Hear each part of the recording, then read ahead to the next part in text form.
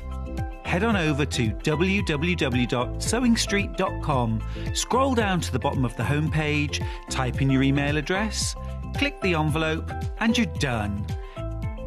Never miss out on the latest news and special offers ever again.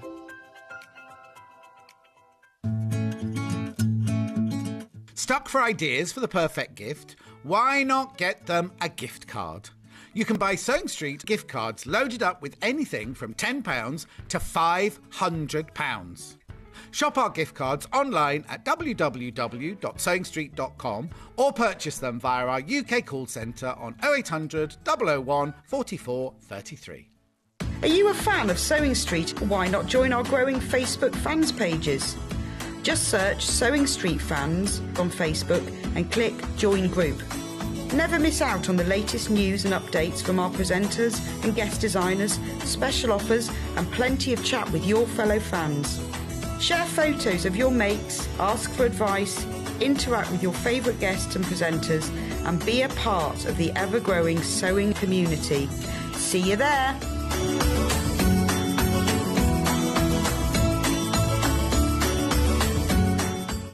If you're a Sewing Street customer, no matter how many times you check out in one day, you will only pay one postage and packaging. So don't wait to add the item you want to your basket and check out. You will only pay one P&P even if you check out multiple times in one day. Missed the live show? Don't worry, we recorded it for you. Never miss out on your favourite presenters, guests and makes ever again. Head on over to our YouTube pages to watch back the day's live show and enjoy your favourite demos over and over again. Subscribe and turn on the bell notification so you never miss a show or video ever again.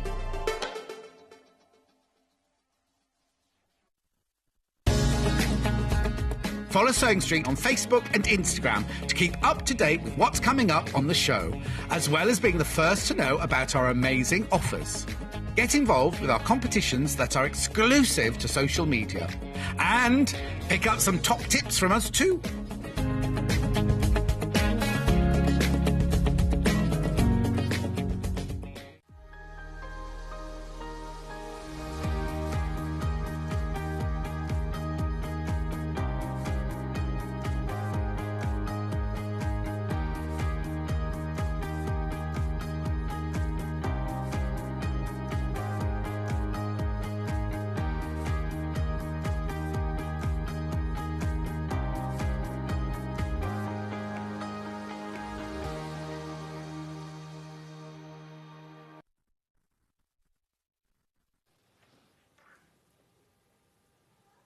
Oh, sorry.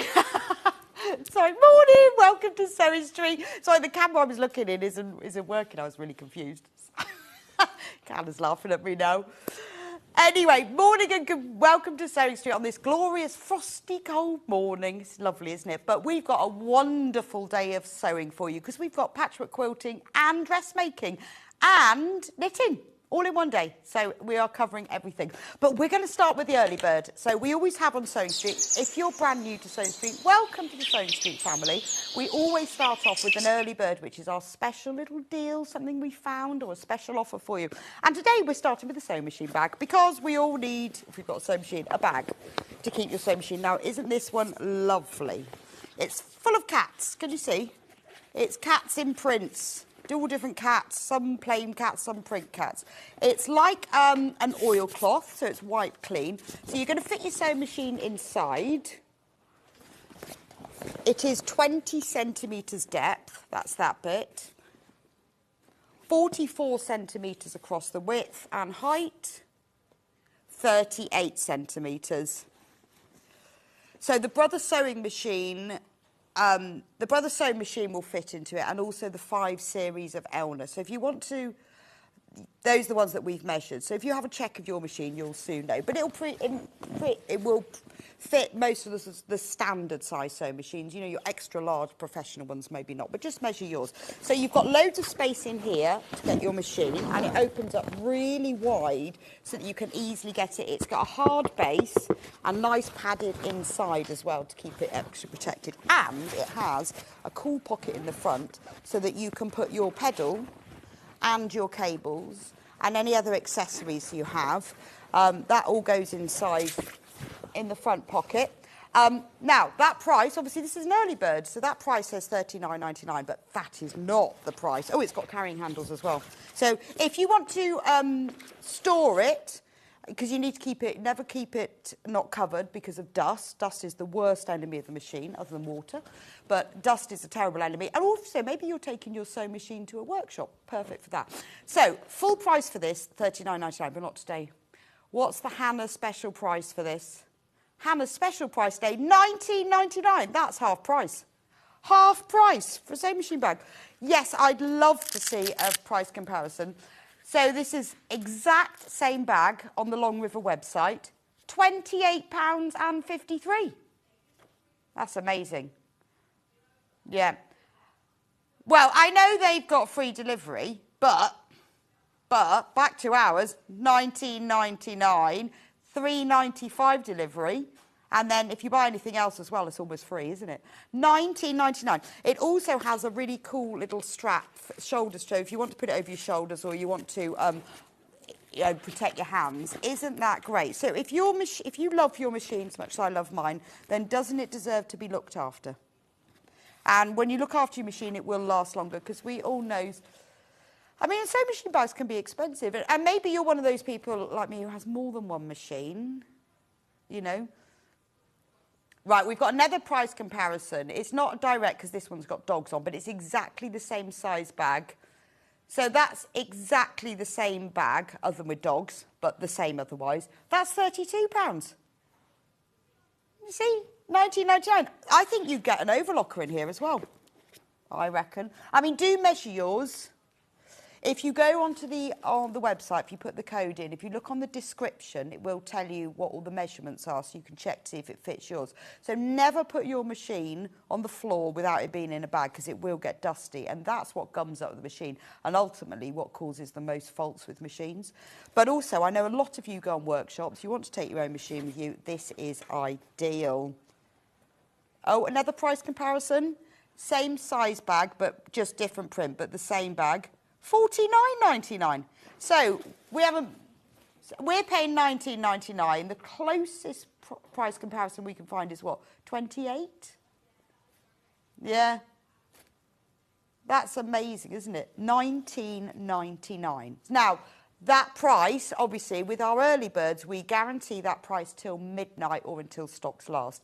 If we've got any left, that price will go back up again at midnight. So get it while you can. It's lovely, isn't it? The background of it is like a natural linen. It's even got like a linen weave print in it as well. It's very nice, isn't it? There we go. Right, let me just show you that price comparison again. Exactly the same bag on the Long River, £28.53. Today, from Sewing Street, $19.99. What's not to love?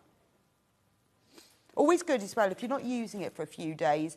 If I'm not using my sewing machine for a few days, which is probably only when I go on holiday, I always put its cover on, or I put it in its bag. Always, always, because they hate dust. And it's... Oh, message. Good morning. I have the dog one with my sewing machine in. I've just bought this for my yarn and knitting from Karen. That's a good idea. A good point, Karen. Doesn't have to be for your sewing machine, does it?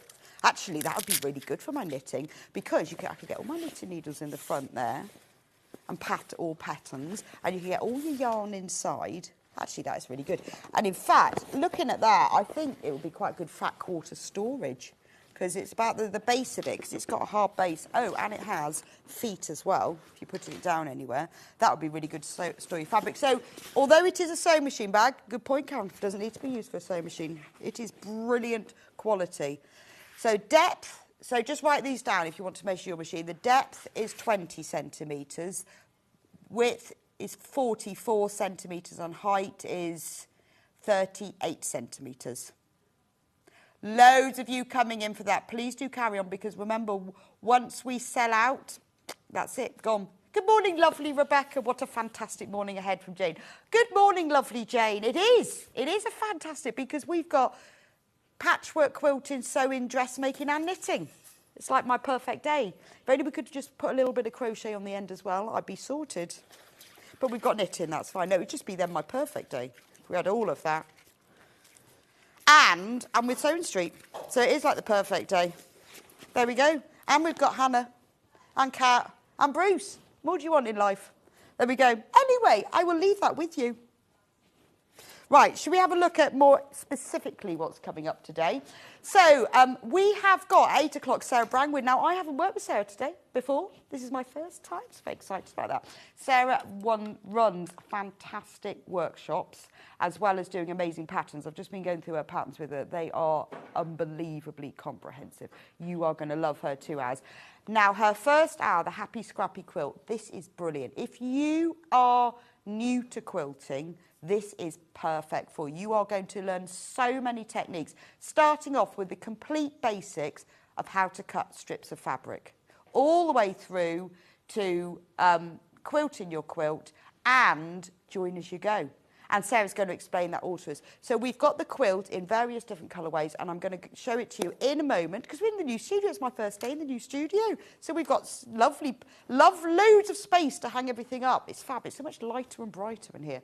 So I'm going to show you that. So if you are new to quilting, you will love this. If you've always thought, I'd love to have a go, don't understand what's HST, what's join as you go, no idea what a rotary cutter is, you will love this. If you are a more experienced quilter, then you will learn loads. And let me tell you, the booklet that Sarah's got is just jam-packed. It is top-notch and amazing value for money. In fact, I think the whole day is top-notch, amazing value for money.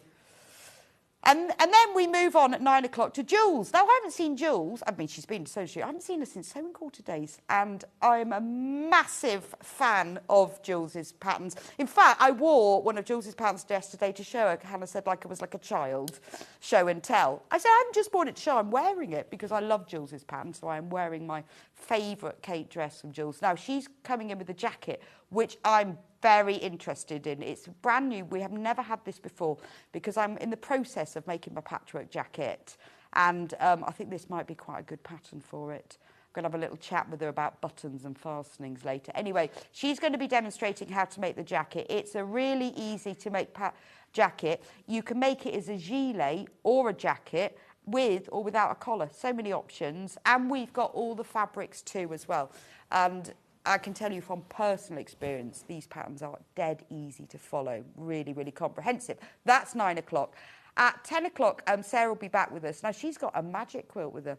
It's a pinwheel magic lap quilt. It's really, really clever method of making a pinwheel.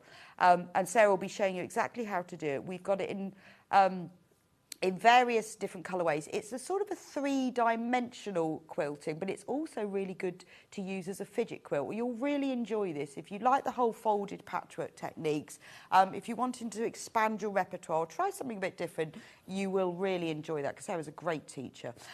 Jules will be back at 11 with the Ada and Helena dresses. Now, we have...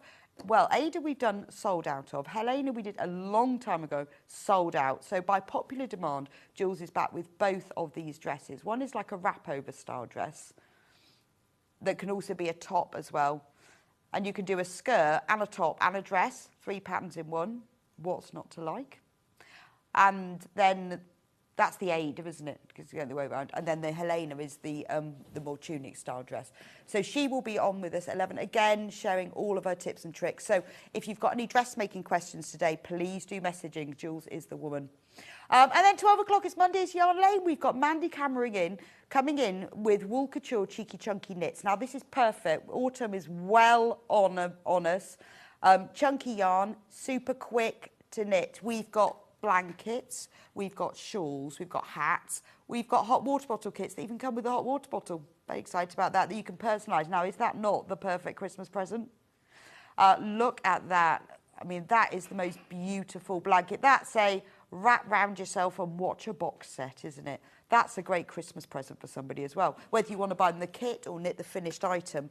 But it's chunky knitting, so super quick, and Mandy is an expert knitting teacher. So we've got 3 fantastic teachers in, whole day of teaching. So get yourself a cup of tea, you are going to enjoy today.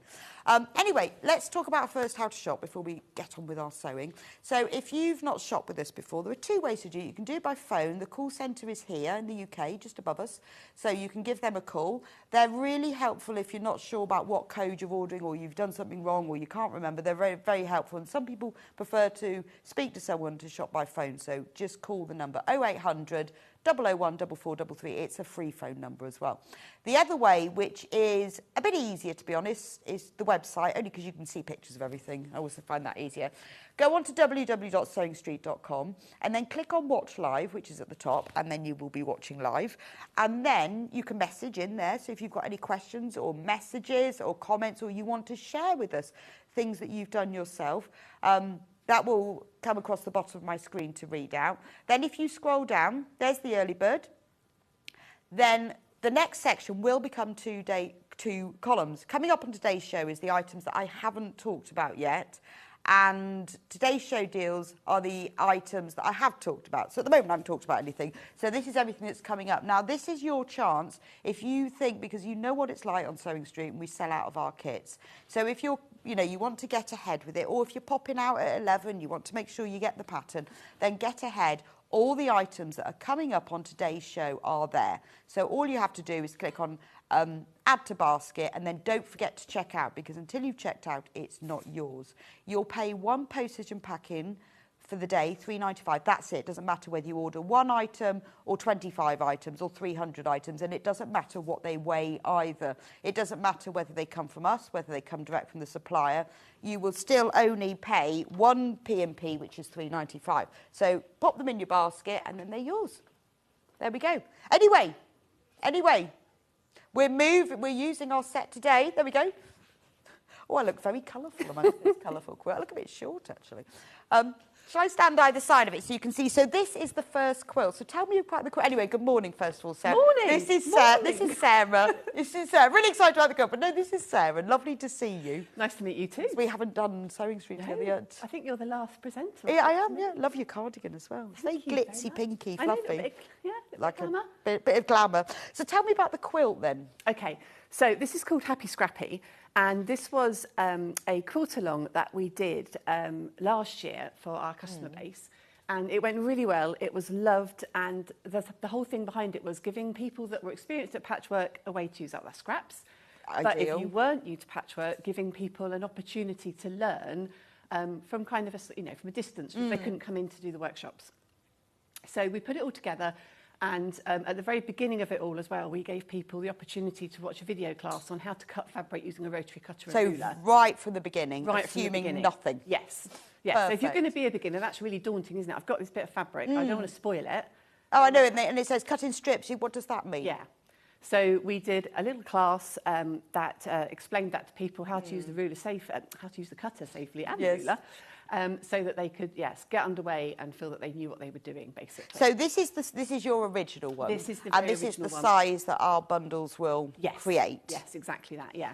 But next to you is one, because obviously this is one that Sarah did a while ago. So this is one of the colourways, but yours will be this size. Well, you can make it whatever size you like, but this is just one of the colourways we've got today. So it's a great way to learn, and it's a great way to use up your scraps. Yeah. And we put together, because it was a quilt along and people were having to do it remotely, we put together a really good kind of blog post each month to show them. Brilliant. And then we've refined that, got rid of the errors, and put that into a lovely booklet now. So if you are new and you're a visual learner, you've got your instructions with loads of pictures, and you've got the video as well. Yeah, and there's other video tutorials that are referenced throughout it as well. So this one, excuse me, if it was turned the other way, would effectively be like half of this quilt landscape mode. I see, yeah. Yeah. And it's a wonderful way to just learn things and use your scrap. And also these blocks, you can use these for loads of other things. Oh, absolutely. And the other thing is that because big projects can be daunting when you're starting, we put it together so that it could either be a whole quilt and then you quilt the whole thing. But if that felt a bit too much, or you didn't want to make the whole thing, we did it as a quilt as you go option as well. So You can quilt the bits individually as And a the block. quilt as you go details are in the instructions. Yes, with a full video With tutorial. a full video tutorial, because I know loads of you, whenever we do quilt as you go, I know everyone loves it because the big quilts are a bit daunting, aren't they? Especially on a normal little sewing machine. Yeah. So this is a really good way of being able to quilt on a normal size sewing And it machine. means as well that you can start piecing it together. And because it's blocks, you know, if you decided, well, actually, I want to make it another row wider, you make it up and then you go, okay, I'm going to add another row on now because, you know, it feels like it should be a bit bigger. I've changed what I was going to use it for. Brilliant. Right, so let's get on and show them how to make it, shall we? Yeah. Right. Oh, sorry.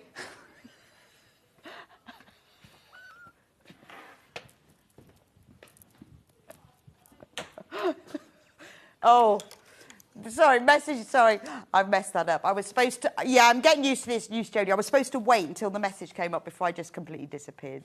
Yeah, sorry. Oh dear. Yeah, nearly getting there. This is really bright, this colour, isn't it? My hair looks orange. Very orange. Super colour. It's amazing, this new studio. Right, so I'm just going to go through the bundles and then we can get on to the sewing. So which was the one on the wall? That one. This one. Yeah, this one. This is the bundle that was on the wall. So we're going to start off with this bundle. You get the full instructions. Now, I am going to go through these with Sarah in a moment, so I'll show you exactly. But look how thick it is. Pages and pages and pages with all the links to all the tutorials as well. So you get the full instructions, which I will be going through. And then you get all of this fabric, which is gorgeous. So you've got 6 fat quarters in these really lovely, the marbled shades. So you've got like a lilac, petrol, you've got a pale pink, apple green, white, dark green, red, and salmon pink, all of those as fat quarters. Then you've got a metre of turquoise and a metre of white. And now all of that will make the whole quilt. What's the finished size of the quilt, Sarah? It is 49 by 59, Right. 43 by 59. 43 by 59 inches. You get 2 metres of fabric plus the 6 fat quarters and the full instructions with the video tutorials with the links to them for just £42.99. That's amazing value for money, isn't it? So that will make the colourway that I just showed you that was on the wall. But it will be that colourway, but obviously double that size. That's just a sample that Sarah's made for us. So it will be double that size. Just £42.99. So you are getting a whole Learn to Patchwork and Quilt for £42.99 with the fabric. I think that's perfect. Right, let's do the autumnal colourway, being as it's autumnal. This one is already selling on pre-order. Now, these are lovely. So we've got a couple of prints in this one. Beautiful orangey floral print. These are gorgeous. These are cave fat quarters. Then we've got like a scarlet marbled one, and then we've got a plain orange, yellow, brown and cream. And then there's a metre of gold and a metre of nude. So that's your kind of the background. And obviously the full instructions. So they talk you right through the whole process, beginning to end, from how to cut out a piece of fabric to how to quilt it at the end. Now, quarter stock of this one is already gone. So you need to get in your basket, but not just in your basket, you need to check out, because otherwise other people take them and they just go. So that's the autumnal colourway. It's beautiful, isn't it? Look at the shades in that one. Quite nice that you get the 3 caves as well. And then the final one, this is the cool colourway. So we've got the fat quarters. I'm going to go through those first. Oh, these are pretty. So we've got one. So we've got the pretty floral. They're all cut into fat quarters, and then a grey background floral, like a duck egg floral, and then a primrose floral. So this is a very, very pretty colourway.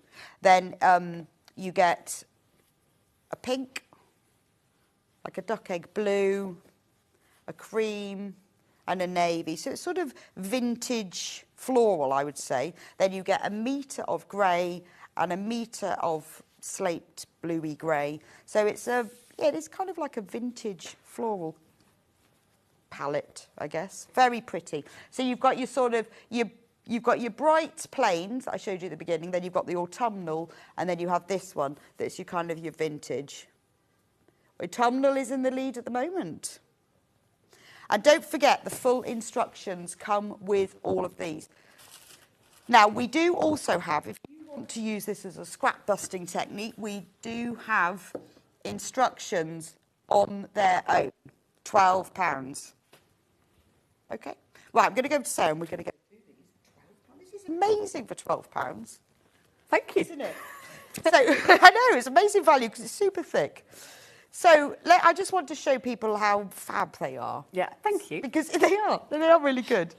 Quarter of the stock of the instructions has already gone. So you've got so much in here. So explain to start with what these weird things mean, like HST and WOF. Okay, so there's lots of terminology in patchwork, acronyms in life everywhere. So we just try to make sure that at the front of a patchwork pattern, just like in a dressmaking pattern, you're used to finding everything at the front, we've got nice descriptions. So a half square triangle, for example, would look something like that. So it's literally a square made of 2 halves. Yeah, and then there's things like quarter square triangles, they would look like that. And so that's all going to be defined. Okay. Yeah, quarter square triangle and a half square triangle. Brilliant. So we go through all of that, and then we start, this is what I like, is the step one cutting out, because I think it's something, quarter of the instructions have gone already. Don't forget this though. Oh, you can colour it in. You can colour it in. So if you're sat there and you're a bit worried about how things go, you can either colour it in your pattern booklet or photocopy that and just have a go at working out where the colours should go. Oh, that's a really good idea. So, yeah, I would photocopy that so I can keep changing it. But I think the cutting out is something we often skip over. We say, we'll just cut it out. Yeah. But you've actually also got a link in here to your website that's a masterclass of cutting out. Yeah, because I always get really worried when people are using rotary cutters about how the best way to use them. Because they are super sharp and they're super dangerous. So in the video tutorial, it will show people how to go about using that. Right. And using it safely and cutting the fabric up. Brilliant. So, and then we start, you know, all the basics, how to sew a half square triangle. And there's a lot of information on here. And we've got photos, we've got diagrams, we've got links to videos. So there's even a video tutorial on making a half square triangle. And all of the information for this is in your instructions. How to assemble a block, how to sew a block together. And then we move on to actually how to create each block. Yeah. So each block has got its own set of instructions, mixture of diagrams. Yeah, I mean, there is photos. so much information in here. Because when I've asked people, some people really enjoy photos in patterns and some people really enjoy like the illustrations. Right, okay. So where we can, we try and mix it up a bit. That's such a good idea. And don't forget, this full booklet comes with the bundles as well. I mean, each one of these blocks is a set of instructions in itself. Yes. So we've got block 2, block 3, block 4. They're all completely different blocks. All completely different. Some of them build on techniques, so you'll notice some similarities between the blocks. Oh, okay. But I think that that's really important because patchwork's all about the placement of fabric and what colour you put where, and actually understanding that the same block but made with different colours in different places looks completely different. Yes, yeah, so some of them completely build on different. skills, so you can begin to learn that as Oh, well. well, that's so once you've like learned a half square triangle, then you'll keep using it as well, because it is just practice, isn't it, really? Then we've got block 6. So some of them are rotary cut, which just means you're just going to use your ruler and your cutter to cut the fabric up. And then when you turn the page, some of them are templates. Okay. And I presume with this you could just trace them, so you don't have to cut your book out. Absolutely. Just trace them. And so you're going to be showing us. I'm going to show you one of my tricks. How to use templates, because that's another part of patchwork when people think, oh, I don't know about templates, don't know. And you don't have to. You can just trace these. You know, you can use proper tracing paper, grease-proof paper. You know, freezer paper is the best, but you know you don't need any specialist equipment for that. Block 9. Block 10. I mean, it just keeps going. Each one as well is like a 12.5 inch. So the actual block itself is 12.5 inches when it's finished. But then you're going to put a border on it, so you can make it any size you like. So any of these could be transferred into bag fronts or cushions or all sorts of things in isolation. Yeah. Over half of the stock of the booklet's already gone. Then we've got to block 12. Honestly, it just keeps going. Oh, someone asked, finished size. What did I... Oh, it is Oh, 45 by 59 inches. But obviously you can make yours as big as you like, because if you get the bundle, you can just add other fabrics. Now, this is the really good bit. So this is how to make up the quilt top with the sashing. Yeah. But then the join as you go. Yeah. Now, I'm really interested about that. Yeah. So join as you go. Sorry, Toby. No, I've never done it before. So join as you go is quite straightforward, but it's a really tricky thing, I think, to put into pictures sometimes. So we've just done a video tutorial. We've just kept it really simple. So when you get to that part, you can pop me on in your room with you, and I'll take you through it step by step. Oh, fantastic. Yeah, because I've seen it, and I've never actually done it, so I'm really interested to see that one. And there are different ways of doing it, but that's my preferred technique. Okay, so, and there is a video in here as well, so you can watch Sarah do it today, but then once you get your booklet home, all of the links are in there, so you'll be able to see exactly how to do it. And it even shows you, talks about finishing with binding, and again, you've done a tutorial for that. It's all there. Yeah. Because whenever we do instructions for quilt as you go or join as you go, they always sell really well. Oh, do they? Yeah.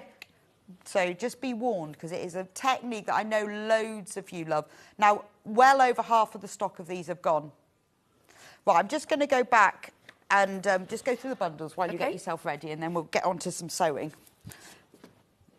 So, first of all, let's start with instructions on their own, £12. Now, you've seen there is so much in here. You've got 12 blocks. You've got how to start, how to cut, how to make half-square triangles, and all of that. You've got binding, join as you go, sashing. It's all in there. I mean, it really is a complete patchwork quilting masterclass for just £12. This is amazing value for money. Right, we have now got fewer than 20 of the instructions left. So if you've got it in your basket, you need to get checked out, because we are extremely low on stock. Right. Now, if with all of the bundles, obviously there are instructions come with all of the bundles. So I'll start with the Brights one, which is the one that we had the sample of. So you get all the fat quarters of red, lavender. That sample that we've got on the wall, it makes double that size. That's just a small example that Sarah's made for us, but it makes double that size. These are all fat quarters. So we've got red, lilac, petrol, pink, apple, ivory, bottle green, salmon. And then you get a metre of this turquoise and a metre of white. And the instructions, they come with the bundle. Right, if you fancy a bit more... OK, let me just let you check out with this one. There's loads and loads of you who are on the phone and have got this in your basket. So this is the Brights one. And remember, because the way that Sarah's arranged her fabrics there, you can move that all around. Because you've got that colouring sheet at the beginning, you can just move them around. And, you know, and there's loads of fat quarters in here. I mean, basically, you know, if you wanted to make it bigger, once you start with this, if you wanted to make a bigger version, add fabrics from your stash. Add extra Brights in there, add some prints in there if you want. Have a go at one of the blocks using these planes, and then you can just keep repeating it and make it even bigger. So that's the Brights bundle, just $42.99. Do carry on checking out for that, because I've got to get through the others, and I'll let you know about stock-wise. Right, let me show you the alternate. The cat has beautifully arranged for me. Looks so much nicer now. So, oh, hang on, I've missed those. There we go. Sorry, the caves fell off the end. Now, this is the only bundle that's got cave in. So you've got 3 cave fat quarters here. And then you've got these plain fat quarters in beautiful tumble shades of red, orange, yellow, brown and cream. Then you've got a metre of gold and a metre of nude. These are your sort of the base fabrics. So you've got these beautiful cave prints, and you've got this. So this is the most gorgeous autumnal. And don't forget, obviously, full instructions come with it. Fewer than 20 of this bundle left. It's just $42.99. I cannot get over what good value for money that is, particularly when you consider the video tutorials. They're worth their weight in gold, including the quilting instructions. Quilting and cutting instructions. So this is your journey. This is your patchwork journey. And if you are a more experienced patchwork quilter, this is how you're going to use up your scraps. And this could be, maybe you haven't got time at the moment, but this could be like your New Year thing. Well, I'll get it now.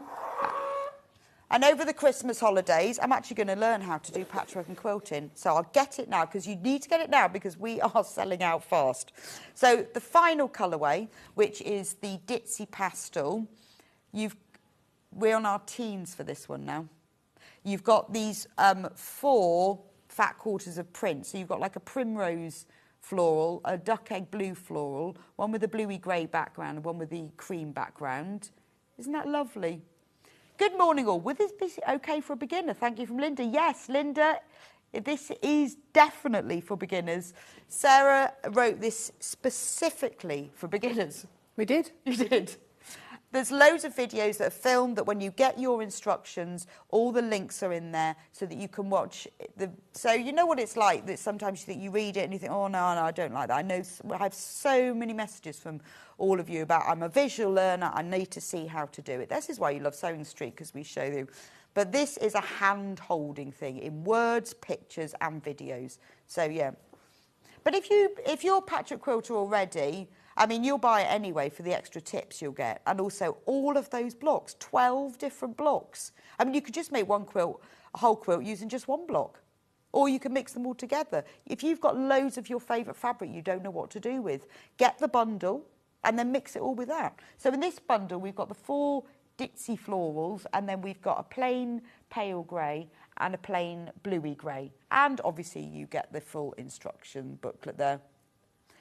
The instructions on their own are about to sell out. So this is your final chance, really. Obviously, all the bundles have them in them, but this is your final chance to get them on their own, because they are about to sell out. Right, so I'm going to go back to Sarah. Let's do some sewing. Let's do so. What are you going to start with? So I know templates really worry some people, and they don't need to. It's just a different way of cutting. But it doesn't mean that you can't use a rotary cutter. It's just a different way of doing things. Right, OK. So to start with then, you're using freezer paper for this. So yeah, so when you've got your template, what you would perhaps normally do is you'd print it off, cut it out, and then you'd either stick it on a piece of card like this, or you might put it onto some template plastic, which is a little bit more robust. Right. The thing about card is that every time that you draw around it with a pencil, depending on the thickness of the card, it just kind of wears away a little bit. Right, OK. So it does work and it's perfectly fine, but you just need to be aware of that sometimes.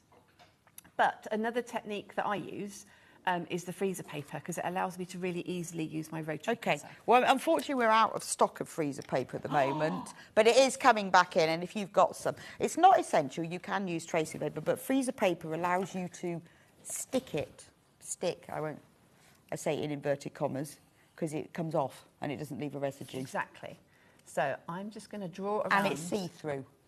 So because this is a straight template, I am just using my patchwork ruler. I would normally use a normal ruler, because I don't want to normally get pencil on the edge of my patchwork ruler. But I'm just drawing around that.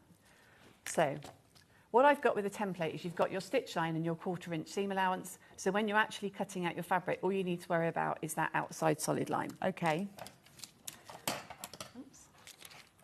So freezer paper, for those of you that don't know, is a normal paper on one side, and then it's got a very thin layer of wax on the other side.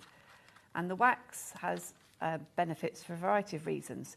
But what it allows us to do, using the iron, is to get the template, in this instance, to stick to the fabric. So I'm just going to cut that out.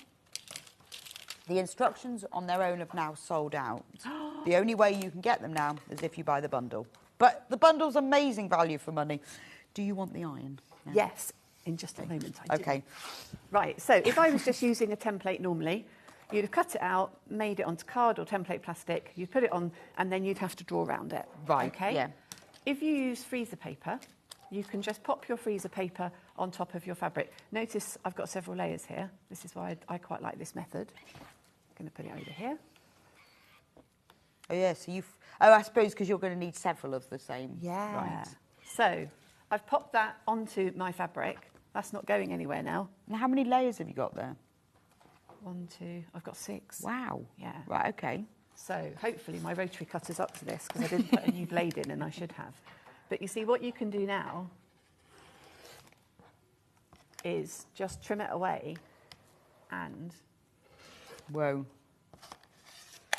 I mean, you don't it's have not to cut moving. that many layers if you don't. No, absolutely not. You could do But that, actually, but it's labour saving. By using all those layers, the fabric stays in place better when you're turning it around as well. Well, that's Which I hadn't exactly really it. thought. This Which is I a hadn't rotating thought mat, about. so I could use that as Yeah. well. But But that's interesting because otherwise, if you only had 2 layers, it would start shifting. So that's really clever. so even though it's Well done. templates, and people think, oh, it's a right old faff because you've got to cut them all individually. If you use freezer paper, you don't have to cut them all individually because there I've got There you 6 go. in one go. Wow. So how is that any more time consuming than rotary cutting? No, not at all. No. No, that kind of because sometimes you look at templates and think, oh, Yeah. I don't want to do template, but that really makes it easy, doesn't it? Obviously, I literally just cut into a stack of fabric there, but you might cut down some squares or something. Yeah, Just okay. rough cut to get your fabrics into the bit that you want. So that's my freezer paper technique for doing templates. Brilliant. And then the other thing with patchwork is that you end up with these half square triangles and quarter square triangles. And I just wanted to show people how to trim them down. So when you make your blocks, quite often you're going to end up with something that's bigger and you're going to need to trim it down to size. Okay. So this has been stitched, so I'm just going to give it an iron. I always set the seam first. So I iron the seam first, and then I fold the fabric out, and then I just use the iron. So quite a lot of the blocks show use half square triangles, don't they? Yes, they do, yeah. So if you look at this one, just to show you, so that one does. Yeah, Oh, no, that one does. That one. And that one. That one does. That one does. So this is that one does. This is a really learn how to make them. This is a really great And skill. you'll notice that there's half square triangles and quarter square triangles in an awful lot of patchwork. Okay, Yeah. right. So you've sewn them together. So I've sewn them together, given them a press, and I've now got to get them to 4.5 inch square from here. So a really good ruler to use is a square ruler that's got the diagonal line going right through the corner. It's going to make your life a lot easier, because the first thing you're going to do is, if I put it like that to start with, there's the diagonal line. So I'm going to slide that so it goes down my seam line. Okay. Like that. And then I'm just going to create a nice straight edge for myself. And you have it so that you're going to cut 2 edges at once. So I'm going to go up there. And I'm going to go along there. So all I've done at the moment is just create some nice straight edges for myself. Okay. Spin that round. Depending on what ruler you've got, you may find that one direction you've got half inches, and then the other direction you've got whole inches. So I've got to make sure I'm using my 1/2 inch side, and I want a 4.5 inch square. So I'm going to put my 4.5 inch on that side and that side on the edge of my block. Well, that's why this ruler's great, because it's got the lines that join that perfect. up. And then if you do that, you should find that see that diagonal line is going down. So you've got it perfect. So I've got it perfect. So there is a lot of trimming in patchwork, and a beginner might go, oh, why are you doing that? Because you're wasting all that fabric. And there is a little bit of wastage in doing this method, but it does mean that you end up with a beautifully square block, which when you come to stitch together. Yeah, that's beautiful as well. Yeah. It looks like it's printed like that, doesn't it? It's beautiful. So the ruler that Sarah's using is a 6.5 by 6.5 creative grids ruler. So if you want to get one of them, and I would say if you are a beginner to patchwork and quilting, get one of these. I love these. Well, I said to you, I've only got 2 rulers. I don't know why she needs more, and that is one of them. So why would you choose a creative grids ruler? Oh, I just love them. So loads of reasons. They've got the lovely non-slip bits on the back. They've got it going around the edge as well, so that when you put it on your fabric, it doesn't slide about. And until you've had a ruler that doesn't have those, you really don't fully appreciate the value of them, but they are definitely worth it. And the layout of the lines and the numbers on the creative grid rulers, it just works. Just visually, it works. It isn't confusing. It's just black and white, and there's just something about the way they've done it. I've got loads of other rulers, and I see loads of rulers come through the studio because of the people that come in. Yeah. And I always say to people, it's quite a good idea to bring your own ruler, because people get so used to so I guess you reading. see all the different So brands. I see all the different ones. Most popular. Wow. Yeah. Yeah, I mean, I like the black and white. I think Yeah. that really Easy helps, to doesn't read, it? yeah. You don't get confused which is half and which is not. No. It's really easy to work out which lines you're supposed to So concentrate on. $14.99, I would recommend this, particularly half square triangles, or while you're cutting down, get this ruler. I think as well, don't they have little tutorials from that QR They code? do, yes, Yeah. they There we go. do. There we go. Which, when they're more complex ones, are brilliant, aren't Yeah, they? I But know. even with these, they have them. There's all sorts of tips and tricks with every ruler. I think patchwork rulers are a bit like, bit like washing machines and stuff. We use it in the main basic way, but there's other ways of using it that could benefit us. And sometimes when you go on these tutorials, you think, well, I never. I never. Who'd have thought you'd use it for that? Right, so I'm going to do a quarter square triangle now. Okay, oh, yes. So a quarter square triangle looks something like this. So I'm just going to give that one a press. And that looks like you've cut 4 triangles and sewn them together. Yeah, but I haven't. Which sounds horrible. What I've actually done is, let's just give that a press. What I've actually done is got 2 half square triangles and placed them, so the diagonal's going that way, diagonal go that way. You place them like that. Right, and remember to place them like that. Yeah. Okay. And then you're going to stitch them together. No, I've got that wrong. You place them with the sides opposite. That's it. So the lines are the same, but the sides are opposite. It's all in the instructions. It's all in the instructions, don't worry. And then when you fold it's it back... very early, isn't it? It is very early. It's like that, yeah. Yes, okay. So that would be your quarter square triangle. So make sure you've got opposite fabrics. Yes, that's it. Not opposite lines, opposite fabrics. Opposite fabrics. Right, so when you come to trim these, you've got to make sure that this bit stays in the centre. Of course, yes. So at the moment... So when you sew those together, where do you sew it then? Across? Yeah, so I would have a line that would be going like that, and then you're going to sew either side of that line. I'm a complete novice, and this is so reassuring. Loving the show, girls, from Jackie and Dorset. I can still get it wrong as well. These, honestly, I've had a look through these when we were going through the show before we came on air, and honestly, if you're a complete novice, these are brilliant. It's going to be a fab day as a beginner for all of us. I want to learn patchwork dressmaking and knitting. What a great idea for freezer paper. Yes, absolutely. Right, so quarter square triangle. So we can't just trim it like a half square triangle because we need to make sure that this bit stays in the middle. Yeah. So, I can't remember how big this is. So this is 4 inches at the moment, and I'm going to suggest that I need a 3-inch quarter square triangle. Okay.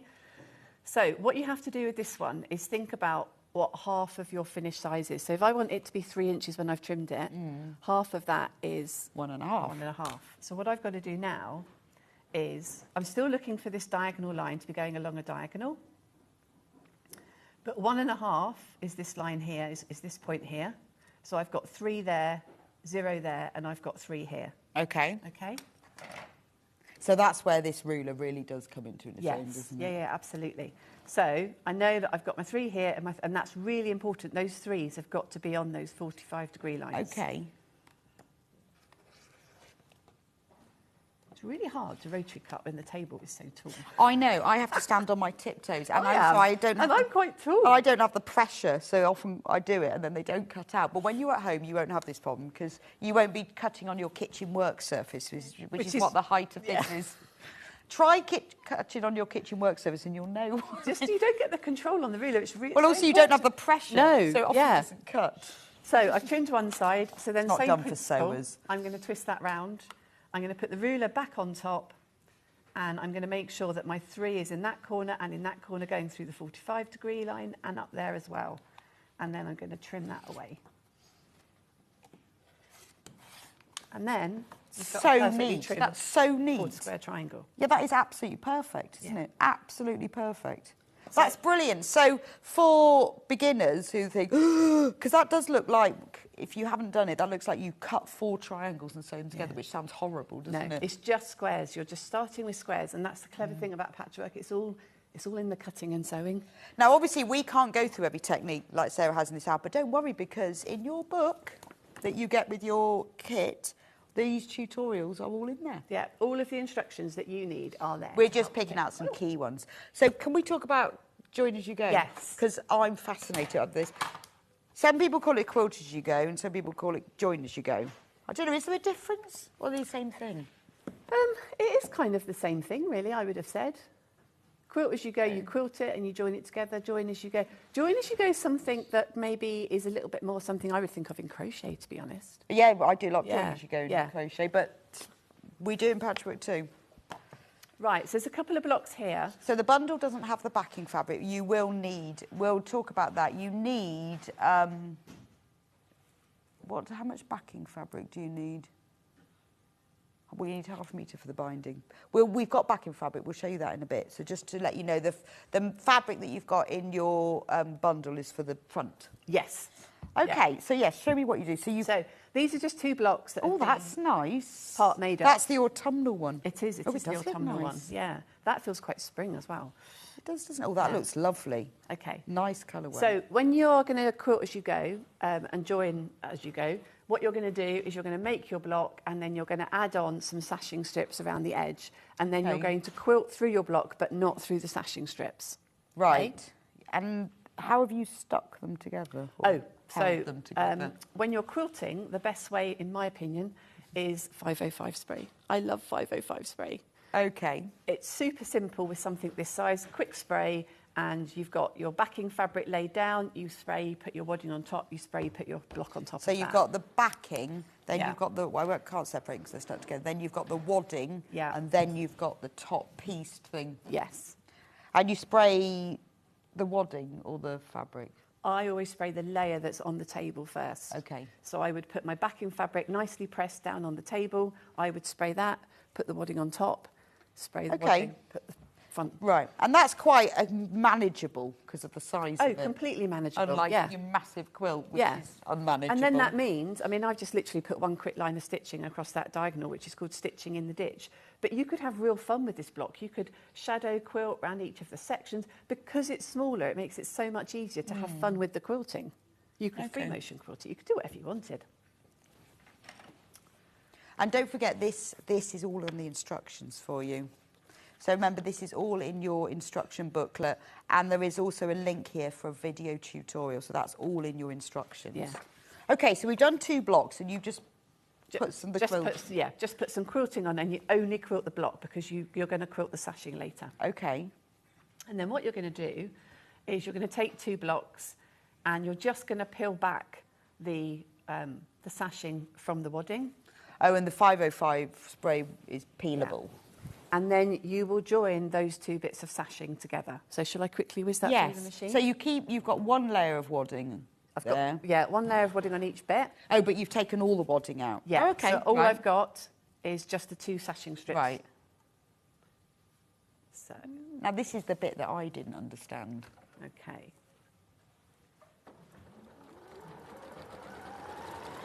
So I guess you need to use a spray or something, not tack it, because you've got to be able to peel back the wadding. Yes. Right, so this is where 505 spray is brilliant.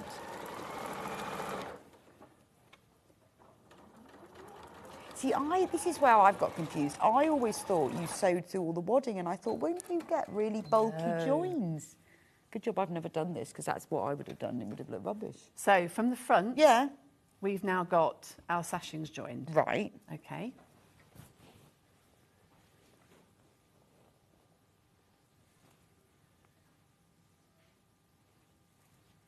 And then from the inside, there's your seam. And you could press that in one direction, you could butterfly press it, whatever you feel is best for your project. Butterfly pressing. So controversial in patchwork, but butterfly pressing is when you press it open like you would in dressmaking. Oh, okay. Yeah. And that's butterfly pressing. Yeah. Oh, okay. Yeah. So it's press open. Yeah. And sometimes it's beneficial to do that because Right. actually it reduces bulk, etc. So, you know, you can do whichever way you want to do it, really. Depending on what you've used for your sashing and sometimes... quilting can always be controversial, doesn't it? Because there's no right or wrong way, but people have specific things. Right, okay. Right, so having done your seam, what we've now got is this issue of wadding at the back. Yeah. Okay, and we don't want 2 layers of wadding going down all of our sort of sashing strips because that's bulky. And you'll notice it from the right side. So what we do is we lay those 2 bits of wadding so that they are on top of each other like so. So I've just literally folded one down, folded one down. I'm then putting my scissors so that both layers of wadding are in the scissor. Oh, okay. Okay, and I'm aiming for that, that stitch line that I've just created. Does it matter if it's exactly on it? No. Oh, okay. No. Okay, I'm going to cut. Oh, and hopefully not cut the front of the quilt. And as you cut, you can peel it away and just see how well you're doing. So it needs to be as close as you can get Just to it? in that area. But Okay. yeah, I mean, it's not going to worry. It doesn't matter where it ends up. Okay. Because this is really clever. And I guess the line needs to be sort of straight, but doesn't Ish. But again, doesn't it wouldn't matter. It wouldn't really Okay. matter. Yeah, I'm just checking because I have a go at this. Right, so I've cut. So on the top layer, there's the bit Mm-hmm. I'm peeling away. On the bottom layer, there's the bit I'm peeling That's away. really clever. And now you've got... No, that's really clever because I would have tried to butt it up and then trim it. That's Yeah, no. really clever. So if you've done that well and in your own time at home, you'll find that they are now butting up. That is really clever. Okay, what you would do now is what I call Frankenstein stitching. Okay. So we've done butterfly pressing, Frankenstein It stitching. doesn't have to be pretty. So all you're doing now is going through... Oh, I see what you mean, like Frankenstein's mouth. Yeah. Got All it. you're doing now is just going through those 2 layers of wadding and stitching them together. Okay? You can do big stitches, little stitches, whatever you want to do. This is actually a grey thread, so it's probably not as easy to see. Remember, there is a video that you'll see the details. But and you're instructions literally to show just going to this. whiz up there stitching. So- and it's not pretty stitching, it doesn't have to be. That's amazing. So Well, I mean, I know I would want to do this. Why is this such a popular technique? because it means that you don't have to put a quilt top that is 45 by 59 through the throat of your machine, all in here. Right. And we're talking quilt top wadding and backing. Okay. So to quilt it and put it all through here, that it's completely doable, but if you're new to it and you haven't tried it before, this is going to get you a nicer finish. Yeah, no, I mean, and I know so many people, including myself, who make quilts and go, oh, God, I thought of quilting it. Yeah. And I do it, but it's just... Well, you see, That's so you just sort of... you're just going to Frankenstein Stitch stitch it. all the way up there. So Frankenstein stitching, not beautiful stitching. Just think of the. Yeah, And all I would do is just make sure that your thread is relatively colour matching, so it doesn't show through unless you've got a Okay. light backing fabric. Fab. And do you have to sew or can you stick it? No, you kind of need to sew You it need because to you've buttered it up. Right, okay. But yeah, just minutes, and it Okay. doesn't have to be pretty. Right. You don't have to be good at hand sewing to do it. Right. Okay. Just roughly. Yeah. Got it, okay, got Yeah. it. And Now then you've I've got got your this backing. fabric. So, 2 schools of thought on this. You could trim some of it off if you wanted to, but that can be a bit of a faff. So what I do is I lay that one all out really smooth. I would press a fold into that, like that, and then we're going to fold that over, like that. If you're going to do quilt as you go, what you'll notice now is that if you were to look at that from a distance, it's pretty tricky to see where that join is. Yeah, Because yeah. the back is a really busy fabric. So you've got nice, they're the backing fabric choices. You want nice backing fabric choices that are busy on the back, that are going to You don't want to be matching... Oh, you don't want to have stripes. Right. No. Yeah, or large, yeah. Yeah, so you want something on the back. plain or busy. Where the pattern is going to... You're just going to look at it and not notice where Okay. the join is. Yeah. So with nothing that's too prescriptive. Right, good tip. And then I would hand stitch that down. You could, if you wanted to, machine stitch that down. And then you would have a line of stitching coming through to the front, okay? Which is completely doable because, let's just imagine that that has been stitched down. When you've joined your blocks together, oh look, I almost managed it. You're then going to add some lines of stitching in here. Oh, I see. So if you've got one coming through from the front, just put lots of lines of stitching going up and down your sashing. But like you say, even if you roughly hand stitch that, the quilting on top yeah. will... Oh, we'll hold it in We'll place. hold it all Yeah, yeah. together. So you will stitch this bit after you have joined your rows together. And when you've joined your rows together, you then when you've joined your blocks together to make a row, you've then got to join your rows together. And it's exactly the same technique. It's just you'll be doing it along a longer edge. And does it matter, this sort of overlap, how big that is? Is there a sort of a... This size, I always go a couple of inches bigger than the finished size with the sashing. We've got a message from Jill. Wow, I thought I'd given up making quilts as I can no longer manoeuvre them on the sewing machine. Join as you go for me from now on. Silly nanny girl. Silly nanny Jill. I'm with you. I'm with you on this. Is fantastic. And you know, I've seen people demonstrate it, but never really quite got it. Yeah. I finally got it. Have you? Yes. You've had your ta-da! I know. Because honestly, I've obviously never concentrated. I thought you sewed the 2 layers of wadding, and I thought, I'm never going to do that because I don't want all that bulk. Yeah, no. Trim them away. Clearly was not concentrating on any method. But you don't have to remember this, and I won't. They're all when you get the instructions, there is the link to the tutorial, so you can watch it all again. So yeah, so I could just slip stitch that, and then slip stitch it. And I guess then the only quilting you've got to get under your machine is that. Yes. So If you've you got want to. that bit. You don't yeah. even have to. You don't really have to. So most waddings would cope without that being quilted. And then when you've got your rows, again, you've got the rows of the way you've joined your rows. So I guess together. all you do, you need sort of a bit here to be able to peel back. You need like a sashing width. How much? Yes. You need a set amount for when you do for the peeling join back it, bit. So I normally put on something like a minimum of 1.5 inch strip. Just to give Okay, yourself enough right, space. and then that's enough. Yeah, this is a bit wider because it just feels a bit But it nicer. also means, you see, when I always think, oh, I'd love to do a really intricate quilt. Oh, I can't be bothered. I have to turn that round so many times. Exactly. But I could turn that round lots. Yeah, and make it, really go to town and enjoy the process of the quilting. Which really you don't when you're fighting with No. your machine. No. This is fantastic. Thank you so much, Sarah. That has been brilliant. Really, Yeah? really brilliant. Excellent. I'm going to recap the bollocks, but before I go, you'll be back with us at 11. I will. Doing magic. Magic. Magic. Magic. Don't overplay the magic. The magic pinwheel. So you're going to love that. I mean, you can see what an amazing teacher Sarah is. This is fab. If you've got any more questions, save them up for 11 when Sarah's back. So I'll see you back here in an hour. Yes. And then I'm just going to go through these. I'm just going to recap the bundles. Now, the autumnal bundle. Oh, you can't see it behind the graphics. There we go. The autumnal bundle. Now, that was the little sample that Sarah's just showing you there, where you've got the 3 K-fat quarters and the 5 autumnal ones, and then the gold and the nude, a metre of each, and instructions. And the instructions on their own have sold out, so this is your only way of getting hold of the instructions on their own at the moment. That's the autumnal one. There's also the brights one. Oh, you can see that one. Autumnal single, we're on single figures, and we've got more of the autumnal bundle in baskets than we've actually got in stock, so that one's going to sell out. The brights bundle, there you are, you can see some of them are plain, some of them are slightly marbled. That was the sample that we had hanging up. There's only 12 of this one left. Remember, it does have the full instructions with all of those tutorial links. This could be like me, the light bulb join as you go point, and I love all of these blocks as well. I'd like to actually just have this just to keep those blocks and think, oh yeah, I'm going to use those, because I can imagine like just making one block but 12 of the same block and join them all together would be fab as well. It's gorgeous, isn't it? Just think of all those scraps. I would get one of these bundles and then choose some other scraps from my own stash to make an even bigger quilt.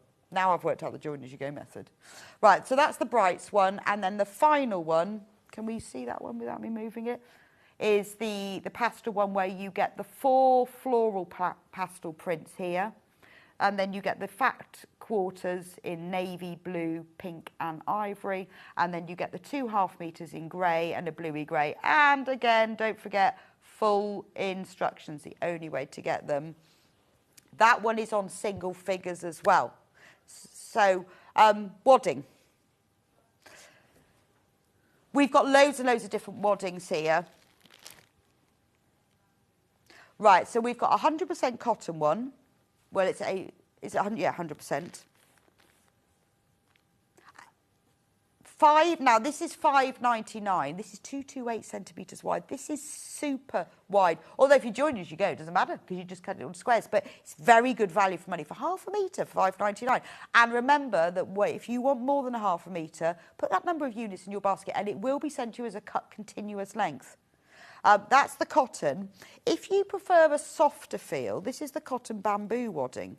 It's, well, they say, which I don't really understand, that it's actually the same weight, because I was looking this up. I was doing some wadding research last week, so I wanted to have a go at bamboo.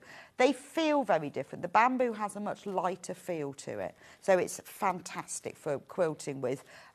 It just depends which one you fancy, really.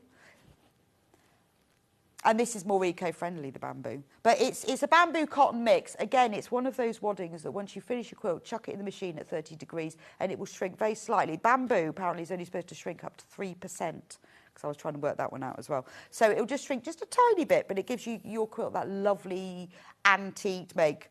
But We've got loads and loads of different waddings. These are ideal because they are so wide and you can have it sent to you as a big cut piece. So whether you're just making a cushion from one of these blocks or making a full quilt, always worth having. But have a go at the bamboo. It has got a really nice soft feel to it. Do like it. You might not have, well, it's the sort of thing you might not be able to get locally, but because I've been researching them because I want to have a go at bamboo, so I bought myself some, so I'm going to have a go. Backing fabrics. We have got some backing bundles for you. We've got vanilla, so if you just want a plain, because then that won't matter with your join as you go. These are 2.5 metre bundles, so this will be absolutely fine for that finished quilt. £16.95, and there's a £2 saving. They're not extra wide, but if you're doing the join as you go method, that's the beauty. You don't need the extra wide backings, do you? £6.95, a little £2 saving on there, a little cheeky saving. We've also got it in pale. Oh, that's pretty. I haven't seen that colour for a while. That is so pretty. £16.95. It's so pale. It's like that paint, a hint of blushy pink. So again, £16.95. We have got some extra wide backings as well.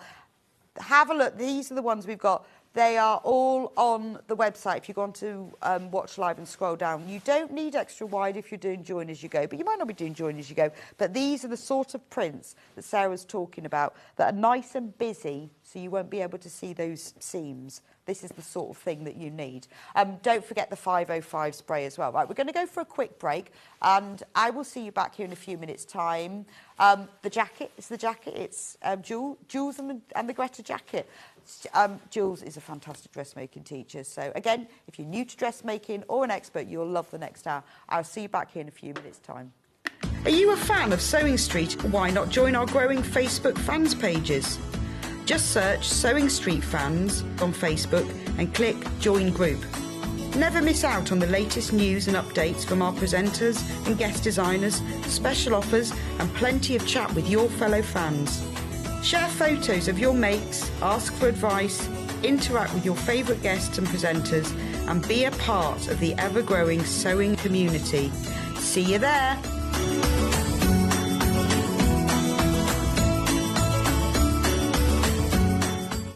If you're a Sewing Street customer, no matter how many times you check out in one day, you will only pay one postage and packaging. So don't wait to add the item you want to your basket and check out. You will only pay one P&P even if you check out multiple times in one day. Missed the live show? Don't worry, we recorded it for you.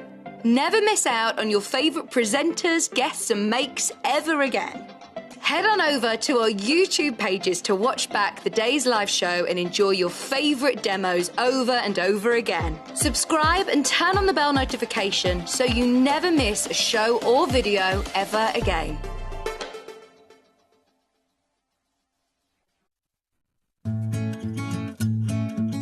Stuck for ideas for the perfect gift? Why not get them a gift card?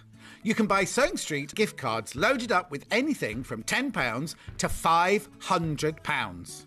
Shop our gift cards online at www.sewingstreet.com or purchase them via our UK call centre on 0800 001 44 33. Follow Sewing Street on Facebook and Instagram to keep up to date with what's coming up on the show, as well as being the first to know about our amazing offers. Get involved with our competitions that are exclusive to social media. And pick up some top tips from us too.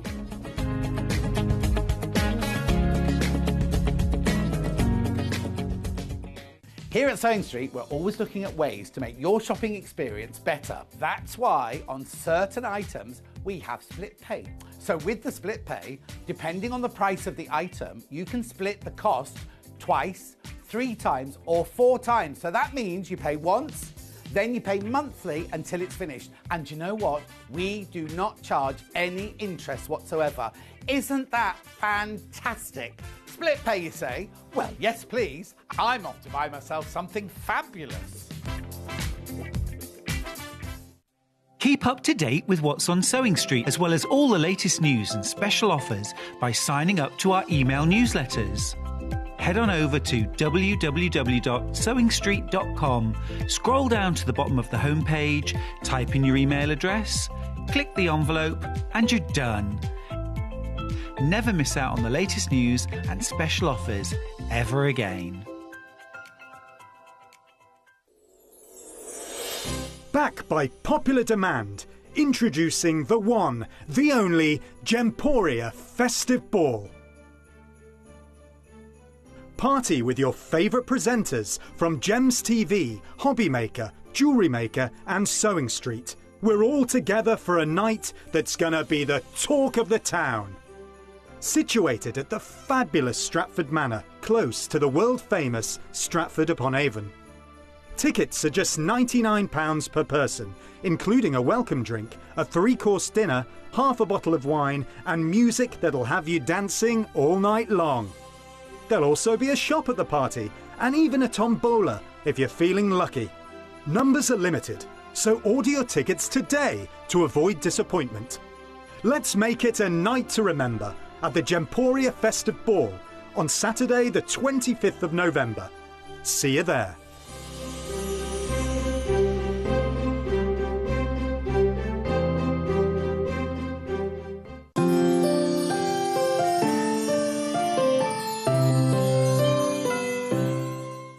Are you a fan of Sewing Street? Why not join our growing Facebook fans pages? Just search Sewing Street Fans on Facebook and click Join Group.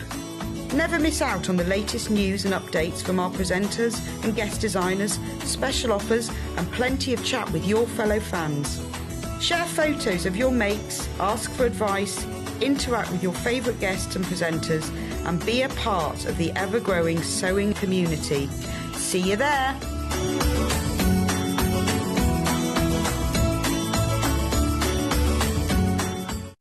If you're a Sewing Street customer, no matter how many times you check out in one day, you will only pay one postage and packaging.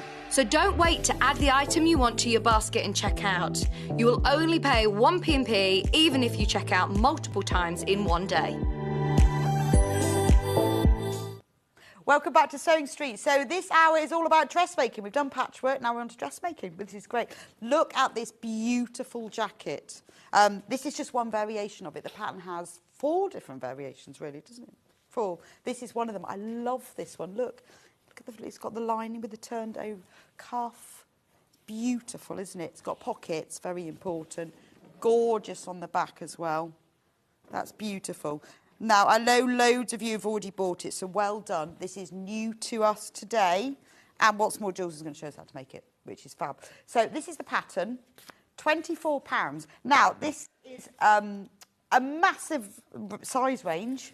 So it starts at extra, extra small, which is, in bust terms, 77 centimetres. What's that? It's about size 8. About a size? 6 to 8. 6 to 8. Yeah. And then it goes up to a size 32. Well, it's 32, 34. Whoa. So it's a really big size. So it goes from a 77 centimetre bust all the way up to a 153 centimetre bust, which is great because quite often patterns don't have that big range, which is a shame, isn't it? We want to be as inclusive as we can. Yes, so everyone can make it because it's a great jacket. It is, actually, yeah. Lovely. That's the pattern. There's the sizes on there so that you can see the size range. I'm just going to go over to Jules. I'm going to bring my jacket with me. So tell me why you designed the jacket then, Jules. First of all, welcome to Sewing Street. I've got a stinking cold, I'm afraid, today, so I will try and keep my germs to myself. You should be under a duvet with a packet of biscuits. That would be a really lovely place to be right now, actually. Yes, it would. Yeah. We called this Greta. As you know, we started off in Stratford-upon-Avon. Yes. So we named all of our patterns after Shakespearean heroines. Indeed. And of course, we're getting to a point where we're running out. Are you running out? And I really don't want to name a pattern Goneril or something like that because I don't think that would work, really. No. So we've started to name our patterns after women of note. Okay, so real-life heroines. Yeah, exactly, yes. So Greta. Of course. As in Greta Thunberg. So we wanted to create, and I think she would almost wear this. Oh, yes, she would wear this. Yeah, yes, so we've kind of tried to work on that sort of basis, really. Okay. But it's a brilliant pattern because you can mix it and match it and do so many different things with it. I love it. So you can do it collarless. Yeah. So this is the simpler version. Yeah. With or without pockets. Yes, yeah. I mean, we've done it here as a gilet. So collarless or sleeveless. Yeah, absolutely. And you could even put pockets on the inside as well if you wanted to have interior pockets too. And the same could be the same. Yeah, exactly. Yeah. Right, and then if I pull up, because I want to show the collared version. So this is quite nice. It's got almost like a little funnel neck here. And that's the one that I'm going to show you how to do today. We're going to do the gilet version of this. That's lovely. So it's just got that kind of little mandarin almost collar, isn't it? It is, yeah, absolutely. Yeah, it just kind of stands Is that up. a mandarin collar? Or am I just It making it up? is almost like a mandarin collar, yes. Yeah. It's gorgeous. Would it work as a patchwork jacket? Absolutely. I'm a little bit of a patchwork jacket fan. I had gathered that, yes. And it definitely would. Really? Yeah, okay. yeah. I mean, this is one of the things, because it's such a simple shape. Yes. There's no darts or anything in there. It's a really boxy, simple kind of shape, so you can make it out of absolutely anything. And I love really. the fact that you've put funky lining in. Oh, yeah. Lovely. And that's all in the instructions, the lining as well. Yeah, absolutely. Wow. So you could quilt the lining, or you could quilt the outer if you wanted to. You can make it in patchwork, as you said. Denim, boiled wool, different tweed. Yeah, We've it's made them in gorgeous, corduroy or a denim. So, yeah, it's a really versatile pattern. It makes up. And a how mix of easy is fabric. it? Very easy. Is it? Yeah. That's really encouraging me as well. I love the little collar. Really nice. But I like the fact that you can, that's where you can put something a bit... Well, that's, yes, you can kind of just give a little flash. So then, what yeah, sort of weight funky fabrics lining. do you need for this? Well, a medium weight. Okay. Works with wovens, nothing stretchy. Right. So things like a corduroy, a denim, boiled wool. Okay. Or if you're going to patchwork. use patchwork, then quilt it to give it a bit of weight. It needs to have a little bit of substance to Okay. it. Yeah. It's fab. It's really nice. And I've just noticed, actually, that the back... Yes, it's slightly dipped. It's got a dipped Yeah. back. Is that the same on all of them? Yes, Oh, yeah. yeah. That's fair. You don't often see that on a jacket. Ah. Let me show you if I turn it round. Can you see? Because it's lovely kind of- having that when you've got a T-shirt. I like a dip-back T-shirt because it just covers the right bits. Just covers your bottom. Yeah, Yes. but then not that bit. So you don't often see that on a jacket. I think that is a lovely detail. And it's bound as well. Yeah, that's why we thought we'd do a really quick and easy binding to kind of go with that curved hemline. Yes. So a binding is just the obvious choice, really. It is, isn't it? So well, you could have a contrast binding then if you Well, wanted of course, yes. Right, I'm just going to get the pattern. I'm going to take the pattern. So as you all know, I'm a great fan of Jill's patterns.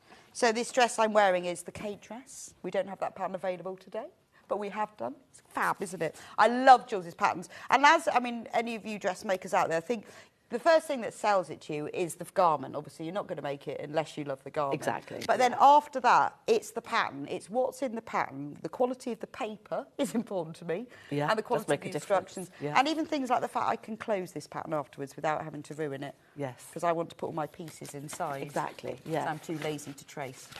That's fine. That's fine, yeah. I bought the tracing paper, I've never actually got round to it. So, when you open it up, you've got full instructions here, which are really comprehensive. Yes. This is important as well, so you can really choose. Yeah, so you can see all of the styling detail and where the stitching lines are and stuff like that. So then you can kind of understand how it's all put together. Okay. And I guess you get so much feedback and input from people on what works and yeah. what doesn't. Absolutely, yeah. People are very happy to tell us when things don't work. That's not fun. Well, I'm going to tell you when things do work. I love my dress. Tells you how to use the patterns. We've got layouts for all different sorts of fabric as well. How to sew. And then the diagrams are very, very clear, because this is the important bit, isn't it? Exactly, this is the bit. Now, we've thought about using photographs, but actually when we've done photo tutorials, they're just not quite as clear. No, they're not. So that's why we've stuck to brilliant, really clear little illustrations. I think for dressmaking, you need to be able to see where the lines are, how you turn it over. Yeah. It is a lot easier. So they're really, really comprehensive. And we try to make the bit that you're working on, so if you're sewing a seam or something like that, we've coloured that so that you've got a slightly different colour there. Right. Okay, so we go, it tells you all the details in the pattern. Then we get the pattern pieces. This is really important because look at the quality of the paper. So these aren't going to rip. No. I was unfolding a pattern the other day and it just all ripped. And it was, you know, a tissue paper one. Oh, yeah. Because if they've been folded for a while, I know. They just, Yeah. And then you have to tape them They all don't back last together forever. again. Good Yeah. morning. Please, could I ask the different styles? If the different styles have different pattern pieces, thank you from Sue. Actually, no, they don't. If you want to do the gilet, Show you. yeah. Now on here, this is a good example. Okay. So the body part of the jackets are exactly the same, but if you want to do the gilet, what we've done is we've shortened the shoulder seam, so you can follow the inside line. So that would be the outside line. So really, you follow should, the inside you should line. trace these if you want to use it again. If you want to, yes. Because you might... could, yeah. I mean, otherwise you could just snip in and just fold it under if you wanted that's to. true. But yeah, so we've tried to keep it really, really easy. So the body parts are exactly the same, and you just decide whether you want to have a slightly longer shoulder to fit the sleeve, or whether you want to reduce the shoulder and have. And what about with the sleeveless collars? version. Do you have different patterns for the collars? Now there are two different fronts because we fold it over that way. There we go. Oops. Actually, if we fold that bit that way and open out that one. I bet you're good at folding maps. There. So, because we've got a curved edge here and we've got a grown-on front, so we go past the centre front, which is where the buttons and the buttonholes are.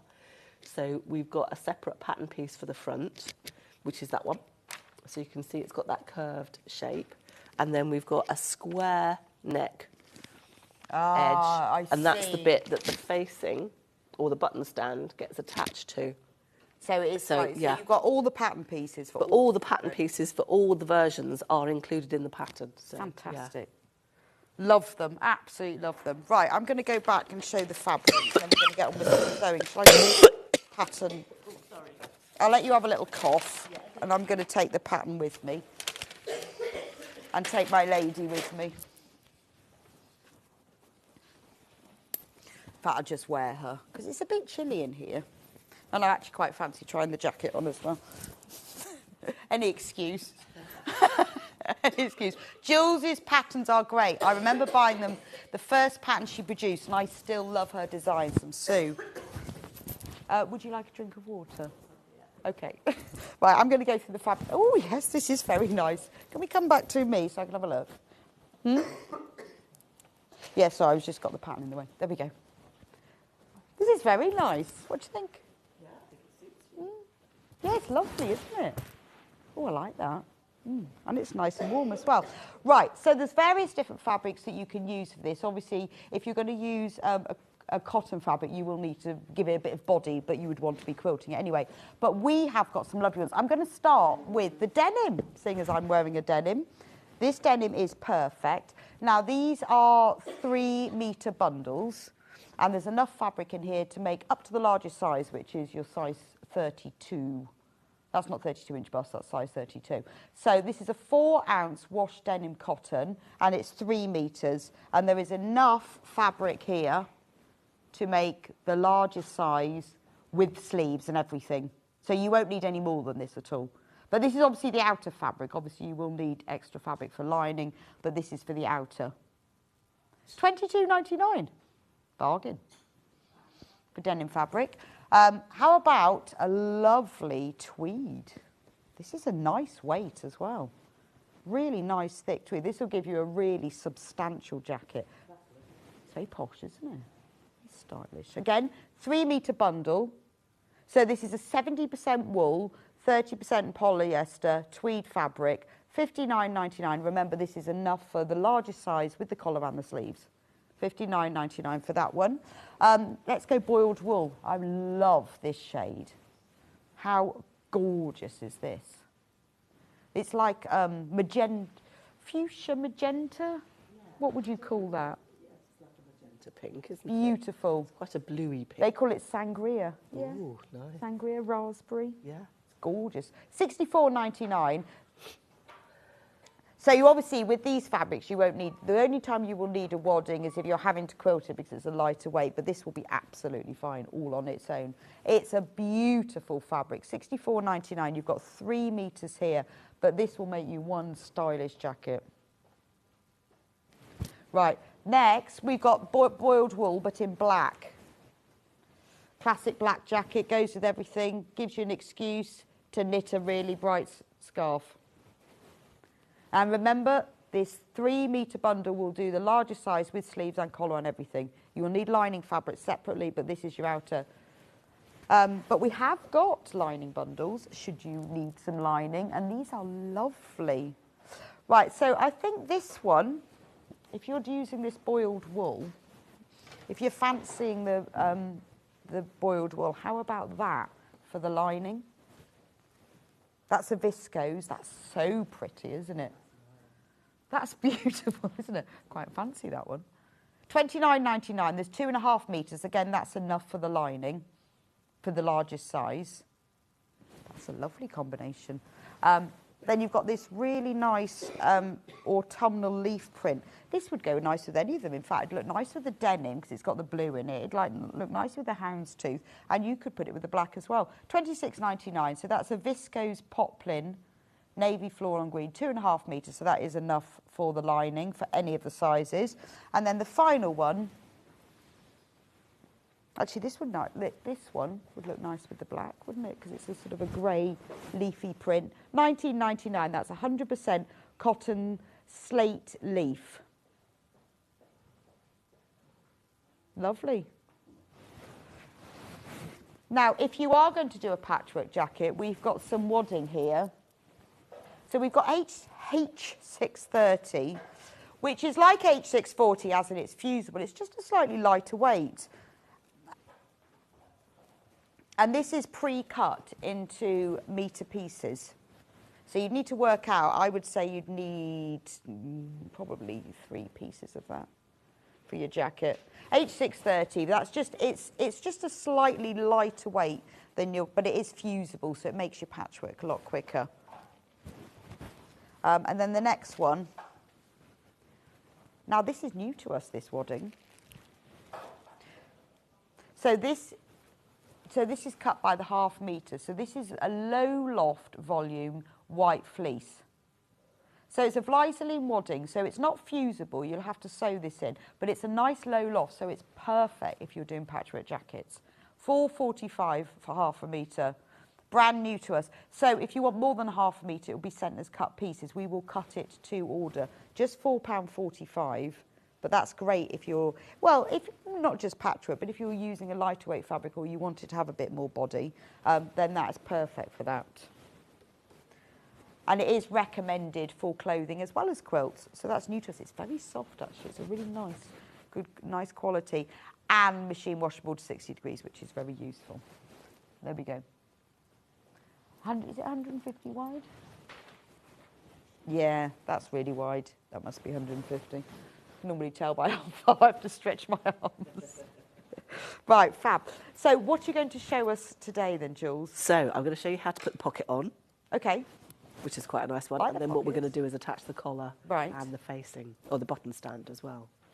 So the first thing I want to do is to do a little bit of prep on certain pieces. So on my pocket here, so this is that way round. That's a funny shape. There we go. Now what I've done, because we've got this curved bit on that front edge, I've done an easing stitch through there so that we can pull it up and give it some shape. And I've also put a bit of interfacing across the top section here. Now there is a pattern piece for this in the instructions. So that's going to just help everything stay put because we've got everything cut on the bias here. We don't want that to stretch out of shape. So if you've got edge tape or form band or something like that, that will do exactly the same thing. So all I'm going to do first of all is just to overlock that little bit there. There we go. What if you haven't got an overlock? You could zigzag it. Right, so this is a clean zigzag. Yeah, just finish it off so that you have got a nice neat edge. There we go. And now I can fold that over and give it a quick press. Let's pop those bits out of the way. These little pressing mats are really handy, aren't they? So I'm folding that over. So the overlocker that Jules is using is the Pro. Oh, and that price is actually reduced at the moment. Sorry, £559 is we're actually reducing that one to 479. So if you're like me, you think I really ought to get an overlocker. Makes my life dressmaking life a lot easier. Oh, it really does. It does, it doesn't really, it? I need to commit. £479. That's not bad, actually. That's good, isn't it? Yeah, that's very For good. a Pro overlocker. Yeah. So now we've got that bit, the facing part, folded under. Okay. There we go. Yeah. So what we can do now is to fold in the rest of it. Now, what I want to do is to do the long edges first. So I'm going to eyeball this, but your seam allowance is 1.5 centimetres. So I'm kind of avoiding that curved bit for the moment.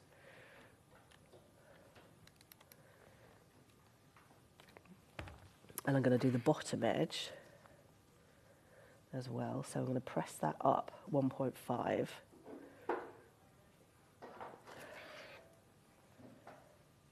I'm going to leave that kind of corner curved bit there. Okay.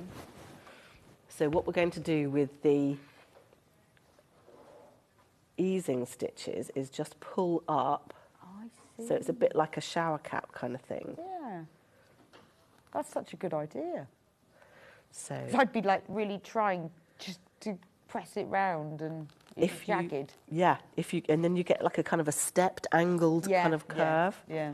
But if you sew the easing stitch Oh, close what a to the good edge idea. of the fabric, then you're just taking away all of that. So you can see it just wants to sit now in that nice little kind of curved shape.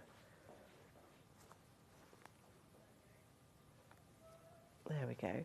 So if we turn that over, you can see how it just wants to really sit. neat. What a good idea. And then we can just give it a quick steam.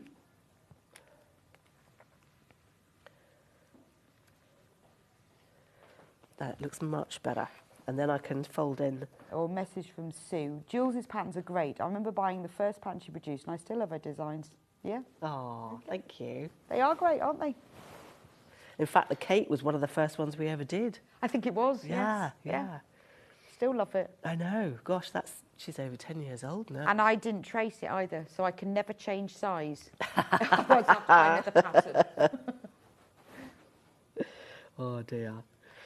So all I'm doing now is just going around and pressing in the rest. Now, you could mitre the corners if you want to. Okay. When you're pressing, so Right. you're not going to get anything tucking out. So by mitering, I mean folding it in and then folding it back on itself. So you're getting little angles on the corners there. Yeah. And will that give it a neater finish? It does give it a little bit of a neater finish. So you're not showing the kind of out, that sort of bit doesn't poke out when you're stitching around the edge of the pocket. So let's just do the same on that one. We'll fold that in.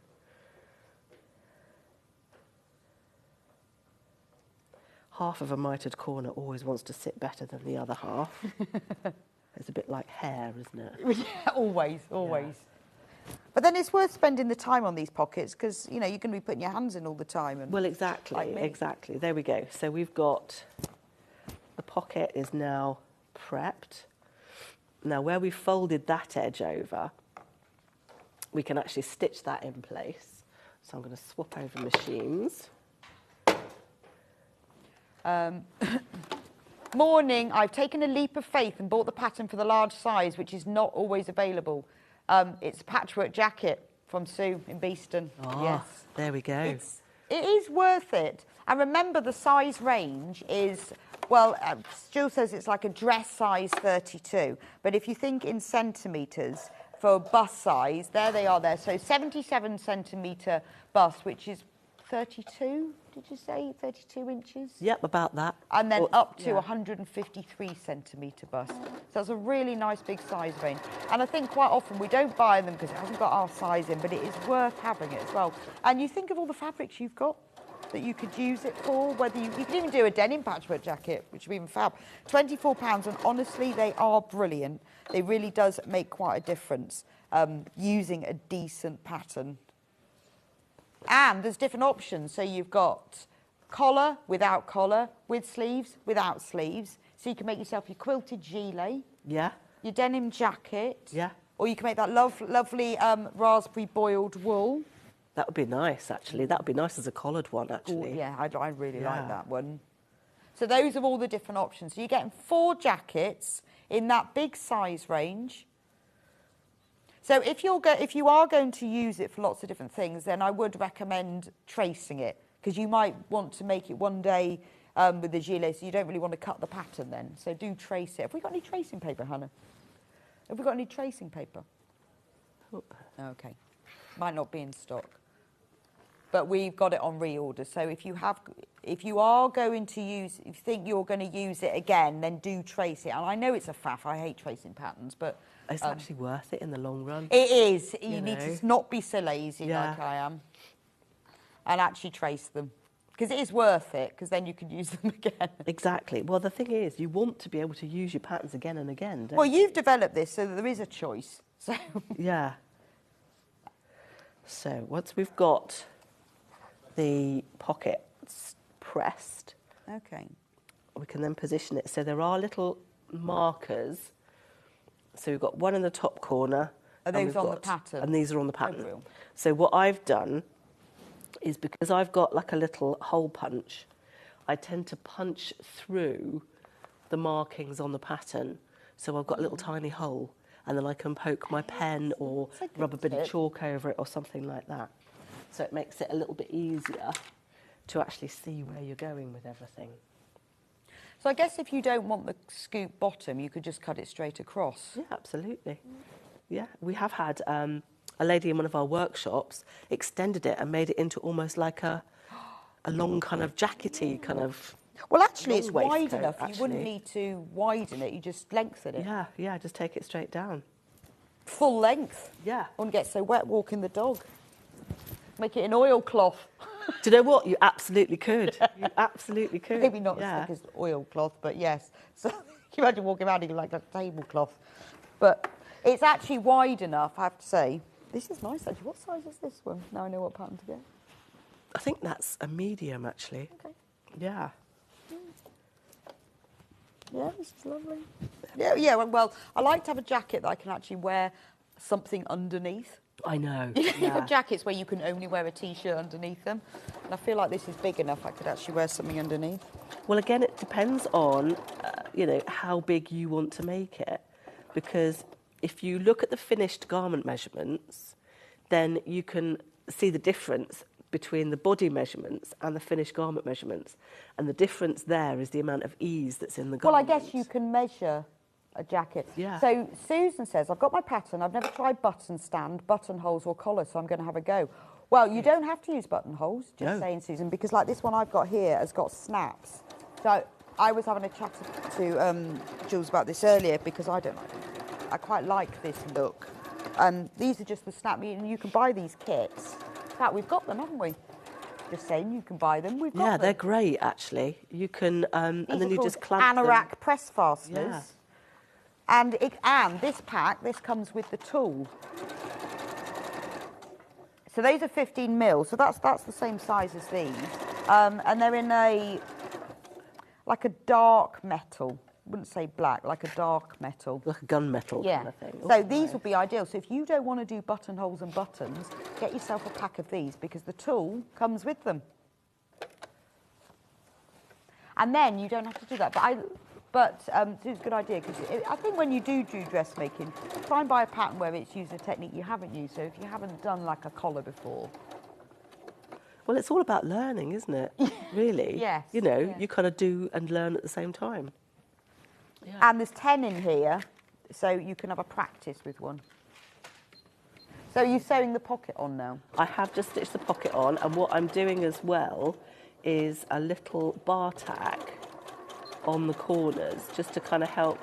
What's a bar tack? A bar tack is like a little bit of satin stitch. Right. So a wide zigzag, but a short stitch, short So stitch length. Does that machine have that as a set, or are you just doing it? I've just done it. I've just Done a eyeballed it, zigzag. basically. Okay. So, yeah, so all I'm doing is the setting on the machine is number 7 for a zigzag stitch, and then the stitch width is 4, and the stitch length is 0.9. Okay. So I just want to literally about a centimetre. So when you get your pattern, if you're not sure what size, just get a jacket that you know you like the look, the fit of, Yeah. and just measure it, because the finished garment measurements are on here.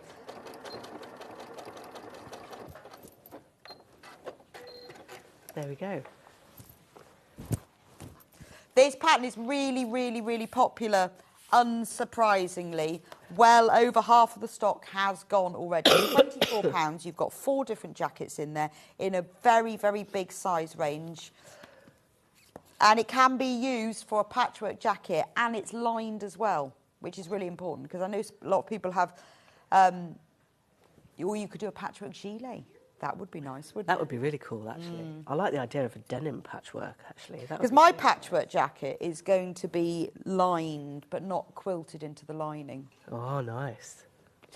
Because I don't want that quilting in the lining. I Yeah. don't want that. So I'm going to back mine with lawn. Yeah. And quilt it with cotton lawn, so it's not too layered, and then line it. Ooh, I like the idea of that. I am going to make this jacket. I've planned it all. I've even bought the cotton lawn. I've got that far.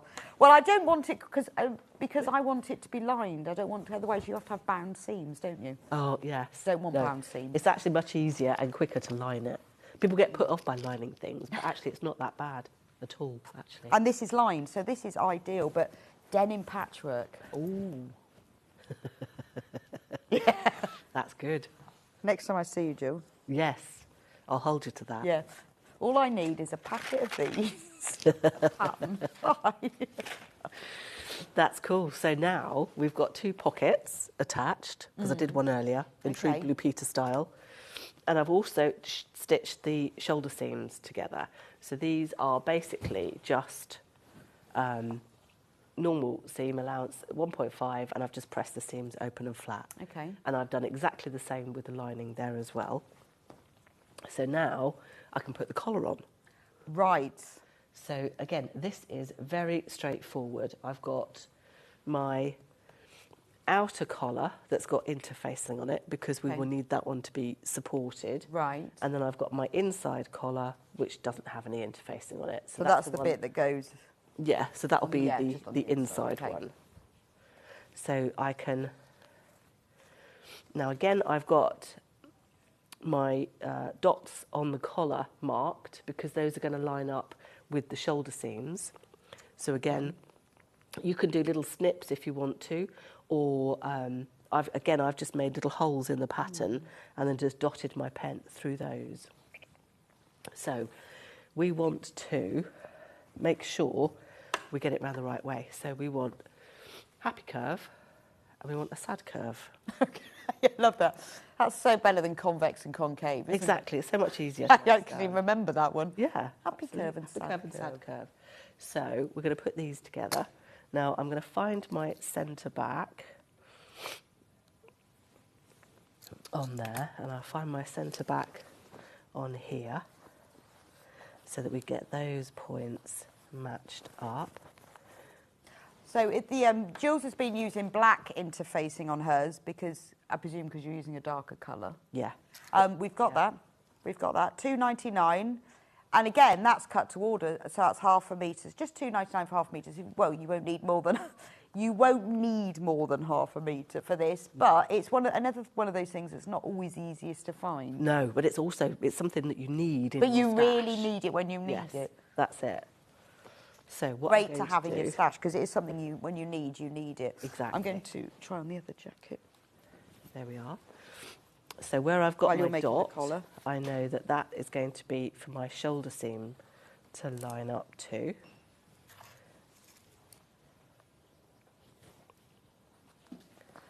And then it should go all the way to the end.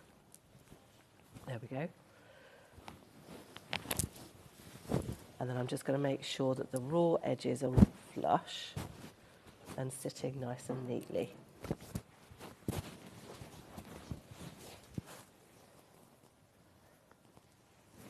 Oh, so I guess because you've got that anchoring point.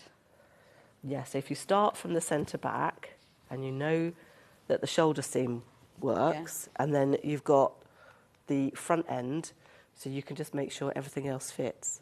Every time they come to you, you're going to be wearing a different jacket. Yeah, I know, I'm loving this. I'm liking this green one. Loving the green one. Oh. We've got another message. Good morning. I had a quilted jacket like this in the late 70s, early 80s, and it was reversible. I absolutely love it. Going to replicate the jacket again from Penelope. Absolutely. What do you think about the... Oh, is it the collar or is it the colour? I think I prefer this one. That's gorgeous, isn't it? Well, no, you could make it reversible, actually. Could you? Yeah. I mean, if you... instead of where we've got that overlocked edge on the inside... Yes. If you tucked it under and top stitched it in place... Oh, OK, so and then if you had pockets on your lining... Yeah. And then just bound the edges, then you could make it reverse. Yeah, so you'd see that, but that would look nice, wouldn't it? Yeah, yeah, yeah. Oh. This is lovely. No, I'm liking this one. This is going to make a great... And isn't it nice that you can turn the sleeves up? Yes, you can roll so those you can back. show. So if you've used something really cool on the lining, or even if you just put on the lining a bit on the bottom that's nice, so that you can see it. Absolutely, yeah, yeah. So again, what I'm doing is just making sure that all those raw edges line up. Am I going to have to count the jackets when I take them back later? Yeah, yeah. You only had two. Definitely. It was never. You forgot the green one. There we go. This is lovely. Well, also this. You see, nobody else will be wearing this jacket, will they? No. Nobody. This is going to be so unique. Especially if you make it as a patchwork one. Oh well, yes. That would be incredible. Scrapbuster. It could well be, actually. That would be a brilliant idea. But I've done a lot of research into this, and my advice is cotton lawn. Cotton lawn. Because you don't want all the bulk, because the problem is if you back it, you've got loads of lining then going on. That's the trouble, isn't it? Yeah. And also, when you make your patchwork pieces, wash them before you cut them out as well, by the top tip. It sounds like you have been doing your research. Oh, I have. But if you... Because they're going to shrink once you've quilted them. So if you make them as big squares, if you measure your pattern piece and add like 4 inches, that's what I've done, and then you wash them after you've quilted them, then they'll have shrunk already before you cut them out. Oh, that's a very good tip. Because once you wad them, they start going... Yeah. Don't they? I'm getting close. close. Okay, so all I'm doing is sewing round here with a 1.5 seam allowance. So I think collars can be a bit intimidating, can't they? Yeah, but this isn't really like a collar. intimidating. This is a really easy one, actually. Right. It's a very easy one to do.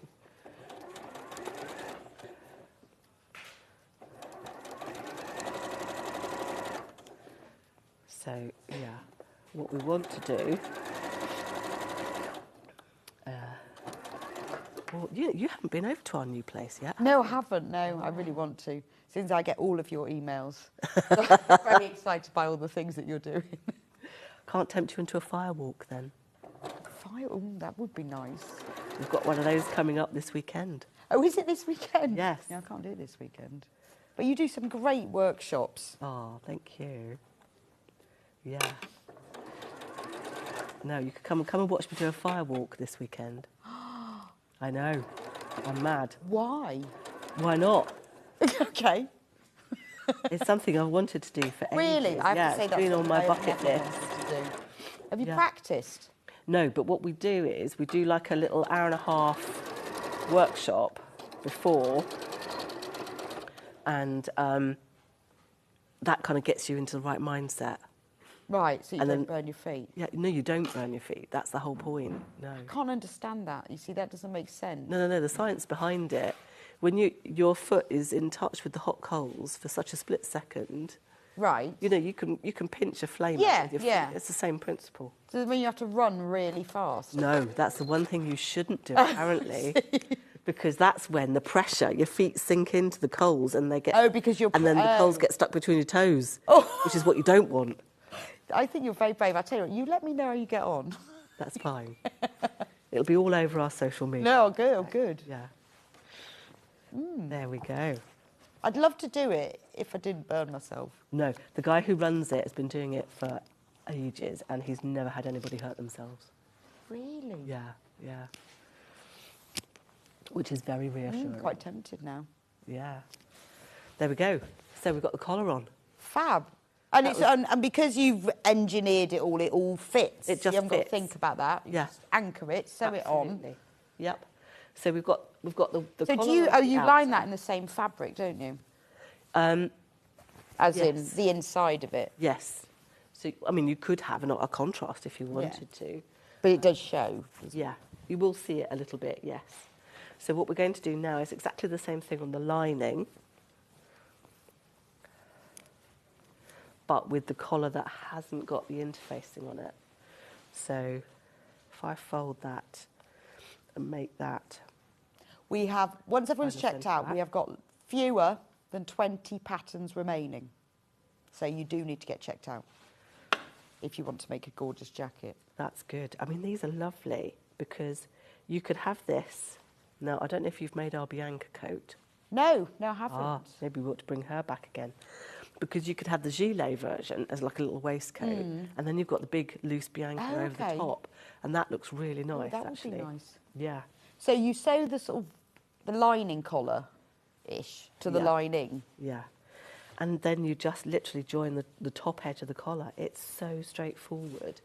It really is. People shouldn't be frightened about doing collars at all. Okay. Yeah, I suppose because it's a bit of a structured thing, isn't it? It involves interfacing and you sort of think, oh, I know. Tailoring. Yeah, it's a bit like buttonholes. People freak out about buttonholes as well. That's why I like snaps. I love the funnel neck. It doesn't come up too high from a dowel. No, it doesn't, does it? Because look, I think that's, it's not getting in the way. No. Because if it gets up too high, depends on your hair and everything, it just gets in the way. Yeah. I've got quite a short neck, to be honest. So, but it isn't too high. Well, some people have much longer necks, don't they? Have you seen Ben? He's got a giraffe neck. If it goes funny, then that's my mic. What do you think? See, when you do it up, that's nice, yeah. It's quite nice, isn't it? It should kind of sit away from your chin, so it's not going to, it's not going to get in the way. Yeah, no, it's lovely. Look. I'm liking this jacket. I think this might not be going back the kiln. Sadly, I think she'll know where it is, though. Oh, dear. And it's quite cold in this studio. Which is good, because you've got a cold, so I expect you're hot. It is actually quite nice having it a bit chillier, isn't it? Yeah, that's true, actually. Yeah. I do feel for you. How long does it take you to drive home? Oh, luckily, I've got to go back to work this afternoon, so we are literally 15 minutes down the road. Oh, wow. Yeah. Didn't realise it was that close. Oh, gosh, yes. We're literally the other side of Studley. Oh. Yeah, we're just Ulster, so, yeah, we're literally down the road. Yeah, no, that's not far at all. I'd forgotten it's that close. Yeah. Oh, you need to go back to bed then. Johanna says you've got 5 minutes left on demo. Okay. So basically, what we would do is stitch this. Yes. And then you put the two collars. If I pin this one, and then I'll show you how it goes together. Okay. So we've got... You would sew this around again in exactly the same way. Let me just pin that in there. And then we match up the top edges of the collar.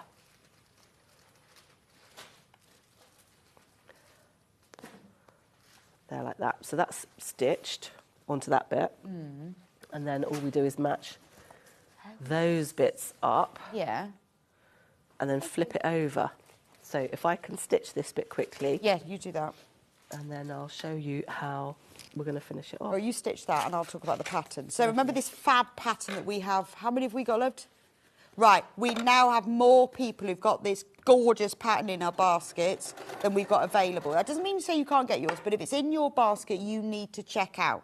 Because if everybody checks out, then we've we haven't got enough. But if you've got it in your basket and you want to make this fab jacket, and just think of all the options. I mean, you could make a summer one without a collar, a winter one. I mean, wouldn't it look amazing in velvet? Oh, Wouldn't it? nice. Christmas parties. Yeah. When it's a little bit chilly, look lovely in that, wouldn't it? That'd be Gorgeous, really isn't it? You could even use, if you wanted to do it as a plain outer like this, but you could even do a patchwork lining with all your cotton scraps, which would look fab. So when you open it up, you could have patchwork lining. That would be great. It goes from size, well, it's extra small to extra big. Dress size 8 to 32. Really, really big size range. The fabric that you'll need, obviously it depends on the size that you're making, but the 3 metres that we've got the bundles of is enough for the large size with all the sleeves and all the pockets and everything. And for the lining fabric, you need, 2.5 maximum. So we've got a variety of fabrics. If you fancy denim, we've got a 3 metre bundle of denim. There we go. 3 metre bundle of denim. That will be enough, just £22.99. So this could be your starting one. I mean, you could quilt this one if you wanted to, but with your lining as well, it will be fine. Obviously, the heavier weight fabric you use, the more structured your jacket will be. Gorgeous, my favourite. It's called Sangria, but this is beautiful. This doesn't need any extra anything. It's a really lovely, lovely fabric. Yes. I mean, you could almost make the jacket in that and have it unlined. Oh, okay. And then have it almost like a cardigan or a coatigan or something like that. Because it's got a really nice weight to it, hasn't it? Yeah, it's a lovely, lovely structure. I love that one. We've also got black boiled wool. Gives you an excuse to buy a really nice bright scarf or knit one. That would look nice with the collar, wouldn't it? And we've got some lining. So if you fancy the raspberry, well, obviously you can use this one for anyone. In fact, this would be quite nice with the denim as well, wouldn't it? But particularly nice with the raspberry. So there's 2.5 metres in the lining bundles because that's what you need. And that's and that will cover the largest size. So that's a viscose cotton flax. The Sangria boiled wool, £64.99. There we go, that side. I still can't do that. That will look lovely with this one. And then we've got 2 other lining fabrics. We've got this lovely viscose. Let me open it out a bit so you can see. Isn't that beautiful? £26.99. Viscose poplin prints, navy floral on green. Isn't that lovely?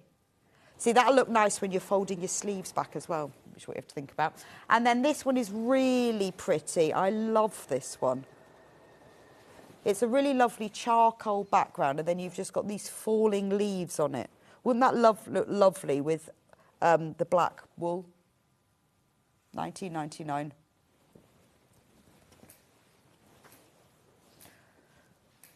Okay.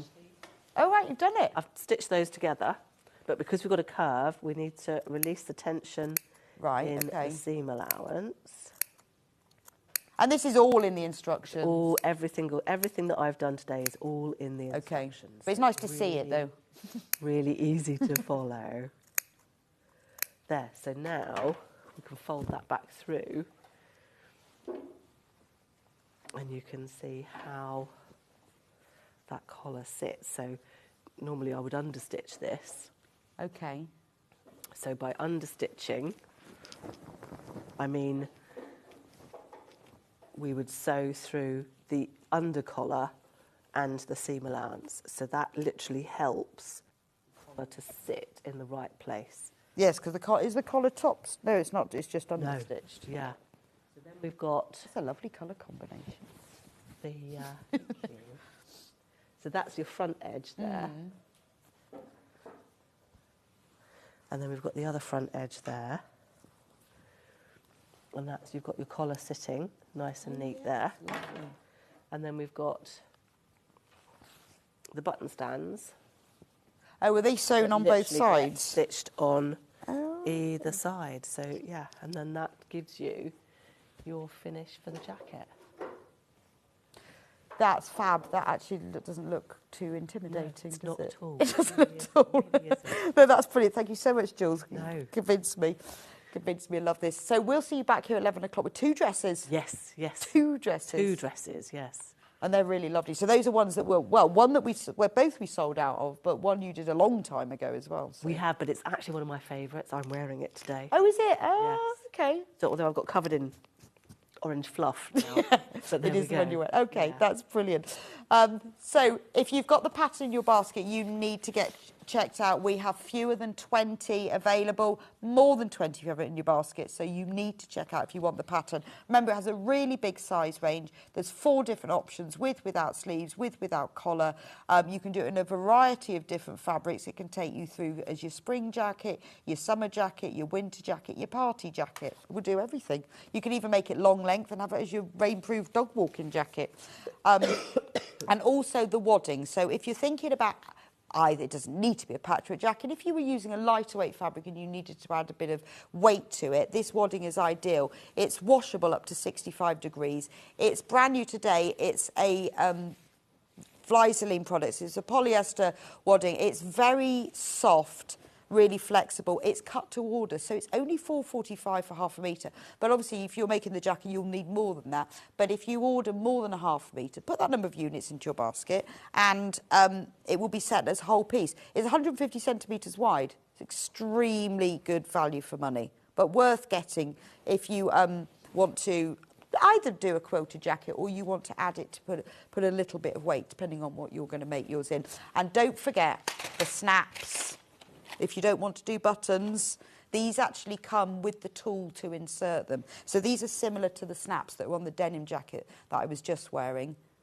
They're like a black metal, like a gunmetal. They're like a black gunmetal. How many do you need for your jacket? 1, 2, 3, 4, 5. And there's 10 in here. Oh, So there you definitely go. practice with one first. Just to make sure you know how to put it in. But if you don't want to do buttons, don't let that put you off doing the jacket. Anyway, I'll see you back here in a few minutes' time, and Sarah will be back with us showing her magic pinwheel technique. So if you'd like to have a go at that, you fancy a bit of folded patchwork, really good for a fidget quilt as well. I'll be back with you in just a few minutes' time. Missed the live show? Don't worry, we recorded it for you. Never miss out on your favourite presenters, guests and makes ever again. Head on over to our YouTube pages to watch back the day's live show and enjoy your favourite demos over and over again. Subscribe and turn on the bell notification so you never miss a show or video ever again.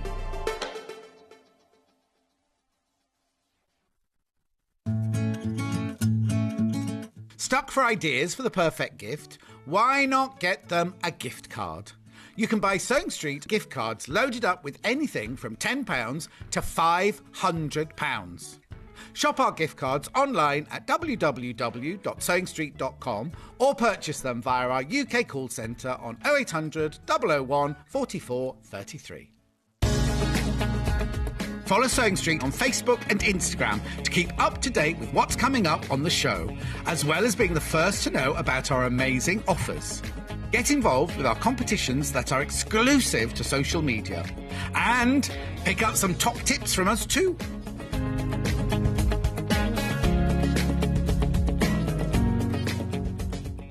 Here at Sewing Street, we're always looking at ways to make your shopping experience better. That's why on certain items, we have split pay.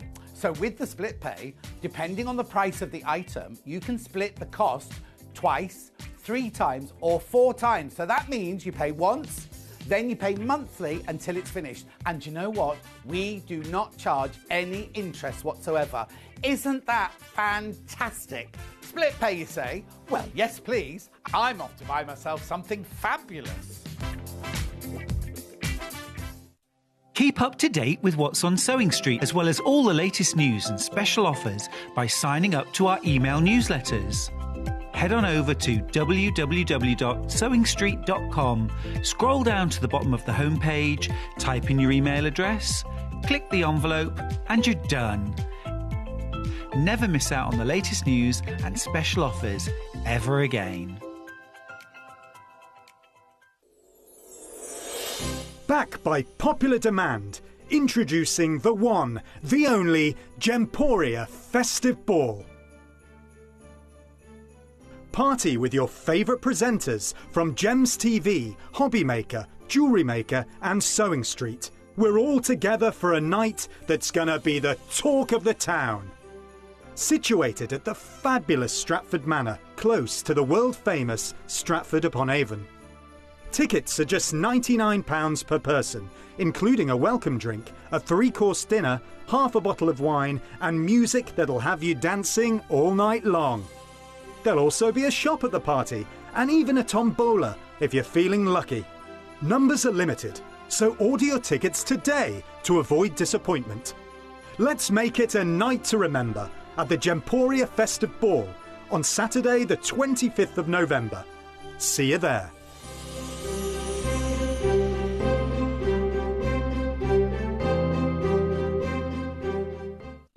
If you're a Sewing Street customer, no matter how many times you check out in one day, you will only pay one postage and packaging. So don't wait to add the item you want to your basket and check out.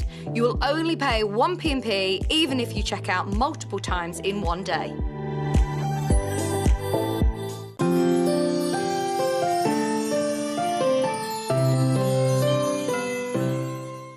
Are you a fan of Sewing Street? Why not join our growing Facebook fans pages? Just search Sewing Street Fans on Facebook and click Join Group. Never miss out on the latest news and updates from our presenters and guest designers, special offers and plenty of chat with your fellow fans. Share photos of your makes, ask for advice, interact with your favourite guests and presenters and be a part of the ever-growing sewing community. See you there!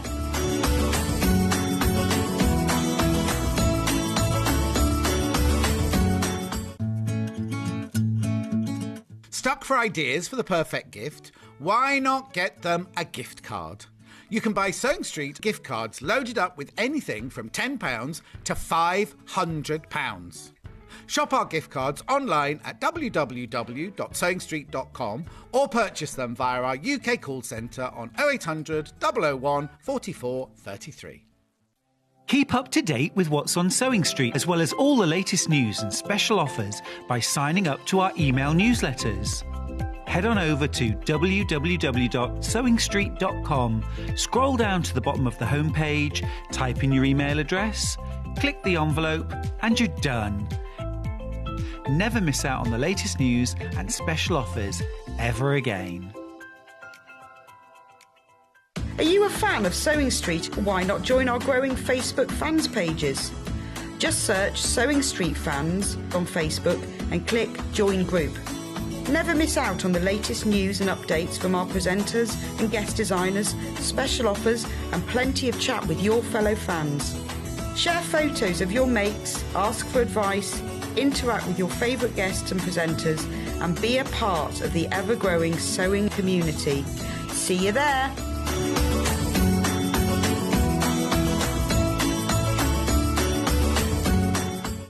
If you're a Sewing Street customer, no matter how many times you check out in one day, you will only pay one postage and packaging. So don't wait to add the item you want to your basket and check out.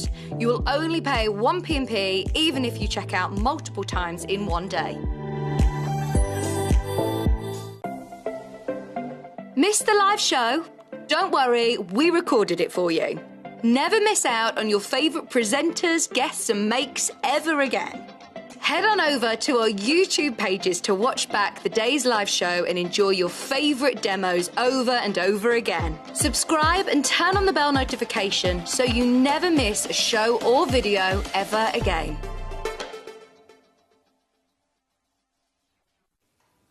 Welcome back to Sewing Street. I hope you enjoyed the last hour and remember to check out on your pattern if we've got any left. That was lovely. Now, Sarah's last hour. Welcome back, Sarah. You pattern sold out. We have got a few of the kits left, which have the patterns in them. That's the only way you can get hold of them. But this hour, we're going to make, look at this. This is so clever. That's why it's called magic. It is magic. Magic pinwheel. Totally. These are so clever, aren't they? But they look really good. And we've got we've got patterns and bundles for these, and the patterns are really comprehensive, really easy to understand. Now, they're quite good as fidget quilts as well, aren't they? They are very good for anybody that just likes to have that kind of tactileness to sit and play with something. So youngsters, anyone a bit stressed or anxious, dementia people, you know. It's lovely, isn't it? And it's beautiful as well. Really, really pretty. Now, we've got 3 options on the bundles for you. So the first one is the pink one, which is what this sample here is made in. So once you've learned the technique, get the fabric pack. It's only £22.99. So in the fabric pack, you get 5 fat 8s of print fabric. In this one, you've got all Liberty prints. All Liberty. And then a 1/2 metre of the white fabric that's used for the background. And, more importantly, you get the full instructions. So the great thing about this is once you've learned the technique, you've had a go at this, you've made your sample, then, or, you know, your small quilt, you can then use this to make an even bigger one.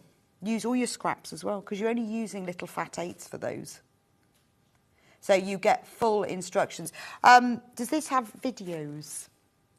So there's a video for the binding technique. Fab. But the rest of it is all just in the instructions. Right, and you're going to show us anyway. So the video is here today.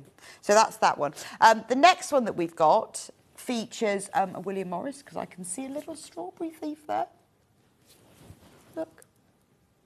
This one's been very popular. So it's got... This is what a fat 8th looks like. So you get, because you get 5 of them. A fat 8th is basically a fat quarter cut in half again. So I can't give you the exact size because fat 8ths do depend on whether the fabric's cut vertically or horizontally. It also depends on the width of the fabric. But basically, it's a fat quarter cut in half either horizontally or vertically. And it does differ with different fabric makes, whether they're cut horizontally or vertically. It's usually about 9 by 22.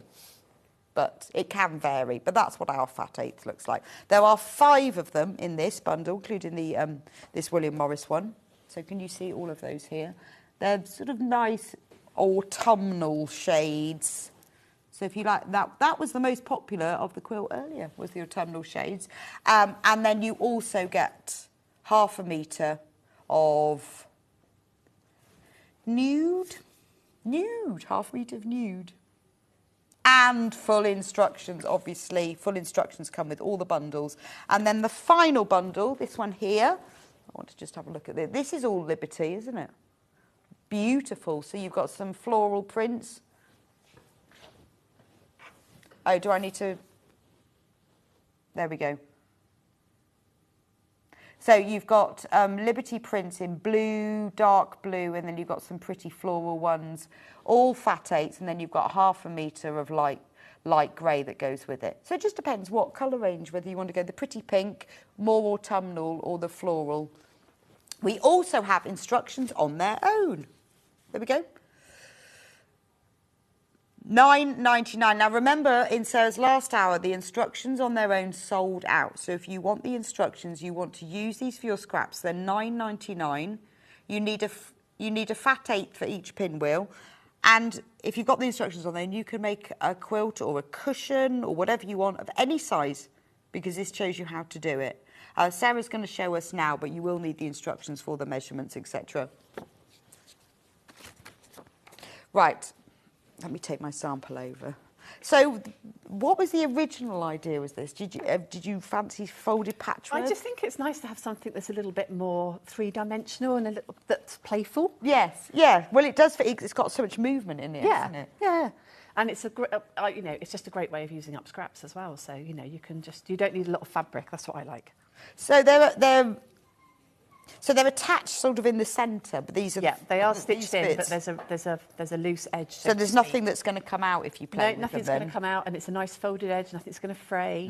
Yeah, but you can sit and stroke it. Like some people, I had a boss once, and he always stroked his tie when he was thinking. Really? Yeah, because we all have. We all have ticks, something. Yeah, no, we do. Yeah. And then, we haven't put the ribbon in the bundle, but the ribbon you can use. You can put your own ribbon in. So this was building on the idea of the whole kind of fidget and sort of feeling something. So you Yeah. could use the ribbons to hang it, but if I was going to do that, I'd have put them on the back. But this was just building on the fact Yeah, that just they can hold that in one hand and fidget with the other, and It's quite nice. Yeah, there's something about stroking, isn't there? I think that's why we like stroking our pets. Oh no, it is. It's very tactile. But I also think if you use this technique to make into a full quilt, it'd be beautiful. Wouldn't Yeah, it? absolutely. It has real movement. But you've also put binding instructions in as well. Yeah, I have as well. And this is also, because of the size of the project, it's also a really great project for if you fancy having a bit of hand quilting, doing a little bit of hand quilting. Yeah, because you haven't got too much, have you? No, I've got a different sample here, which is one that I did at home. Oh, okay. And you can that's see how beautiful. it looks with some... Oh, isn't that beautiful? Yeah. So it's a real, it's a great way to just practice new skills when you've got a small project. But it's a real learning project as well, absolutely. isn't it? Yeah. So, and even if you don't buy the bundle, you can get the instructions just on their own. Because they are so detailed, aren't they? You've put all the requirements, and that's for 19-inch square, which is this one here. What this size is. But then you've said that you've got different instructions for cutting for a lap. Yeah, so if you want to make it into a bigger quilt, you can scale it up using exactly the same size, or you can actually, you could even supersize it. If you've got a mathsy head. Okay, you can make it even bigger. Yeah. But if you wanted to make someone a lap quilt so they could play with it, then you've got all of the measurements in there. And then you've got photos of how to do every single section, how to construct the quilt. You've got tips and tricks videos as well. And then all about the quilting as well, because I love the hand quilting on that. And then there's even the video tutorial link here about how to attach and finish your binding. So you're going to learn absolutely loads from this and make something beautiful as well. Yeah. Transferable skills, isn't it? It is. Every little bit of patchwork you do, you take something to the next project. It's a bit like if you're a general crafter and you might do something in card making, and you might do something in weaving, and then you go back to sewing, which might be your main hobby, and you find that you're just taking what you've learned and you're just processing it and doing it and you just use it for something else. Yeah. Well, and also once you've learned this thing, I know what I'd do with that. Carol says, I think that would make a lovely fidget lap quilt for dementia patients. Yeah. Oh, I think it would, yes. If you made a whole lap quilt, and the measurements are in here as well for the lap quilt size, then it's lovely for somebody, particularly keep them warm at the same time, but really to play with as well. And a great, it doesn't take up loads of fabric. So if you're, if you enjoy making for charity and you've got a local care home or something like that. That's true. Yeah. Also, I was thinking memory quilt. Yes. So you could use specific fabrics. Oh, how nice would that be, that they might remember as well? It might have a real, Because it could have certain memories or echoes of different people. Long-term memories do come back, don't they? Yeah, could come in fabric as well. Right, so I'm going to let you show me how to make it. Okie dokie. I'm going to move my quilt out of the way. Right, so we're going to need a stack of plain squares for the background, and then we're going to use our coloured fabric. So I've got the lovely blue palette here that I'm working with. Okay. And I just wanted to show people how I would go about cutting fabrics en masse if I wanted to speed the process up. So I've got here my strips that I'm going to be using, and they've already been cut to 4.5 inches wide. And now I need to cut some 4.5-inch squares. So the thing about your fabrics when you get them is that the edges of the fabric won't always be level or straight or anything like that. But I've cut strips, so I know that those strips are straight. So I'm just going to take a moment and stack them on top of one another. And I'm just trying to match up, as best as I can, but not perfectly, one end of the fabrics. So the bundle that Sarah's using is the one that's on the screen at the moment, if you want to get that one. Beautiful. Liberty Mixed Florals. It's a really lovely palette. So I've just really carefully stacked those on top of one another. And to do this, you do need to have a really nice sharp blade in your rotary cutter, because I'm going to cut through multiple layers. But some people get put off by the fact that everything needs to take so long. So like in the Happy Scrappy with my piece of paper, being able to cut multiple layers is a bit of a whim. So I know that I've got to cut 4 squares out of this. And I don't know, I can't get them all to match at the end because they are all cut slightly differently. So I'm just going to trim the end off by putting my ruler on. I could do it from the other direction. I'm quite happy doing it from this direction. I'm just going to trim as little as possible. But you might find it easier to put your ruler on that way and trim a little bit off and do it the way I'm doing it.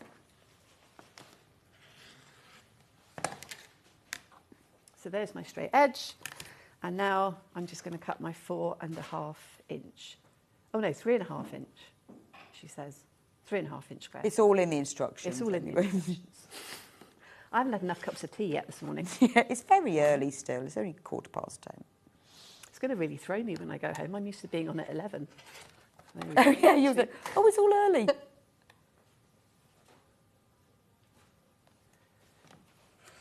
And actually, they're 4-inch squares because I've just realised that I'm reading my ruler from the half-inch side. So if I put it on properly, I'm actually cutting 4-inch squares. So there we go. I think that's 4.5 to 3.5 to 4. But it doesn't matter. All of the measurements are in the instructions. They'll tell you what the measurements are. Yeah. Comedy hour with me today.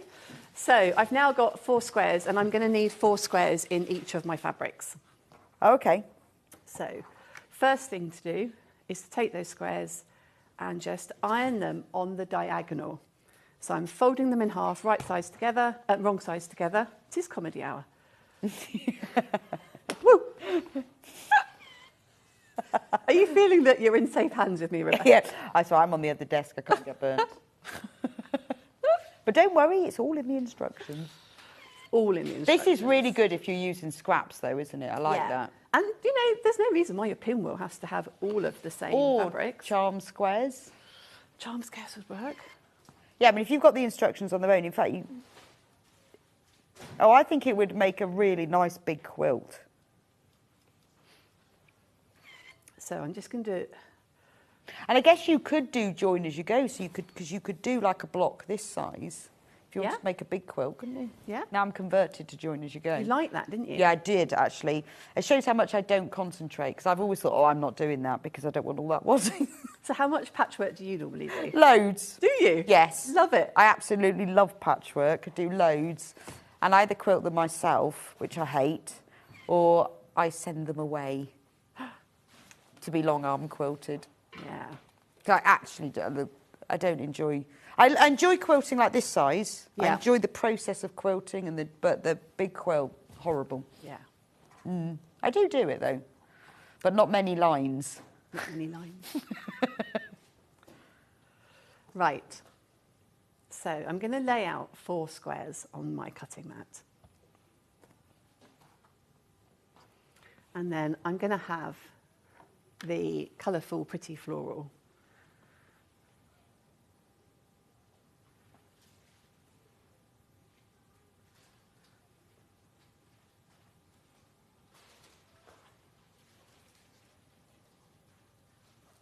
So I've laid out 4 squares, and then I've got on top of that, I've got my my pinwheel fabric, and that's been pressed in half, wrong sides together, and I've got that nice fold coming across, and I've got all my raw edges matched up.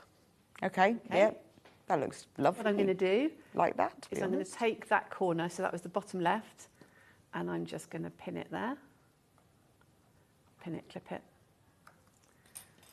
And then I'm going to take that one and bring it down. And clip that one. And then I'm going to take that one and bring it across. And then I'm going to take this one and bring it up. So like when you do a pinwheel quilt, where you have to go in different directions. Yeah, so as I've gone round, each one's been folded in a different direction. And I'm just going to quickly, you don't have to do it, but for the sake of demoing, I'm just going to quickly just do a couple of stitches where my patchwork clips are, just so that I can take those off. Hold it in space. But you don't have to do that. But I'll just do that. Because they look like the, what are those called at the seaside that you blow into? Windmills, don't they? They look like windmills. Yeah, exactly. So you could make them in like stripy fabric. Be like a seaside quilt, wouldn't it? Oh, that would look great. And embroider sticks. Yeah, getting carried away now. But you could have like appliqued sticks on them, couldn't you? Because they look like windmills. I'm loving how your brain is working. I love this. I think this is a fab technique. The instructions on their own, $9.99. Half of the stock has already gone. So as with Sarah's first hour, we sold out by the end. So if you want to get them, you need to get checked out now. I think this is just a lovely technique. But remember, all of the fabric bundles come with instructions as well. And the one that Sarah's using, that beautiful Liberty fabrics, I think that's an amazing price as well for that, because you get all the liberties in it. But this is a really nice technique. I like unusual ones.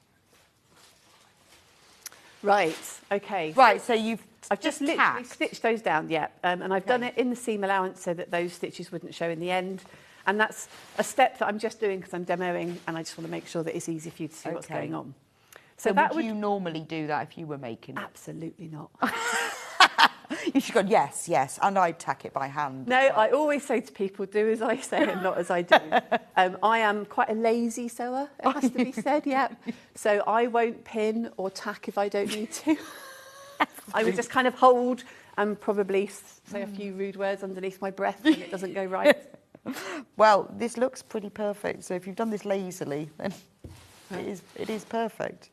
So what we've done here, I like to think, is we've created like our centre pinwheel. So if you're just looking at the picture on the front of the pattern.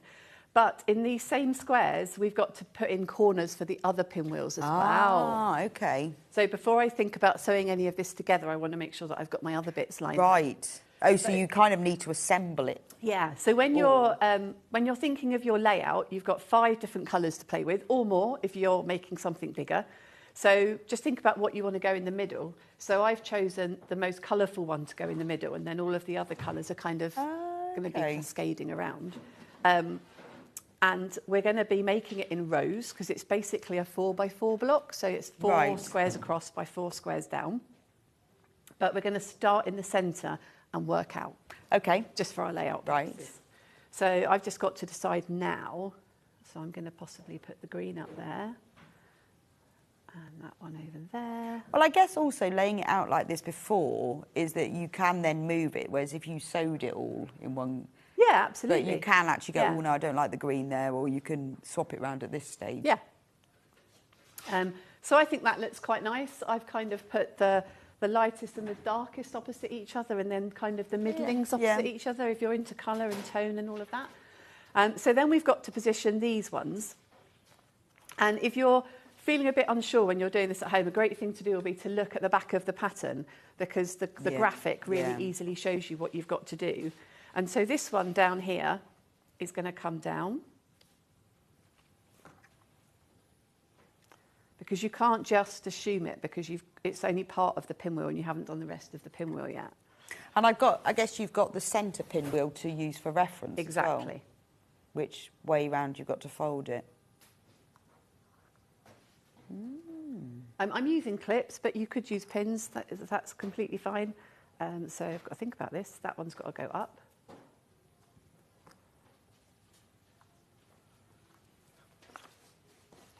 And then that means that one has got to go across.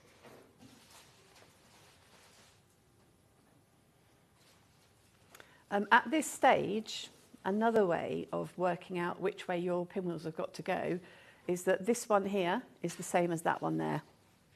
Yeah. Okay? So as you go across, all of those ones will be in a line. Oh, of course. So if you see on the back of the pattern, the same ones are going across. So again, I'm just going to quickly tack these down. Well, I guess as you add more and more, you probably get better at it, but it's quite good to do that. But it does show how you really don't need much fabric, and to make a bigger quilt is lovely. It'd look quite stunning, wouldn't it? You could really make the colours pop.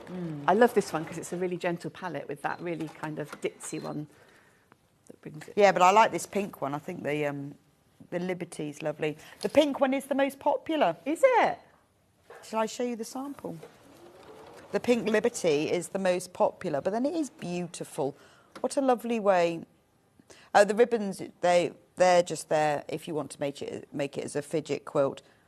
So there's enough fabric to make this size. So you could make this into a cushion.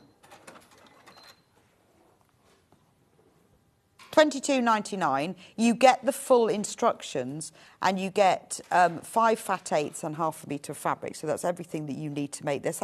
You'll have enough fabric for the front and the back, I presume. Will you have enough for the back? Sorry, how much fabric was there? Half a metre. Yeah, you should have. Yeah, of the backing, of the white. Yeah, yeah. Oh, okay. And also, obviously, full instructions come with that as well. And in the instructions are the measurements for making a 36-inch square lap quilt as well. But obviously, if you want to make a bigger one, once you've worked out the sizes you need to cut, it's fairly simple then to work out how much bigger you want to be for it to be. And if you start off with one of the bundles, you can just add to that. Absolutely. Right, I'm just going to do one more so that I can show you how the pattern begins to work as it comes out. So I would make something like this. I would design it, so the layout stage, I've worked from the centre out, but once I've actually got the my design, when it comes to piecing it together, I would make sure that I was working in rows. So I'd join strips of 4. Just read your instructions because they're getting just... Oh, there we go. Caught in the iron. Don't have a fire just yet. It's a new studio. Very nice. Imagine how much trouble we'll get into. Can you imagine? Right, so all I'm doing is I've just added on the next set of squares so that I can see what I've got to do, and then that one would come in like that. I think this is quite... Oh, I love it. I love it. I think it's lovely because you do it bit by bit, don't you? You know, you press it, you put it on, then you fold it up, and then you tack it. I can imagine sort of getting carried away with the size of it. You end up with a really big quilt. I like quite mindful processes. It is. No, it's lovely. Okay. And it looks really complicated. It looks a lot Which more... I like. I know. I But like that's that. the trick of patchwork, isn't it? I think all patchwork is generally looks more complicated than it actually is. And I know as somebody that does patchwork, that might sound like, you know, an easy thing to say. So we can begin to see how this is all coming together now. Yeah, yeah. So what I'm going to do is I'm going to sew together these 2 centre ones to show you the next stage. Okay. So this one here has got a fold going that way, and this one here has got a fold going that way. So if I fold them over right sides together as if I'm going to stitch them, and I'm going to pop them on top of each other, and then if I just turn back this edge here, can you see that I've got a fold here? Oh yeah, and a fold there, and they should be sitting next to each other. So when you come to stitch that corner or stitch that seam, if you run your finger along here, you'll feel the folds, but you won't feel any change in level of the fabric, so they're nicely butted up to each other. Right, so make sure they don't overlap. Yeah, because it's going to be bulky enough anyway. You don't want those 2 bits overlapping. Okay. Yeah, no, that makes sense. And I guess, like you say, because you can feel it as well. Yes. So I'm just going to make sure I am... Have I twisted that round? I'm just checking which side I'm stitching. So I'm going to stitch down here. This is the side I'm stitching. So I'm going to put that underneath and do my normal 1/4 inch seam. And as you are aware, I'm just holding it all in place.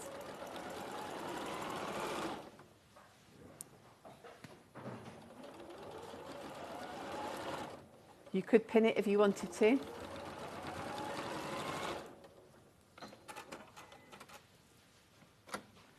Okay. So when I fold that out, I've got those all attached now down here. On the back, there's a lot of fabric because you've got all your folded fabric. Oh, in there okay. As well. Yes, yeah. So do you remember me talking about butterflies? Butterflies, yes, I do. I think this is the time and the place. So if you're with Sarah and I at 8 o'clock, she mentioned butterfly seams. What is that? So it's pressing a seam open. It's just basically pressing your seam open. But that's such a nicer term. I didn't know it was called that. Butterfly seams. Which makes sense. So you don't do pressing to one side with this? No, because you're just going to end up with too much bulk. So butterfly seams. Now, these fabrics are really lovely.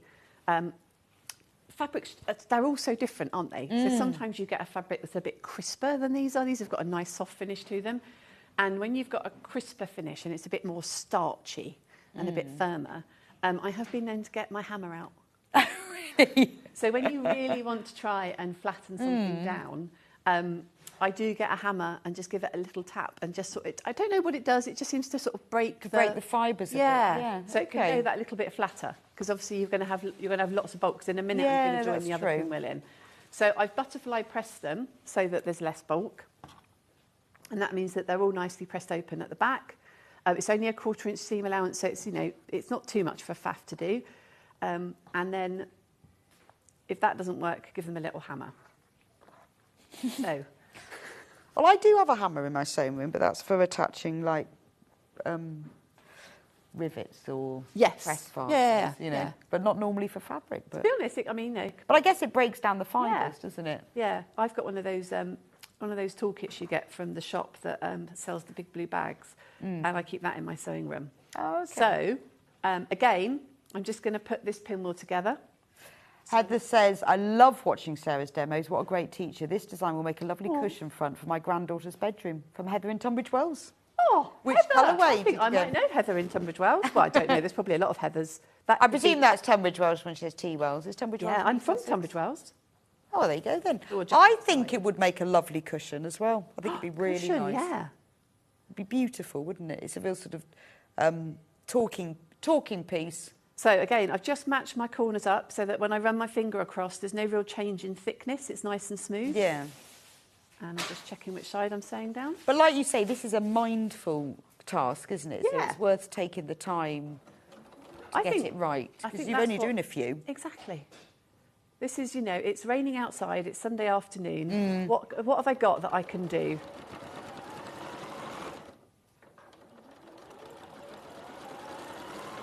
What rather than what have I got that I don't want to do?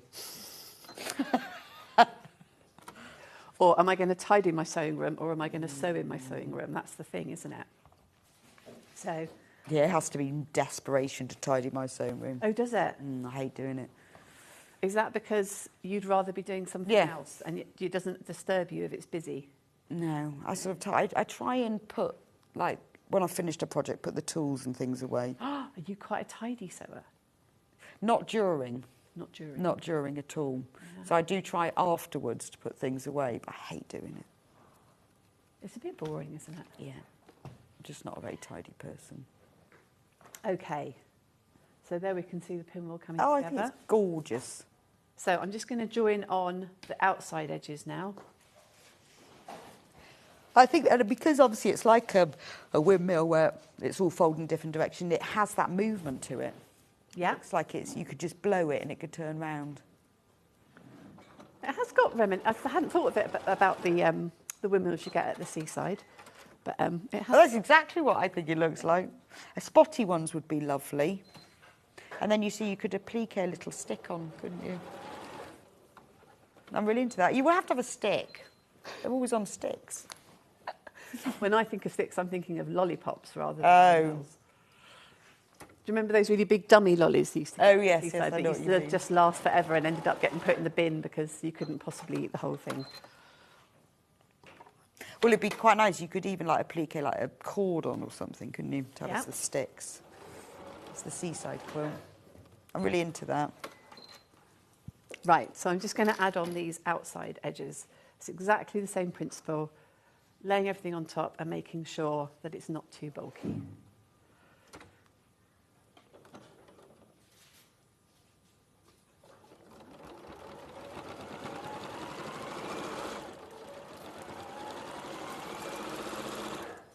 And there should be enough fabric in the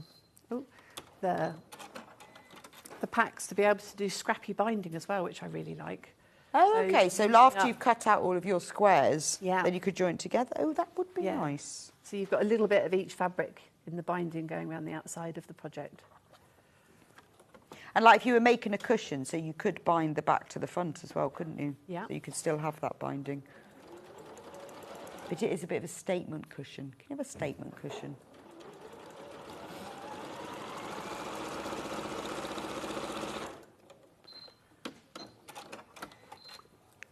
I'm making the machine beep a lot today. Oops. So just sticking with a 1/4 inch seam on all of this, because it's patchwork. So would you tack all of your little pinwheels onto all of the squares before you did any assembly? No, I would just pin it. But you'd pin all the squares on before. Oh yeah. Sorry, yes, assembly. I would. Yeah, I would make sure that I like my layout, because it's actually interesting. Once you start putting more colour onto something, sometimes you see it differently. It's the same in crochet. Yeah. If you're crocheting a blanket and you add one row of colour on, then it's completely different. yeah, it changes how the blanket looks. And that's the problem, because then you think, oh, I don't know now, but I've already gone round two sides.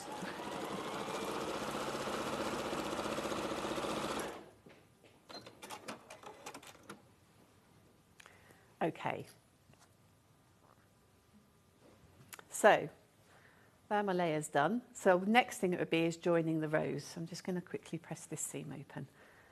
So butterfly pressing again, just to reduce the bulk. Otherwise, if you try and press it, you're in one direction, you're always going to end up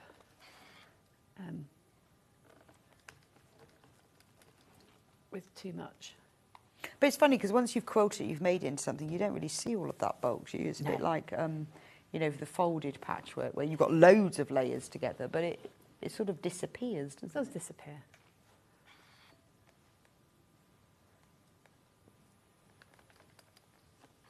Okay. And then just quickly on that one. I'm not a very tidy sewer, I have to say.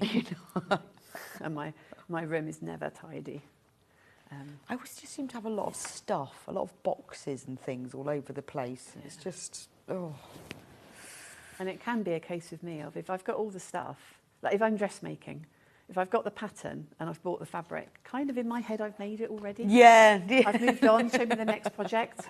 I've moved on. You know what I mean? Yes, yeah, that's true. Or I look at it and think, I wish I could just throw it in the air and then it come down. But then I'd miss out the journey.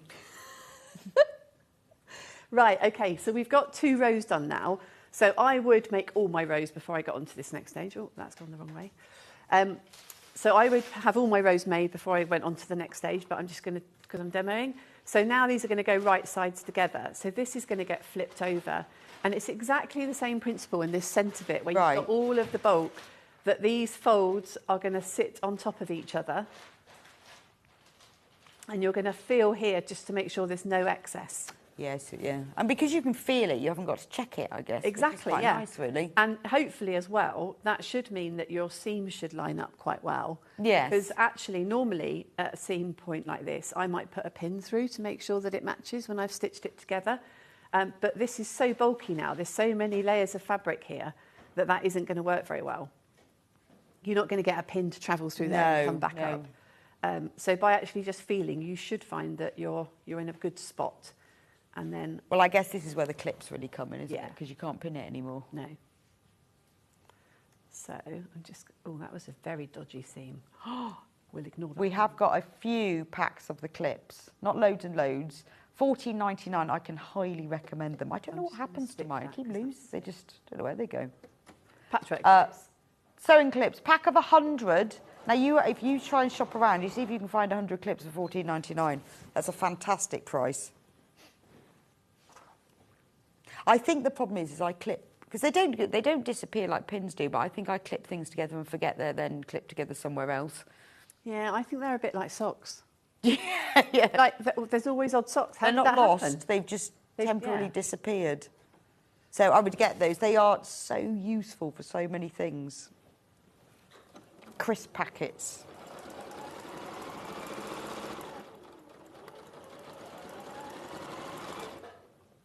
So as I say, you can't actually pin, so you're having to just, as you're stitching through, you're having to just hold.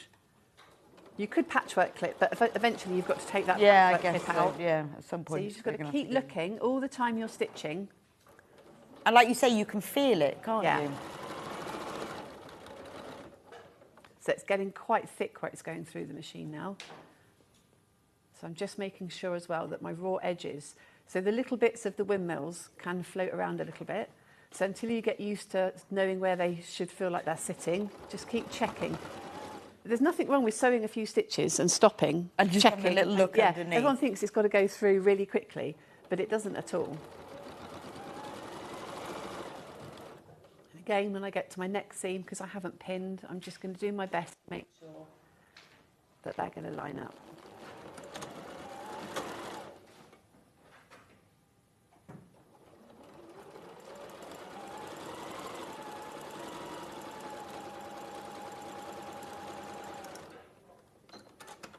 Oh, my sparkly cardi looks good on the camera.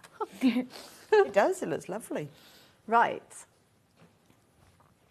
Okay, so now we've done that. Again, you can see it's really quite bulky in there in the middle. So what we've got to try and do is press open the back of all of those seams as well.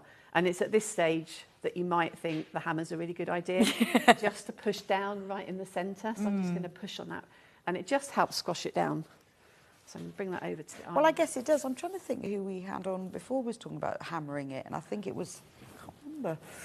And I think it was to do with this, but it does sort of break the fibres. I'd never even thought about it. Ironing's great, but sometimes the hammer works. But once it's quilted, because like, you know, I've got your sample here, it doesn't look bulky at all. No, not at all. It's just in the sewing of it. And if you're a patchworker, you just instinctively want to put everything to the side. But this is a patchwork project, but you don't have to be a patchworker at all to do it. Well, I know it's funny, isn't it? Because some people go, oh, well, I'm not a patchworker, I'm a dressmaker, but it's all sewing. Exactly. And the skills for, you know, being able to sew a straight seam you need for both, using a seam allowance, cutting accurately. It's, if you can do one, you can definitely do the other. Absolutely, definitely. Right, so that's now pressed quite a bit flatter. If you really feel it, you can feel the bulk, but as you say, once it's gone onto there, once it's made up and it's got some some wadding behind it, and then you've just got to just press that the wrong way. Just keep building up your rows. So as I say, I would normally have laid it all out to start with, so I can add on the bits up here. And if you haven't ever tried any hand quilting, this is a really good size project for giving it a go. Well, it's manageable, isn't it? Absolutely. As well, and I love the hand quilting on your sample. It works really well. It does. I don't know. I think because this has got a slightly juvenile kind of vibe to it, you know. I think the hand sewing does work really well with it because it kind of carries the vibe through of that kind of like naivety. And yeah, it does. But it's also, it feels, but I guess maybe the fabrics, it feels sort of quite traditional and small. And therefore the hand quilting works really nicely with it. When you are hand quilting, I sometimes get asked sort of what are my top tips. Yes, go on then. And so there's all the sorts of rules, aren't there, about patchwork? Oh yeah, can you pass me the hand quilted version? Just so I can show it. And then this is what we mean by hand quilting. We don't have this colourway, this is Sarah's original. Stitch. But can you see the hand quilting? So what would your tips be for anyone who's not done this before? I would say that if you're going to do something by hand, the most important thing is to find tools that you are comfortable with. Right. So there are all sorts of needles and threads and things like that you should be using. But if you're starting out, I would find a needle that you're comfortable with. So the length of the needle is really important. And also, obviously, the size of it. You don't want anything too thick in terms of the needle because the thread you're going to put through it isn't going to be thick. So you don't want like an embroidery needle. But sometimes using a longer needle is easier for people. And some people prefer using a shorter needle. We're all different. Yeah, don't be told what it's got to be. Okay. And I would still spray baste it. So using the old 505 spray, make it really manageable, but you could just quickly put some tacking stitches through it. But find a needle that's really comfortable. And don't make the mistake of using an old needle. So a needle that's been passed down and passed down. Because I've got needles that have been passed down, and it's lovely and romantic to think, oh, I'm going to use my grand's needles for sewing. But actually, when you use your grand's needle and then you use your brand new needle, you notice why you should use your new needle. So a new needle is going to be a lot sharper, so it's going to make the process a lot easier. So if you're going to have a go at it, try and get yourself, they're not expensive, just get yourself a new pack of needles so that it's properly sharp at the end, and it'll just make the process a lot more enjoyable, and it'll also make it a lot smoother. Okay. And I would most definitely draw some lines onto my quilt. So you've got options when you're going to do that. You could use a fabric marking pen that disappears, either it washes away, irons away. You could use a hero marker, which is a plastic tool which you can use to draw lines into your fabric. So it creates a crease, but it doesn't actually create a line of drawing on your quilt. But that line will stay there for quite a while. There's loads of different techniques for adding lines onto your project for quilting.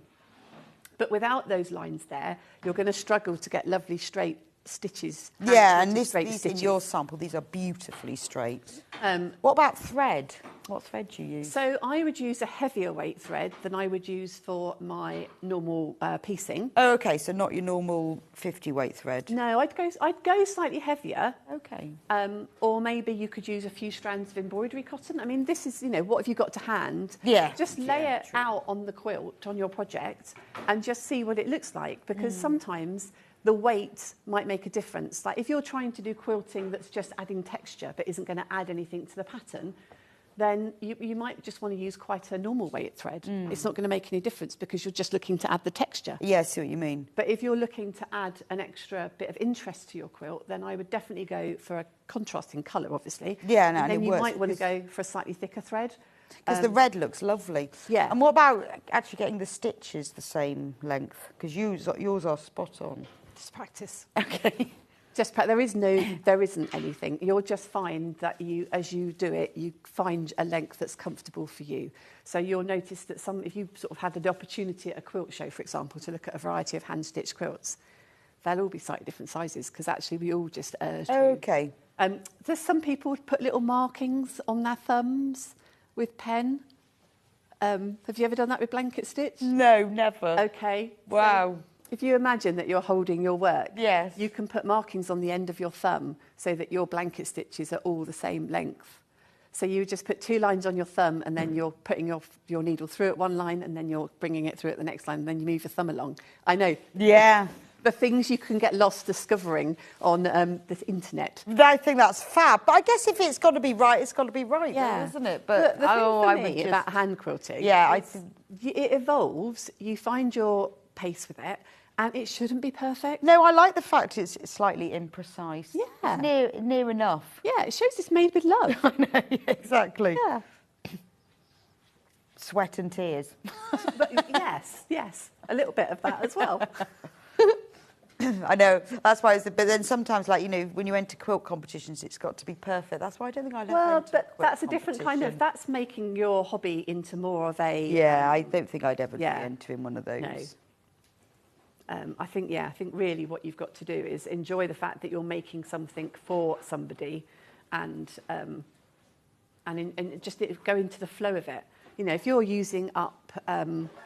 say you decided to incorporate into that some memory fabric, so maybe old shirts. I mean, if you're thinking pinwheels and seaside, beautiful gentleman striped shirts, they would be they'd be absolutely and nice and crisp as well. Well, or crisp or worn and soft. Yeah. So you might find that each pinwheel has a slightly different character to it because some of the fabrics have been used and softened with wear and washing, and other fabrics will be a bit crisper. Yes, shirts would be great. So if you want the instructions on their own, because you're going to use that's the graphic that's in there, but well over half the stock. I collect old jeans and old shirts. I do. I'm not sure what I'm going to do with these old shirts. Got loads of them now. £9.99 for the instructions on their own. I went into my local patchwork shop in Bath once and they'd made a quilt from old shirts hanging up. And from then I started collecting them. I think she'd been to charity shops and bought all sorts. Still haven't made it, but this would be brilliant for her. Was she including the pockets and things, detailing? No, she just used it and she made pinwheels, not these sort of pinwheels, but that was what it all was. But she just, it was all blue and white. It was beautiful. Absolutely beautiful. I've got loads of shirts now, but as a memory quilt, and I think a lot of people would like to start, or even children's clothes would be nice. Yeah. Baby clothes, and then you can make them like a little. Oh, I've still got a big stash of baby clothes. I've got loads of those as well in the loft. Yeah. Absolutely. My babies aren't babies now, though. But I've kept their favourite, not their favourite clothes. My favourite. I don't know what I'm going to do with them. Did you? Can you? I will confess to having actually bought clothes because I knew it would look good in a quilt. No, I've never done that. Did you not do that? I never even thought about making a quilt from them. But when I got you could pass clothes on, and you can't keep everything. I've got 3 of them. I decided to just keep my favourite things or things that I'd made for them. Yeah. Like little dresses and things. But I never thought about the quilt. Yeah, no. Thank goodness. Can you imagine what I might have bought? Well, I did buy a lot of summer dresses because, again, with a child's summer dress, there's a lot of fabric in the skirt, and I bought a lot of summer dresses where I really liked the pattern, knowing that would make something quite good at the end of it. I mean, it's all still folded up in a little suitcase in the loft waiting to be done. But one day, and I bought an awful lot of my daughter's clothes off of second-hand sites. So it wasn't a case that, you know, I bought second-hand, I sold second-hand. So it wasn't like I was just buying from the shops and spending a fortune on fabric in dresses. But yeah, I did buy with that in mind. So the bundle that Sarah's doing now, we'll put that into the graphics now because we can see what it looks like. It does look really different once you do it. Yeah. We're in single figures on this bundle now. And the instructions are very low as well. But just think, I mean, it's interesting. Let us know what you're going to make with yours, because I think quite often, you know, you all have great ideas. So we've talked about a few things like shirts or children's clothes or fidget quilts, but I know you all have great ideas. It's just when someone like Sarah, a fab teacher, comes up with a pattern, it sparks an interest, doesn't it? It sparks an idea where you think, oh, yes, all of my very expensive Liberty fabrics I might use for this. Well, that's one of the nicest things about teaching, is that and meeting loads of people and doing the same project is everybody brings different fabrics, so you get to see how other people put fabrics together, and you can really learn loads from that. And then another is that you give people the basic thing, the project, and then they've got a whole new interpretation on it. Yes, so I might look at something and say, well, it should be done like this and like that, and then somebody will arrive with a set of fabrics, and I'm thinking, I don't know if that's going to work. And then they do it and it looks amazing. I'm like, well, that's challenged me. That's, you know. Yeah, it's really great because everyone, you know, all these wonderful creative people, you all have such fab ideas, but you know, it's this little spark of a project to make it, which is great. So it's really, that one's, I really like that, this one. I like the grey background on it as well. The grey background is really nice. Calico would be a lovely background. What is that? I love a calico.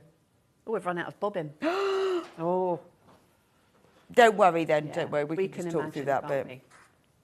But yeah, that's what it's going to look like. And I think this is very gentle. So it's a nice grey. The pink's nice as well. Yeah, it is. It's lovely. Well, actually, they really stand out, don't they? Yeah. Like pinwheels on a cloudy day. Yeah, that's British seaside, that is for you. Grey sky. Probably would be today. Yesterday, gorgeous, but optimistic pinwheels on a grey day.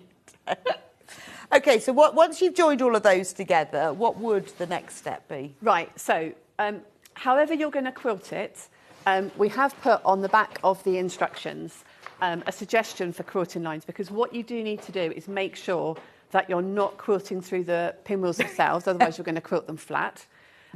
So you want to find a way of quilting around it. So I always like simple things. So I've gone on the back, I've shown you the quilting lines that I think would look really good, but you could do whatever you wanted. I mean, you could stitch some buttons into the middle if you wanted to. Oh, yes. And that would work as quilting if they went all the way through to the back. So if you think that your centres aren't very good, it doesn't overly matter because they're very, very forgiving. Oh, buttons would look brilliant, wouldn't they? And again, add to that fidget element. Yeah, exactly. So you just need to make sure you've got quite a strong needle because it is quite thick there. But you could I wouldn't hand stitch like quilting through the middle, but sewing a button on would be quite fun. Yeah. And if you think about those windmills at the seaside, they always have that spinny bit. They do, they're brilliant. Yeah. And my machine, I discovered, despite the fact I've had it well, has got a button stitch. Yes, I know. Who knew? And it's magic because all it is a zigzag that you set to the right width, isn't it? Because it's got a special button foot. Yeah. So you could even use You that. probably, I mean, you could. It's really thick, so you just want to go gentle and make sure you've got a proper thick needle in your machine because a fine needle going through that bit there is not going to hack it. But that would look lovely, wouldn't it? Yeah, and it would be enough because it's only a small project. You wouldn't need to have lots of quilting lines on it as well if you just went through the centre of your pinwheels. Fab. And then bind the edge? Bind the edge. The instructions are on the link. And yeah, again, you can just join all your bits together to make some binding. So do you think you'd have enough left? Out of you would have enough, but you wouldn't have enough of any one of them, so you would need to join them together. Yeah, so if you joined them all together, you would have enough to do it. Well, yeah, absolutely, yeah. But I'll just recap this bundle. So the one that we, Sarah used to make this one. Oh, sorry, the one that you were working with, right, which is this one here. This one here. $22.99. There are more of you who've got that one in baskets than we've actually got available. So that's that beautiful Liberty one on a cloudy day. It works really well with the grey. I think that's lovely. I think sometimes we always use like just white or cream, but actually the grey is lovely. Remember, you get the full instructions with that one as well, with all of the links to the tutorials for the different really stages. Good binding handout that shows you exactly how to put the binding Oh, in okay. the corners and get So, because we haven't got round to, we've done, Sarah's concentrated on the pinwheels, but there is there's the link on the back to a binding tutorial of how to do that. So, with this bundle, we have got more of you have it in baskets than we've got it. That's the one that Sarah's been demonstrating with. The pink one, which is the sample one, the Liberty Pink. So, you've got 5 Liberty Fat 8s and 1/2 metre of white fabric. And again, when everyone is checked out, this one is in single figures. I mean, it's very good value when you think of all the Liberty you've got in there. It's so pretty, isn't it? And then the final one is this beautiful autumnal one. A little bit of William Morris there. I've got a bit of Strawberry Thief. Lovely shades of browns and oranges. This is lovely for this time of the year. And nude for the background, which is a nice, soft, gentle, neutral shade that will really work well with this. $22.99 for that one. And if you want the instructions on their own because you want to make a bigger quilt, you've got plenty of scraps of your own already. Maybe you've got some gorgeous Tilda or Cafe or Liberty, or you're going to make a memory quilt. Maybe you want to use old clothes to remind you of something. School ties. Maybe. School ties would be great, wouldn't it? I've seen loads of quilts made from ties, and you think, I mean, but if you've got a lot of ties that you want to use, you could cut them into squares. Yeah. All sorts of things, but fabric, or maybe every curtain that you've ever made. And you can have you made a lot of curtains? I've made a lot of curtains, yes. But that's random. Random, yeah. Got lots of curtains. I made a quilt when I was about 16 from like 3-inch squares from all the things I'd ever made and things my mum had made, curtains and all sorts. That's a proper memory quilt, right isn't it? mess, but it's a memory quilt. Yeah. None of it went together at all, but it was a good memory. Anyway, there we go. That's a catalogue of your sewing project. It is, yes. So that you could use this, and I think it's always nice to have a pattern where you think, I'm going to put those fabrics aside and I'm going to use it for that. Yeah. Or scraps, because you don't need very much. Anyway, this has been brilliant. Thank you so much, Sarah. It's been a pleasure. It's been a joy to be on with you today. It's been an education. I'm converted to join you. And now you know what a butterfly seam is. And I do. And I also think this is brilliant. I absolutely love this technique. So do you know when you're back with us? No, maybe December. Okay. Yeah, not next month. I'm busy. Okay, maybe September. All right. Oh, right, yes. I've got to recap the kits, because from Sarah's first hour, if you weren't with us at 8 o'clock, because it was quite early, we have got a few left. The pattern on its own has sold out. We can't get any more. We've tried, but we can't get any more. So the only way that you can get the pattern now for this whole big quilt is in the bundle. But actually, the bundle's $42.99. Which is amazing, because you're getting 8 fat quarters. This one has got 3 K fat quarters, and then these autumnal fabrics. There are only a handful left of these. And then you get 1 metre of gold and 1 metre of nude as well. They are beautiful, aren't they? But you get the full instructions. And it's also got the links to all the video tutorials. So this is the beginner's patchwork. If you've never patchworked before, if you've wondered what a half square triangle is and how to do it, if you've thought, I don't want to use templates, every block, see, is slightly different, and you will learn as you go along, and there are loads and loads of tutorials in it. So this is your chance to learn patchwork and become addicted to it. That's the autumnal bundle. There's only a few of those left, so I'm just giving you a quick warning about that. And then we've also got the Brights bundle. So that was the sample that we had earlier. So these are the instructions, and then in the bundle you get all these Brights fabrics. So you've got like apple, green, you've got petrol, lavender, ivory, pink, well, light pink, salmon pink and red. And then for the main sort of backgrounds, you've got metre of turquoise and a metre of white. And that will make, that quilt there, the one on the right, is just the small version, that's half of it. With this bundle, you can make twice that. Right, autumnal is now sold out. The only way you can get the instructions today is to get the brights. But you get all that fabric with it as well. It is just the best. And if you want, if you weren't with us at 8, then go back, watch it again at 8, because Sarah demonstrates a lot of it and you can see what it's all about. But it's the only way you can get that. So we'll see you back here in December at some point. Yes, I hope so. Fab. And I'll see you back after the break. Jules will be back. She's got 2 dresses. Again, fantastic dressmaking skills. You're going to learn loads. If you've got any specific dressmaking questions, do ask Jules, because she does know everything about it. And I will see you back here in a few minutes' time. Missed the live show? Don't worry, we recorded it for you. Never miss out on your favourite presenters, guests and makes ever again. Head on over to our YouTube pages to watch back the day's live show and enjoy your favourite demos over and over again. Subscribe and turn on the bell notification so you never miss a show or video ever again.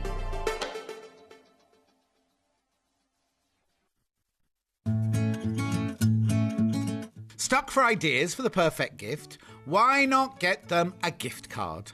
You can buy Sewing Street gift cards loaded up with anything from £10 to £500. Shop our gift cards online at www.sewingstreet.com or purchase them via our UK call centre on 0800 001 44 33. Follow Sewing Street on Facebook and Instagram to keep up to date with what's coming up on the show, as well as being the first to know about our amazing offers.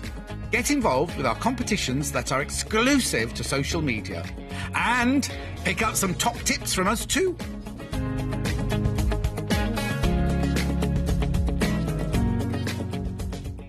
Here at Sewing Street, we're always looking at ways to make your shopping experience better. That's why on certain items, we have split pay. So with the split pay, depending on the price of the item, you can split the cost twice, 3 times or 4 times. So that means you pay once, then you pay monthly until it's finished. And you know what? We do not charge any interest whatsoever. Isn't that fantastic? Split pay, you say? Well, yes, please. I'm off to buy myself something fabulous. Keep up to date with what's on Sewing Street, as well as all the latest news and special offers by signing up to our email newsletters. Head on over to www.sewingstreet.com, scroll down to the bottom of the homepage, type in your email address, click the envelope, and you're done. Never miss out on the latest news and special offers ever again. Back by popular demand, introducing the one, the only Gemporia Festive Ball. Party with your favourite presenters from Gems TV, Hobby Maker, Jewellery Maker and Sewing Street. We're all together for a night that's gonna be the talk of the town. Situated at the fabulous Stratford Manor, close to the world-famous Stratford-upon-Avon. Tickets are just £99 per person, including a welcome drink, a 3-course dinner, half a bottle of wine and music that'll have you dancing all night long. There'll also be a shop at the party and even a tombola if you're feeling lucky. Numbers are limited, so order your tickets today to avoid disappointment. Let's make it a night to remember at the Gemporia Festive Ball on Saturday the 25th of November. See you there.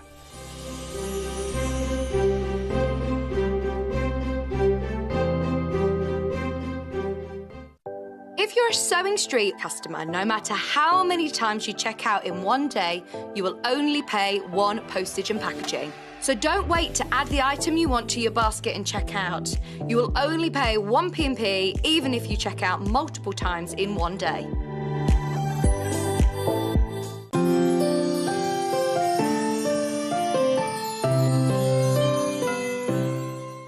Are you a fan fan of Sewing Street, why not join our growing Facebook fans pages? Just search Sewing Street Fans on Facebook and click Join Group.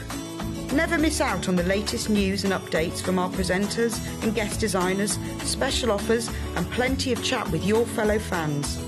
Share photos of your makes, ask for advice, interact with your favourite guests and presenters and be a part of the ever-growing sewing community. See you there!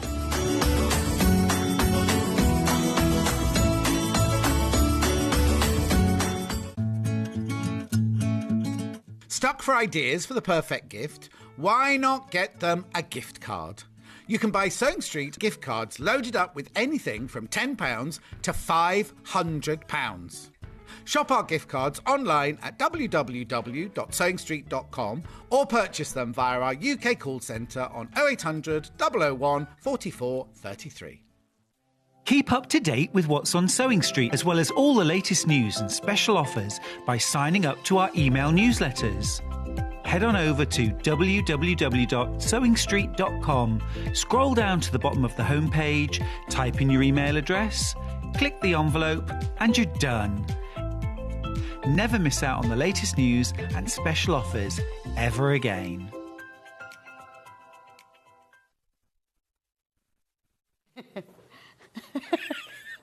Welcome back to Sewing Street. I'm just laughing because Cat just crawled along the floor. Anyway, welcome back to Sewing Street. So we're back with Jules and more dressmaking. So we learned loads in the first hour with her. But we've got two dresses this time. So I'm going to go through the first one. The first dress is the Ada dress, which is available in two different sizes. Here's the Ada. She's very tall, Ada. Here she is. So, Jules, what are the main features of the Ada dress, then? It's a really easy make. OK. And it's a wrap dress. Beautiful. Yeah. And it's got a nice big wrap as well. I know. No knickers. Exactly. No gusts of wind no or knickers on like show. That. No. Most people kind of worry about wrap dresses and that they're going to come down too low. But this one is quite nice. Yeah, no, it has got a nice height. You can pull it over quite a bit, and it is quite high. I must admit, I don't like showing off my cleavage at all. I'd like to keep mine under wraps. Exactly. So, but I feel really comfortable in this dress. Oh, OK. It's got just a short sleeve. Yes, yeah. So it's quite nice. But you could hack it and make it longer if you wanted to. Oh, OK. So, yeah. So this comes in two sizes. Yes. So you just have to choose which one you want. So this one is size 8 to 22. That's it. That's the Mrs. one. The Mrs. Yes. So Mrs. is, well, actually it says 6 to 20 at the top here. It is 6 to 20. Oh, OK. Oh, on ours it says 8 to 22. Ignore that. Its size is 6 to 20. I don't know why it says that on ours. It's this one, size 6 to 20, which is called Mrs. OK. And the bust on that one is a 77 to 110 centimetre. But there's this. So if you screenshot that, you can always watch it back if you want to be absolutely certain about which size you want. This is the size 6 to 20. And then we'll talk about the variations in a minute. But it also comes in the bigger size, which is sizes 20 to 34. Yes. What are you going to do if you're a size 20 then? Well, this is where our patterns are designed for different shapes. So, although we've got that kind of cut-off point in the middle, it's down to you know yourself, your figure type. So, are you more of a curvy figure type? So, do you go in at the waist, but you've got boobs and hips, or are you a little bit more of an all-over kind of even sort of body shape? Yes. So, because we have extra flesh in specific places, even though our frame size might still be the same. For example, the side length on the curvy is shorter because if you've got a little bit of extra padding on your hips, it's going to raise your waistline slightly. Oh, that's interesting. So you'll be able to kind of get a feel for your own body shape, basically. Yes. Yeah. OK, cool. So that's the other one, sizes 20 to 34. So we're not going to demo this one because Jules is going to concentrate on the other one. But there are different versions of this. So if you're going to buy the pattern, this is brilliant. It's amazing value for money because it can be a dress. Yeah. It can be a top. Yeah. And it can be an A-line skirt and a full skirt. Yeah. So you've got loads of different combinations there, which is perfect.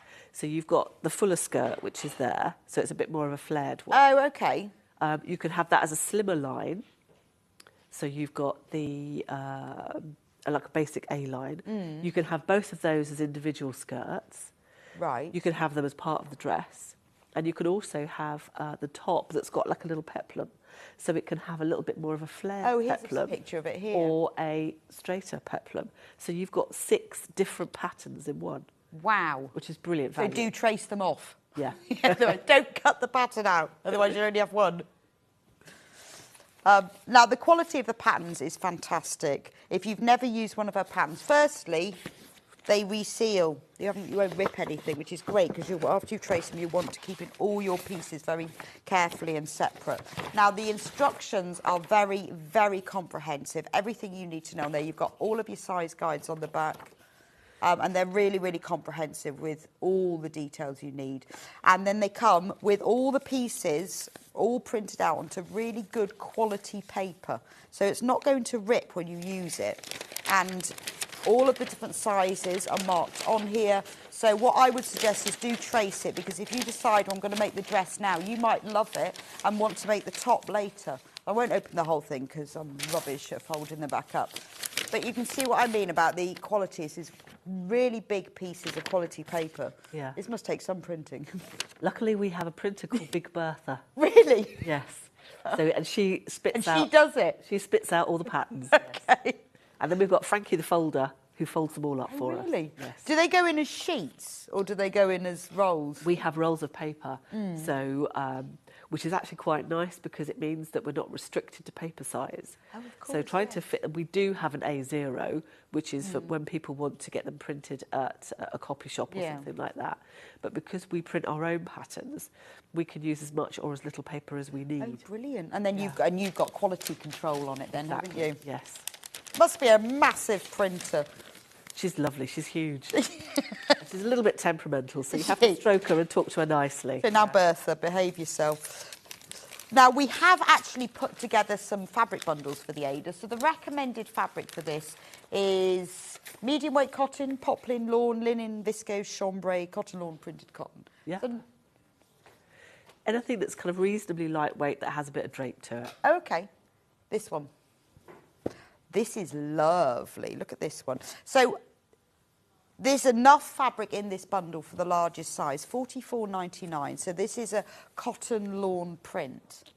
So that would be ideal, wouldn't it? Yeah, very autumnal as well. It's very autumnal. How nice is that? That is lovely, isn't it? Yeah, that's really pretty. Yeah, you don't often have an autumn floral, do you? It would go with that boiled wool that was in the first show. It would go really nice as a lining with that boiled wool. In fact, if you made yourself a dress in this, then have the boiled wool jacket, and you were going to an autumn wedding. Exactly. How cool would you look? $44.99, and that's enough fabric for the largest size, because it's not always easy to get dressmaking fabric, I have to say, but this is perfect. It's very soft as well, really, really soft. Oh, I don't know what a hibiscus looks like. What do you think a hibiscus looks like? No, I don't know what one of those... Does it look like that? It's a printed denim. Oh, I know what that looks like. Is that a hibiscus? No idea what one of those looks like. This is what it is, anyway. So this is a printed denim, but this is a lightweight denim, so this would be absolutely fine for this dress. This isn't jacket denim, this is dress denim. But isn't that gorgeous? I might even have to unfold that one a little bit so you can really see it. But how nice would that be? That's a really pretty pattern. It's really nice, isn't it? And I like the fact it's denim, but it's just it's lightweight. So it'd be perfect for that. Printed denim. Can I do that one next? Love that one.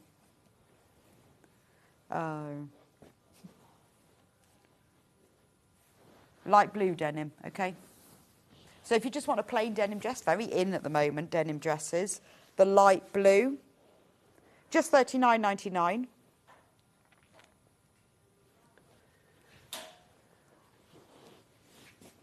Right. And then this one, the black cotton poplin. Again, this is nice for this time of year as well, isn't it? Yeah. Well, you can have it in the summer as well. You could, actually, absolutely. But it's pretty. And this is a poplin. I love a poplin. Yeah. Because it presses nicely. It does, yes. Yeah. Okay. So those bundles, there's all enough fabric in those to make the largest size of the dress. Right. So the other dress that we're looking at today that you're going to demonstrate for us. Now, all the patterns are in one size for this one. Yes, this is one of our early patterns. Okay. We are going to go back over our kind of back catalogue and regrade them so that they will be having 2 different size ranges. Oh, okay. But there's actually a lot of ease within this pattern anyway. So this goes from an 8 to a 22. Yeah. But it does give you the actual finished garment measurements as well. Yeah. And it's the one you're wearing. I'm wearing it, yes. Oh, okay. £24. So tell me about the pattern. What's the idea behind it? 'Cause I know there's always a story behind your pattern. Well, actually, I was inspired by Far From the Madding Crowd, which isn't a Shakespearean play at all. No. Who were you, Bathsheba? Well, I loved that kind of bucolic. Oh, so do I. I sort of, absolutely love that whole kind of feel, that sort of, yeah. And it was those shepherd smocks that I kind of was inspired by, that Shepherd Oak was wearing. Oh, cool. Is it Kerry Mulligan who was in it? She was brilliant. She's it? just, I want to be her. Yeah, she's so cool. She would have worn this dress, wouldn't she? She would have done, yes, exactly. So that's where it came from, really. Okay. Yeah, so that's the idea from it. But Helena was from Midsummer Night's Dream, I think. So you should have called it Bathsheba. I can never decide whether it's Bathsheba or Bathsheba. Bathsheba, yeah, Bathsheba. I don't know. Do you know, that would be... But so that's what it's inspired by. Yeah. So it's a very easy-to-wear dress. It is. You literally just pull it on. It's a tunic kind of thing. You can wear it on its own if you want to, or you can wear it like I've got it today, layered up. And the one behind you there, that's the dress as well? Yes, that's it. So it's no fastening zips and Nope. stuff? Pull it straight over. Put it all over? Yep. It's got a little pin tuck detail at the front, which is quite nice, that goes into a neckband. And on the back, we've got a little yoke. Oh, yeah, it is very... So it is kind of very smocky. Gabriel, isn't it? Yeah, it is Gabriel Oak, yes. Yes. So, yeah, but you can kind of customise it and, again, do different things with it if you wanted to. We've made it as a kind of a 3/4 length sleeve with some tabs on okay, it. yes, but you could just do it as a short sleeve. Which is what I've got here. And I guess it could be smock length or Oh, absolutely. You can longer. make it shorter if you want to, or you can make it, really long. It's perfect, isn't it? I've got a similar dress, like a denim one, and I use it a lot in the winter, and I put long sleeve tops underneath it and woolly tights. That's it. It's a perfect kind of layering thing. Yeah, it is, isn't it? So even if you made it in a lightweight fabric, with a T-shirt and a pair of jeans underneath it, True. it's going to take you right the way It's Christmas dinner, isn't it? Because you can just expand. Exactly. In that dress. You should always have a Christmas dinner dress. Perfect. That has lots of space in it. It's Yes. gorgeous, isn't it? Right, we have got some fabric bundles with this one. Now, this is the way. Can we do this one? Because I love this one. That's gorgeous, That is actually. gorgeous, isn't it? No, actually, that would look really nice in the age. And in fact, you could use it. But the price? No way. £19.99, and there's 4 metres. That's a bargain and a half. That is a bargain and a half, because you could make the Ada dress as well with that one. Yeah. That's beautiful. Well, not as, no, but you could make either or. 4 metre bundle. So they're like leaves, I presume. I think they look like ginkgo leaves. That's it, yeah, I was thinking, is it that Japanese Yeah. thing? In sort of rusts and blues. It's beautiful. It's a viscose poplin. Over half the stock of that gone. Let me just show you how lovely it is, because it's got that real... it's got a viscose drape. wobble to it. It's got... That's a great... The technical description is the viscose wobble, but I know exactly what you mean. That is beautiful, isn't it? In fact, make a lovely blouse in that one. It would, really nice, yeah. Lining. Yes. Loads. I cannot believe. How is that only £20? Well, 19.99 actually. How is that only 19.99? Viscose poplin. So I guess all the others... Oh, can I have that one next? Now there's your autumn dress. Yes. Single figures. Oh, Now, those are look at your that. colours, aren't they? 19.99. Yeah, that's definitely mine, isn't it? Lily Floro Viscose Poplin. That is so lovely. 19.99 for that one. Bargain. That is a bargain, isn't it? We'll have that. Yeah. Then we've got the blue one. So this is like, I'd say petrol. Yes, kind of a teal almost. Yeah, it's like that tealy petrol. Again, 19.99.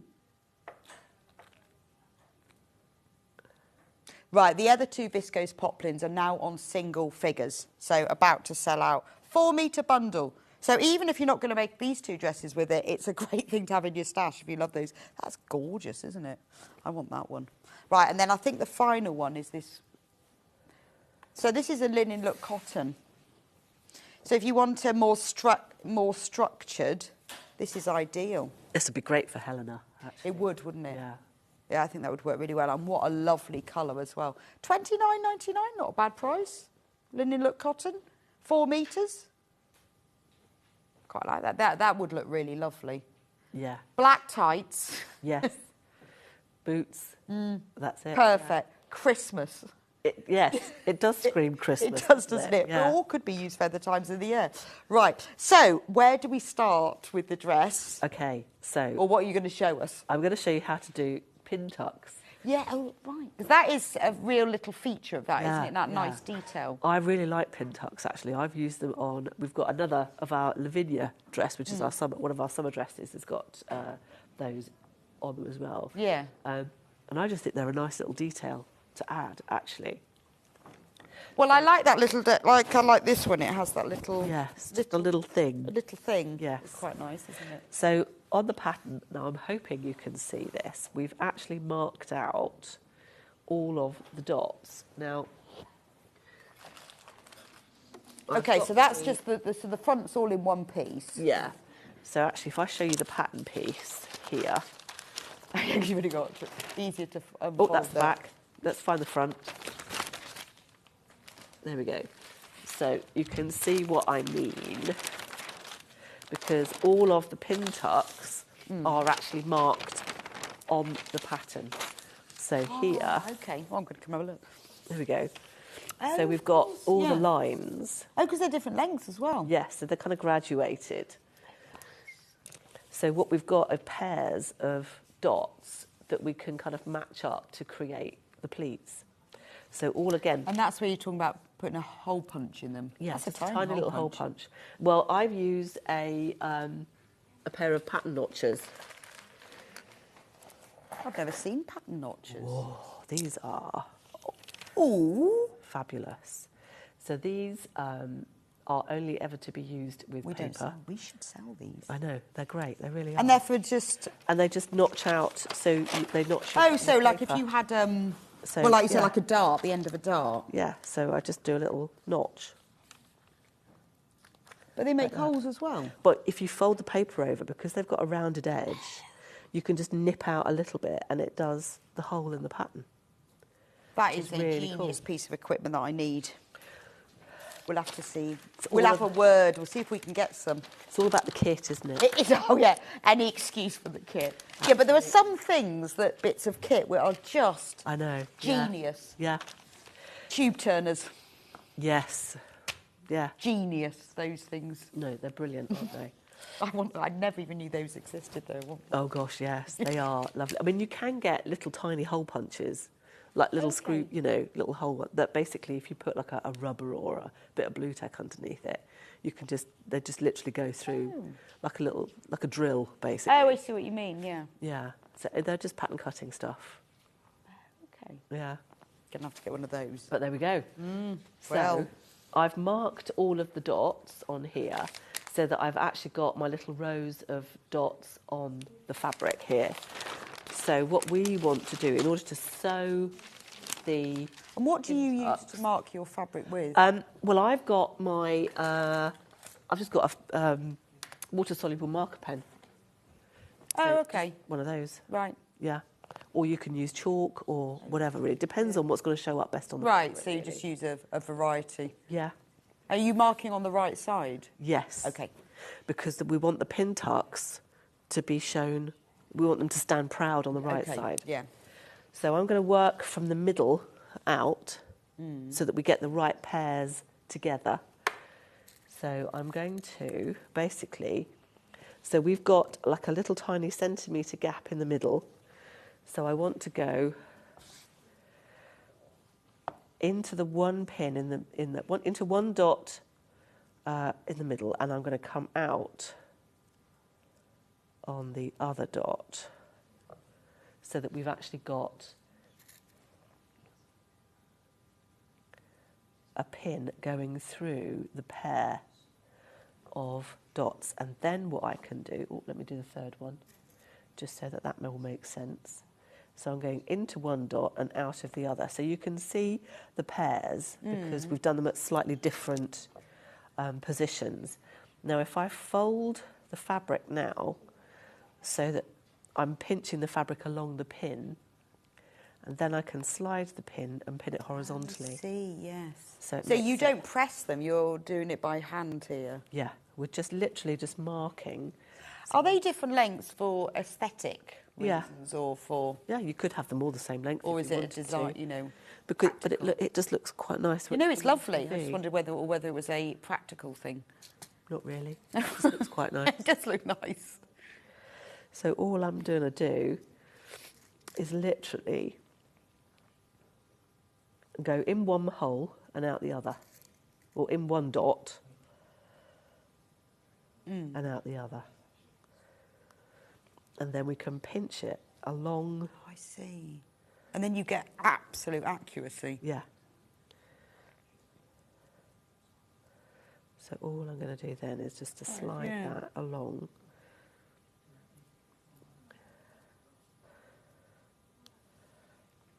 And then we've got the last pair on this side. So again, in one and out the other. Oh, look, and I've missed one out. Rebecca.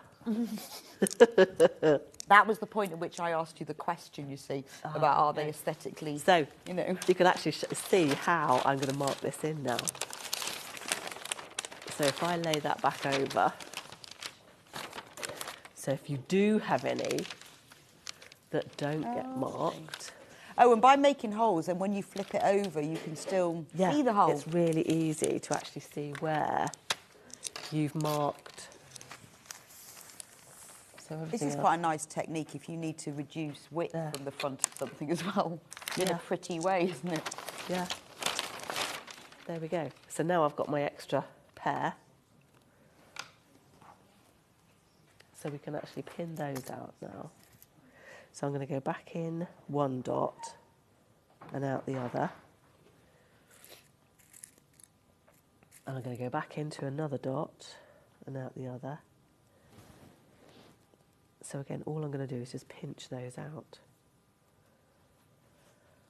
But we need, when we sew, we're going to sew from the neckline down to the bottom set of dots. So if I just pin these other ones out quickly, then we've got all of them done. And what we want to have is a little tiny gap in the middle. So effectively, what we've got is a little centimetre, a scant centimetre in the centre, and then we've got another centimetre pin tuck, and then we've got another half a centimetre gap. So in theory, all of the pin tucks should be kind of sitting next to each other. Perfect.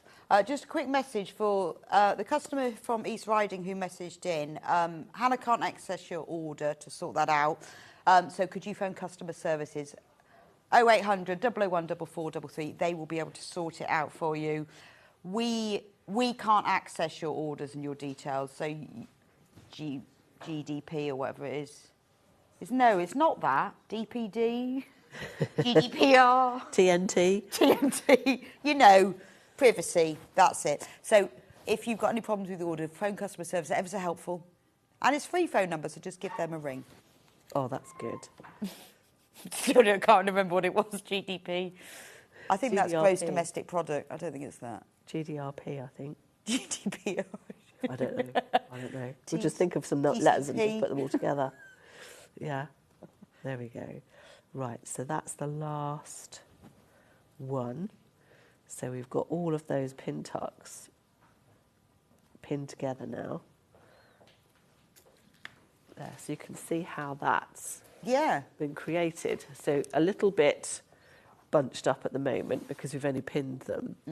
But, you know, they're a great, I think they're a really nice form of... Well, they are, and it's like it gives you that smock effect, doesn't it? Yeah. I mean, you could have gathered it, but how boring would that be? I know, it's nice to do something different, isn't it? We've really? only got a few anyway. Yeah, that's it. There's only 6. It adds a little bit of interest, doesn't it? Yeah. So when you come to see, this would be my scary bit now, so I've now got to sew them.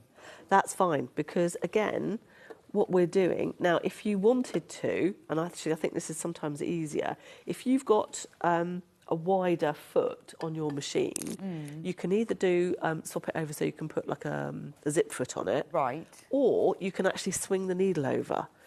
So okay. So it's because how far in do you sew it? Because you actually only want to sew about 0.5 centimetre. Right. But if I don't want the side of my foot here to interfere with the next. So you could use a 1/4 inch foot if you had. If you wanted to. One of those. Yeah. That would be absolutely fine. So, let me find the foot. There we go. So what I want to do is we're going to start with a little back tack.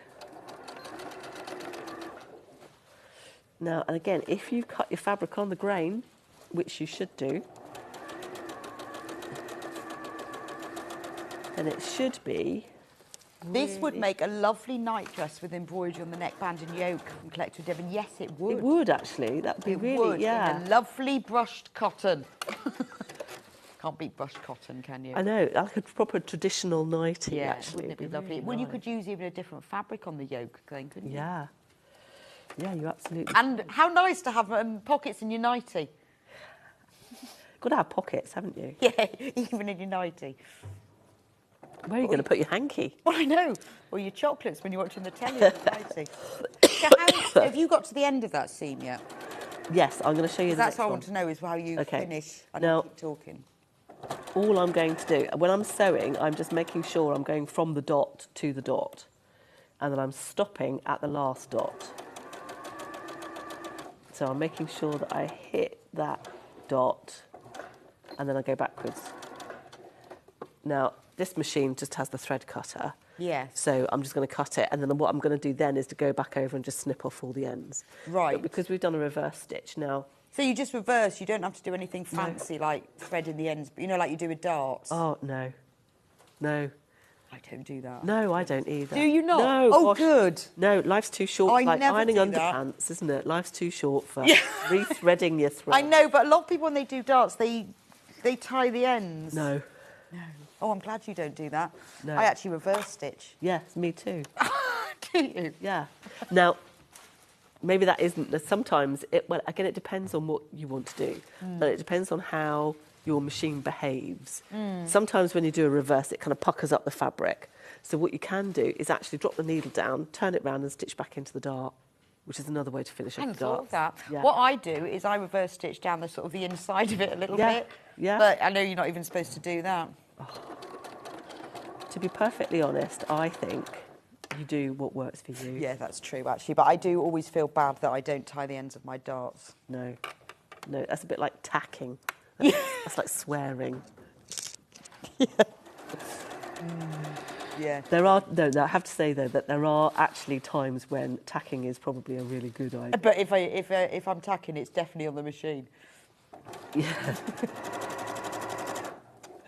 Yeah, it's not ideal, is it, really? But when you're quilting, you see, you're not supposed to reverse stitch. You're supposed to tie the ends. Oh, that's right, yeah. That never happens, ever. But then you've got the things on the machines, you've got the little dots where they just stitch. Yeah, but on- it does it. Yeah. Gives a bit of bulky if you care that much. Yeah.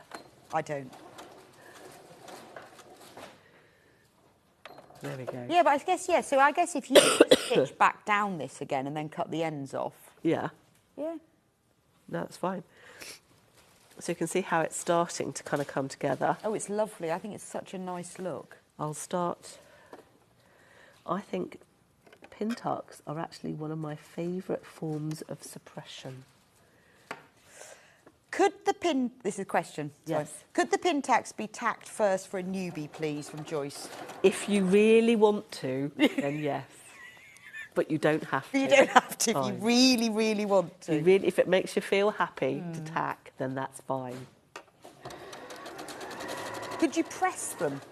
No, because you don't want to press them until they're done. Oh, okay. Because otherwise you're going to press everything else. And it's all going to get caught up and you've got pins in the way and it's all a bit... Right. Yeah. So, yeah, so if you really feel you have to, then do tack. Then feel free to tack, yes. But I think, because quite often, when you're adjusting dresses, because you've got a lot going, too much bulk at the back or at the front, then it would be a really nice way of reducing as well. Yes.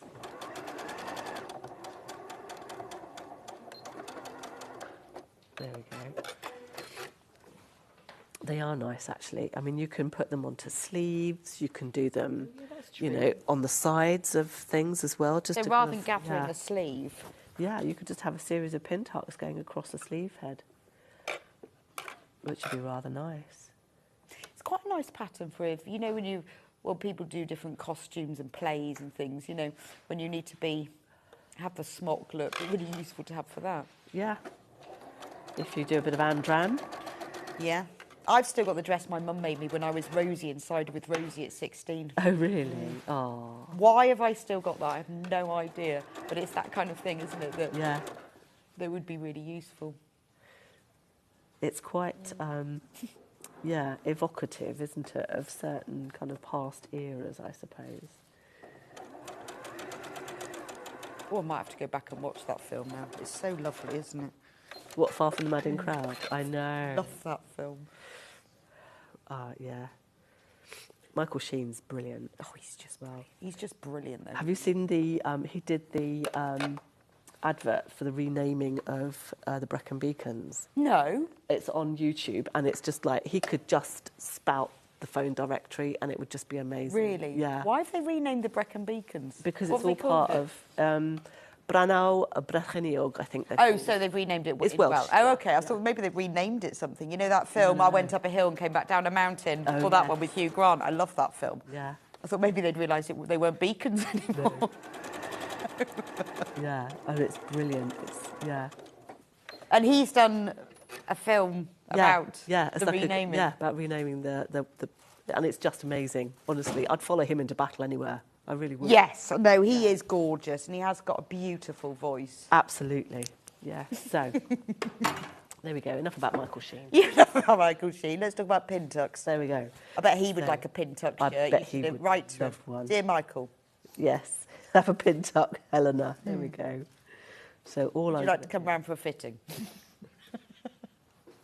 I'll fit you up, yes. There we go. I'm just trimming these ends off now because the little bits just get in the way. So as much as having the underbed trim on the machines is really good, you do still have these little bits left. Did you use your normal matching thread for this? It's not feature. I mean, I have done a denim one and used top stitching thread, which was quite nice actually. So that works really well. So there we go. Amazing. So now what we want to do is to separate those out and give those a press. So the easiest way to do that is to run the iron straight down the middle. Okay. So then we're making sure that we've got one set going one way and one set going the other. Can you see that on the overhead or do we need to move over? Do you want me to move it Yeah, over? I think you might need to go right a bit. We'll go in the middle. There we go. Ah, perfecto. Oh, so one lot go one way and one go the other way? Yes, yeah. So all I'm going to do is kind of part them.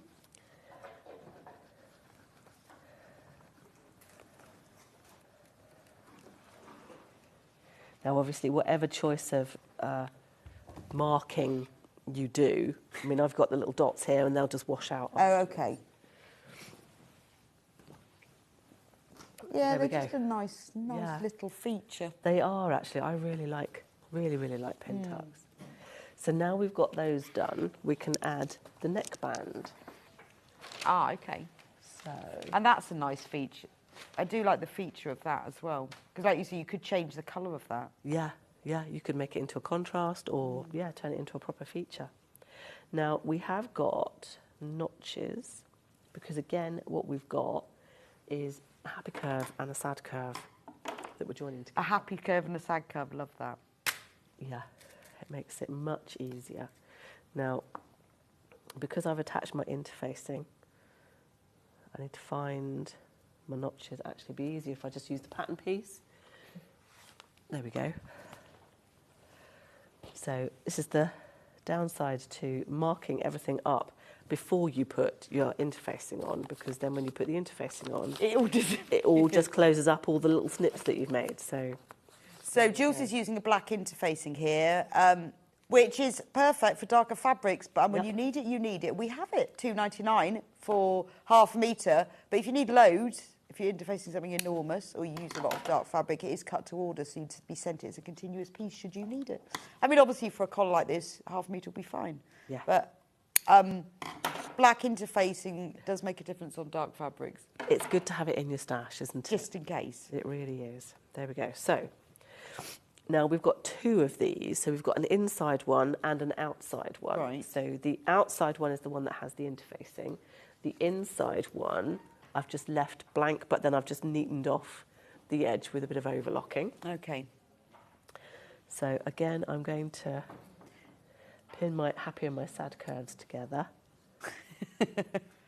And When then- you look at that, you think that's never going to fit. It will. It will. I promise it will. But it looks like, how is that going to fit? I know. But the thing is, now if we've got the middle marked, we know that the ends will match. And you've worked all this out anyway. So well, we know the pattern works. So then we've got the notches. We can find those Where are the notches? On the... on the curve Okay, of the dress. of both the dress, and we've got a notch on the neckband. So that if you you're match matching those like up, in the middle as well. Okay. that's it. And then we know that everything else is going to fit. So then it's just a question of easing all the raw edges together so that we can match everything up. So there, that part again.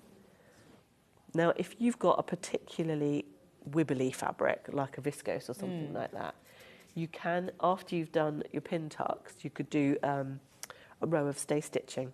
Ah, okay, just to Yeah, stabilise. that's it. I guess if you've got like quite an open linen or something. It just bends and it just wants to kind of behave itself, actually. It's not too bad. Because you've got the interfacing on the neckband piece, that's what is going to keep everything stable and allow it to hold its shape. Oh, I see. So even if you've got a viscose, then it will be fine because of the interfacing. Yeah.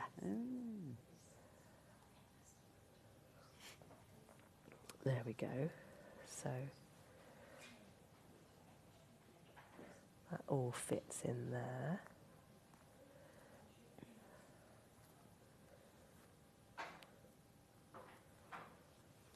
And it will just kind of ease itself around. Now, if you have got a particularly tight weave fabric, if you do your stay stitch, literally 2 clicks in from your stitching line. So again, just use a normal seam allowance, but click your needle over to the right. Then that's going to give your that's going to put your stay stitch inside your seam allowance. Oh, okay. But it still means that you can clip around that seam if you want to, just to get it to bend around the curve. Right. So do your stay stitching just a little bit in. Okay. Yeah. So we can check it's all sitting nice and neatly. So that's how it's going to look when it's finished. So that's all in the right place. So all I need to do now is to stitch it. Excellent. So I'll just run over the pattern. The pattern that Jules is doing at the moment is the Helena, otherwise known as Bathsheba. Inspired by the smocks of Far From the Madding Crowd of Michael Sheen. No, actually, I think, did you make this before Michael Sheen was in that film? I think I did, actually, So we can't really say that. No. It is, goes from a size 8 up to a size 22, which is an 82 centimetre bust, up to 118 centimetre bust. Now, it can be made with these slightly like 3/4 length sleeves that Jules is the one that Jules is wearing, which has a little button tab, or shorter sleeves, and then you can make it smock length, you can make it blouse length, you can make it full length. Absolutely. You could make the sleeves longer if you wanted to, and then elasticate the wrist. Oh, that would be nice, Yeah. wouldn't it? It is suitable for medium weight cottons, poplin, linen, satin crepe, crepe de chine, viscose, lightweight wool, and needle cord. Oh, it would be nice in a needle cord. Oh, I know. We've got one of the, if anyone's been to see us at a show, then we have got one of our samples made up in needle cord, actually. Yeah, I bet that is lovely.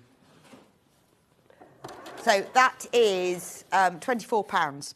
Now, we do have some fabrics. This one. The only one remaining. Wow. In that one. Yes, for this dress is this one. We sold the others. Those beautiful, incredibly inexpensive. I'm not viscose surprised. ones. Not Yeah. surprised. Ladies, you can't have Michael. He's ours. But as you're not well, Jules, you can borrow him for a lovely cutch. Oh, I like Julian a on the street. I love that word. That word "cutch" is Cutch. brilliant. I love a cutch. Yeah. I know he's you. I know he is, but we love him, and he's got the nicest voice. Linen look, cotton in wine. There's enough here for the largest size, only £29.99, and that is gorgeous. I think that is perfect for this smock dress. It's got a little bit of body, but a nice bit of drape as well, and how lovely. £29.99. Right. Oh, you've done it. There. So we've stitched.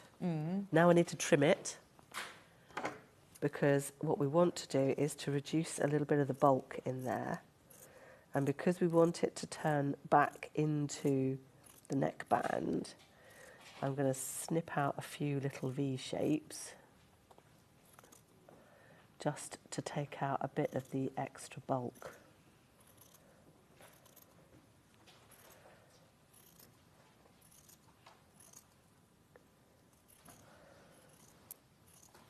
This is where, you know, you can get some of those, like, spoonbill kind of scissors. Yes. Applique scissors. Yes, the duckbill applique scissors. Duckbill, that's it. Yeah, this is where those are really handy. Oh, because you can actually sort of get Yes. around it without snipping anything else. Yeah. Or pinking shear is one of my favourite things. Yeah. Love a pinking shear. So all I'm doing now, if you have got... Would you like to borrow some?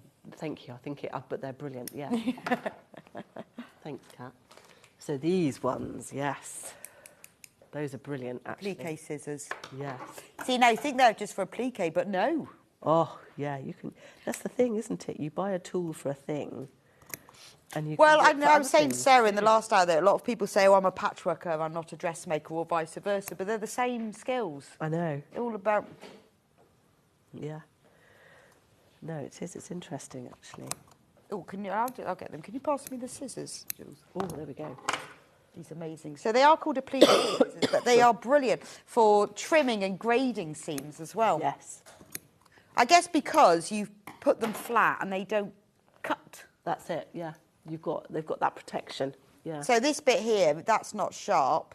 So you can lay that down and then it just cuts that and it stops you cutting the layer below that. There we go. Perfect. But they're also very good for applique as well. They are, yes. But I use them for that when I want to cut something but not cut the bit underneath.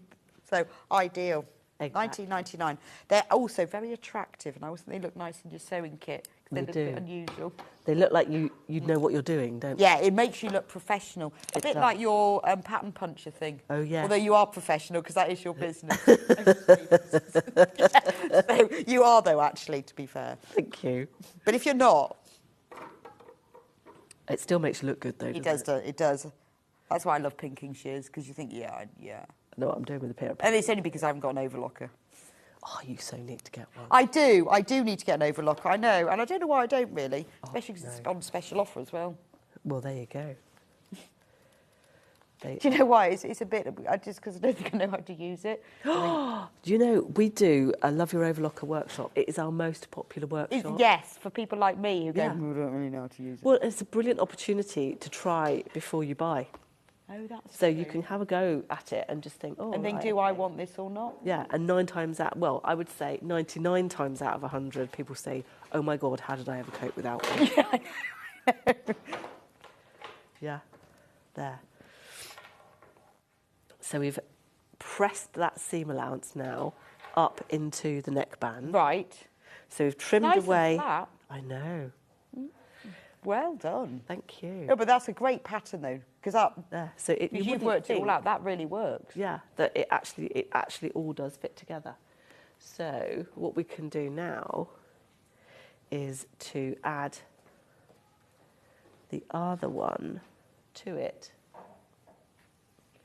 So this is how we finish off the inside. So basically the way this dress is put together, you make up the whole of the front and you make up the back and then you join them together. Ah, okay. Because there's a really interesting thing that if we've got time to show you how to do the yoke. Yeah, we've got about 5 minutes. That's fine. Yeah. So So again, this is not a difficult one then. no, not at all. No, I don't think any of our patterns are particularly difficult, really. No. We try and make them as easy as possible. I like the fact like this one doesn't have any zips or Yeah. anything. That's it. It just goes over my head. Perfect. That is it. Yes. I mean, that some of them may have a few more processes. Yes. So like the Ariel cargo pants have got a fly and an elasticated waist and inseam pockets and cargo pockets and all that kind of stuff. But they're not actually taken each thing on its own, and it's not difficult to do. Well, that's encouraging. This one isn't. I love this one. I think it's a really nice dress. Lovely. Comfy.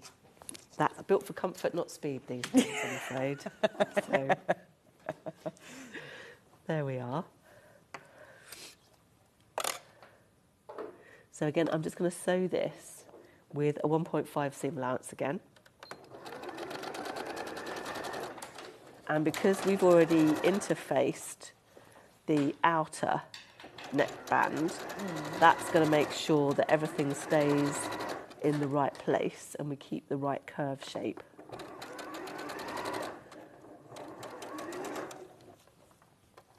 Oh, and I guess because the curve's the same, you haven't got quite the same knitting issues. No, that's it. But because, and again, depending on the fabric that you're working with, so linen can stretch quite easily because it's a looser weave. So if you were doing a contrast neckband, would you do this lining piece of the same colour as the outer piece? It's up to you, I think, really. It could have it. I would probably have it the same colour so that if you do see it, Yeah, it wouldn't. then it's not going to, yeah. So we've got that neckband stitched. Now again, what I'm going to do is to snip into that, because what we're going to do is to fold back the neckband so that we can understitch. So understitch kind of does what it says on the tin with like a lot of sewing terms. It holds the facing part of the neckband under. There we go. So before I even press it, excuse me. Oh dear. You can go back home to bed in a minute. That'd be nice, yeah. So what I want to do now is to actually fold the neckband back over the seam allowance, and we're going to just stitch that side of it very close to the seam. Like, how close? Like a millimetre. Oh, like really, really, Really close. Really close. The closer the better. And again, if you wanted to, you can use your, your foot as a marker and then swing the needle into place. So literally a couple of millimetres. And all I'm doing is just pulling the fabric gently apart to separate it. Now, the reason we don't press is because we want to make sure that we're pressing everything in the correct position. Oh, I see. So because we're stitching the facing to the seam allowance, that's going to pull that under slightly. So it's not like just getting the seam on the edge. We want the seam to kind of roll over underneath a bit, so it's actually hidden.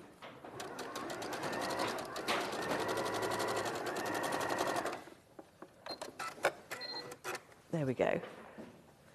So what that does now is if I fold that back over, you can see it wants to. Yeah, beautiful. It just wants to do it. Wants to stay there, yeah.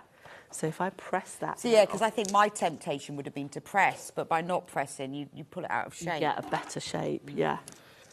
You do get a better shape.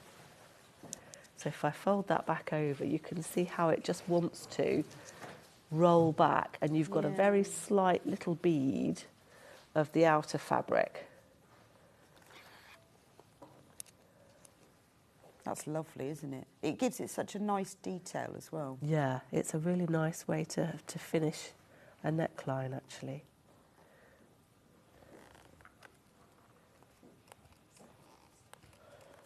There we go. And then from the right side, you won't actually see any of that inner neckband, and it's all neatened it off beautifully.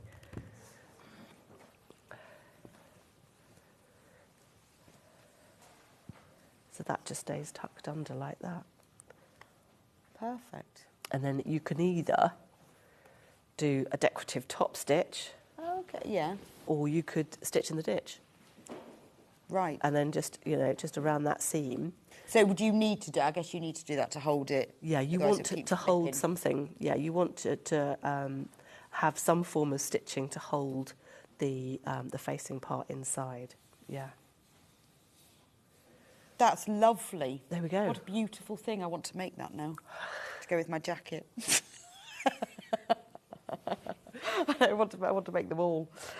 So I'll just run through the pattern. Thank you so much, Jules. That's You've been okay. fab. You've taught us loads today. I'm sure you've all learnt lots as well. You know, even whether you're a beginner to dressmaking, which these patterns I do, or more experienced, you still learn loads from the patterns. And every day's a school day, isn't it? every day is a school day. But also, you know, it's nice to have something that's so wearable, and that you can then think about all other fabrics. I always think it's nice to have the pattern so that when you find the fabric, you know what you're going to make. Exactly, yeah. Sometimes rather than the other way around. Although I guess have the fabric and try and find the right pattern. Yeah. Do you know when you'll be back with us?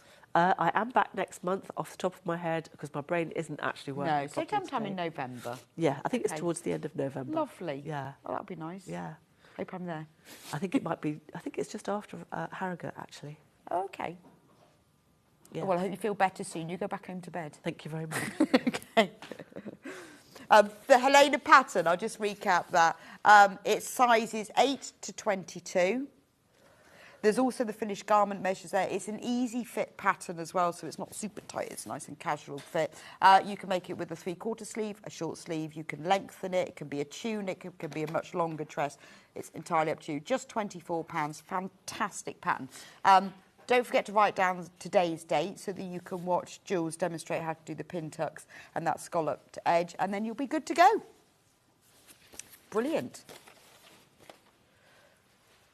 Oh, yes, we also spoke earlier about the Ada dress. This is she, standing beside me. There are two sizes in this. There's the Mrs. size, that sizes 6 to 20. Oh, well done. Hannah's changed it. Okay, sizes 6 to 20.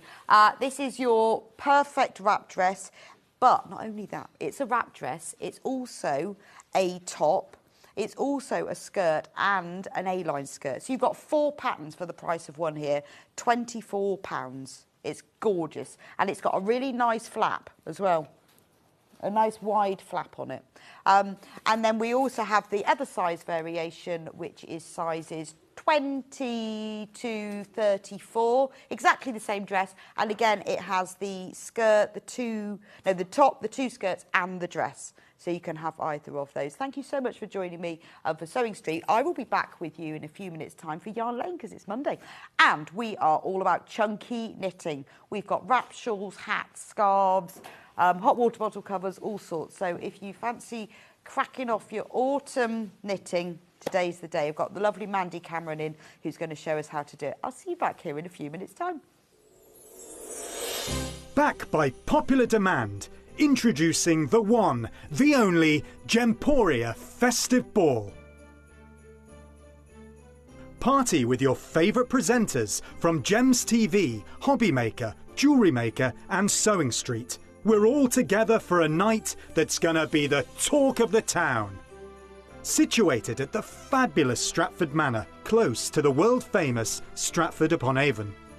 Tickets are just £99 per person, including a welcome drink, a three-course dinner, half a bottle of wine and music that'll have you dancing all night long. There'll also be a shop at the party and even a tombola if you're feeling lucky. Numbers are limited, so order your tickets today to avoid disappointment. Let's make it a night to remember at the Gemporia Festive Ball on Saturday the 25th of November. See you there.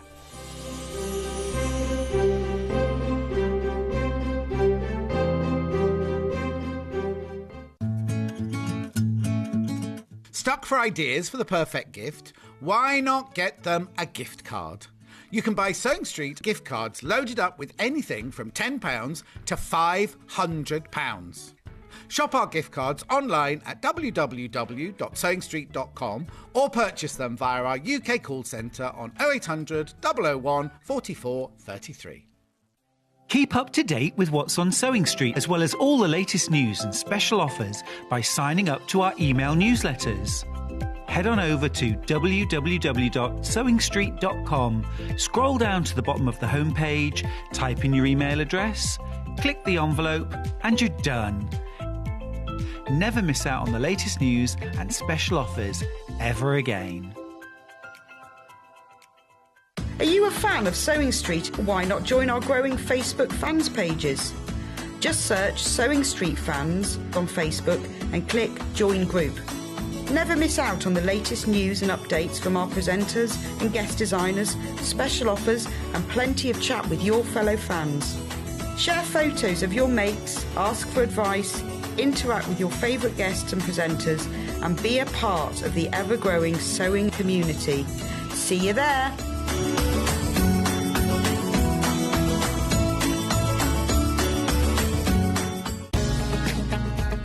Follow Sewing Street on Facebook and Instagram to keep up to date with what's coming up on the show, as well as being the first to know about our amazing offers. Get involved with our competitions that are exclusive to social media. And pick up some top tips from us too.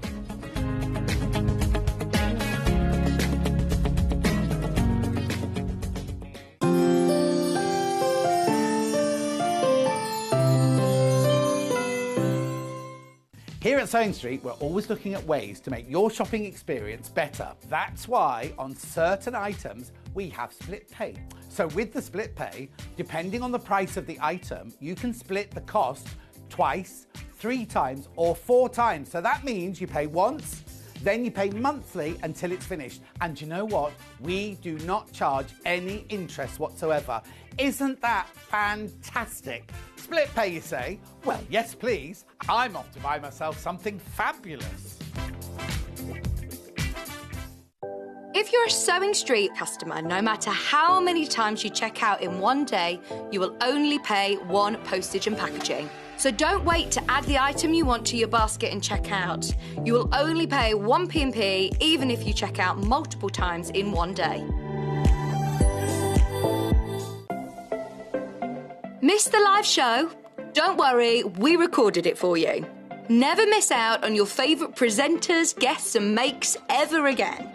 Head on over to our YouTube pages to watch back the day's live show and enjoy your favourite demos over and over again. Subscribe and turn on the bell notification so you never miss a show or video ever again.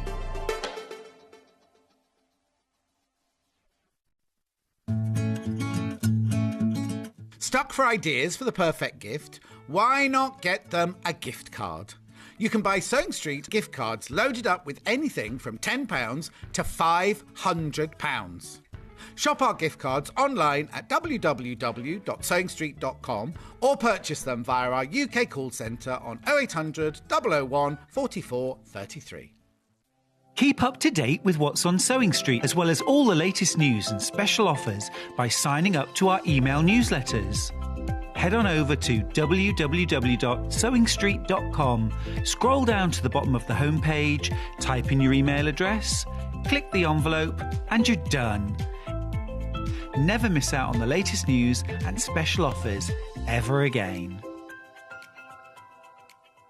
Are you a fan of Sewing Street? Why not join our growing Facebook fans pages?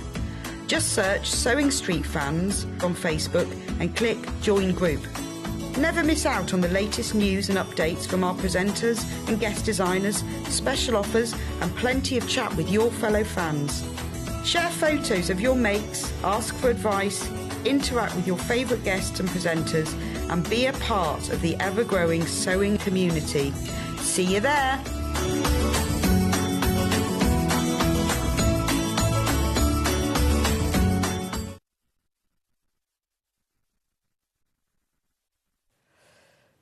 Welcome to Yarn Lane. You can tell it's Yarn Lane. Look at this. It's quite cold in the studio today. This is perfect. Now, this beautiful shawl, jump wrap, blanket, has sold out before, so we've got it back. So welcome to Yarn Lane, Mandy. Thank you. You're Nice going to see you. Yeah, Again. you It's been too. a while. It has been ages, long time, hasn't it? actually, yeah. But we're going to do knitting. I know. Knitting. I know. Just Now, have to these get back are... into it. Well, I love this sort of knitting because it's chunky. It's very chunky, Chunky. so it's very quick. Big needles. I think these are 10 on this one. No, 12 mil on this one. And this is pure wool. 100% merino. It's really yes, it's ultra fine. The Super fibres are soft. so fine. It's beautiful. So the kit for this we finally got back, $119.99. Now we've got that on two-way split pay as well, if you want it. So here's the kit here. Let me show you. You're getting all of that yarn. How many balls is that then? They've got 11 altogether, 1,100 grams. 1,100 grams. But you get free needles. Now, you might wonder why these are circular needles. Like, why am I knitting a blanket in circular needles? It's because you've got so many stitches. You're not knitting in a circle. Oh, that's right. You are yeah, knitting backwards yeah. and forwards. It holds the weight, doesn't it? Well, it means that the blanket can sit on your lap. It does. Rather than in your hands. But this yarn, this is magic. Gorgeous, absolutely How gorgeous. does it do that? It like, shall I let It's just been the way they dye it. You know, they must just dapple the dyes But it's onto. rainbow, isn't it? So yes. if you look at the blanket itself. Yep. There's no set pattern to it. It just variegates how it just changes. comes out. The And yarn. then I presume that just the yarn is used to make the tassel. It is, yeah. Yeah, just a normal tassel, lark's head knot, and that's it. And it's just left. It's not combed or anything, just as it is. So it's quite a straightforward. It's gorgeous. straightforward I will pattern, take it off and show you it. So, Just hold it up this side, shall we? Or, 'cause then you I mean, can see I'm thinking lying on the sofa. anything really, or it's always nice to have in the car if you're just going to wear it over the top of your coat. Just to We've keep got a message from warm. Adrienne in Norfolk. I would highly recommend this kit. It's great to make and wear. I mean, it is lovely. It's warm and cosy. You could have it over the back of Yeah. a sofa. When you go on the sofa, you can lie on it. Or if you've got somebody, you know, who's in a chair or a wheelchair, Absolutely. perfect for that yeah, as and well. it wraps round, and you've got the, you know, it's kind of reversible.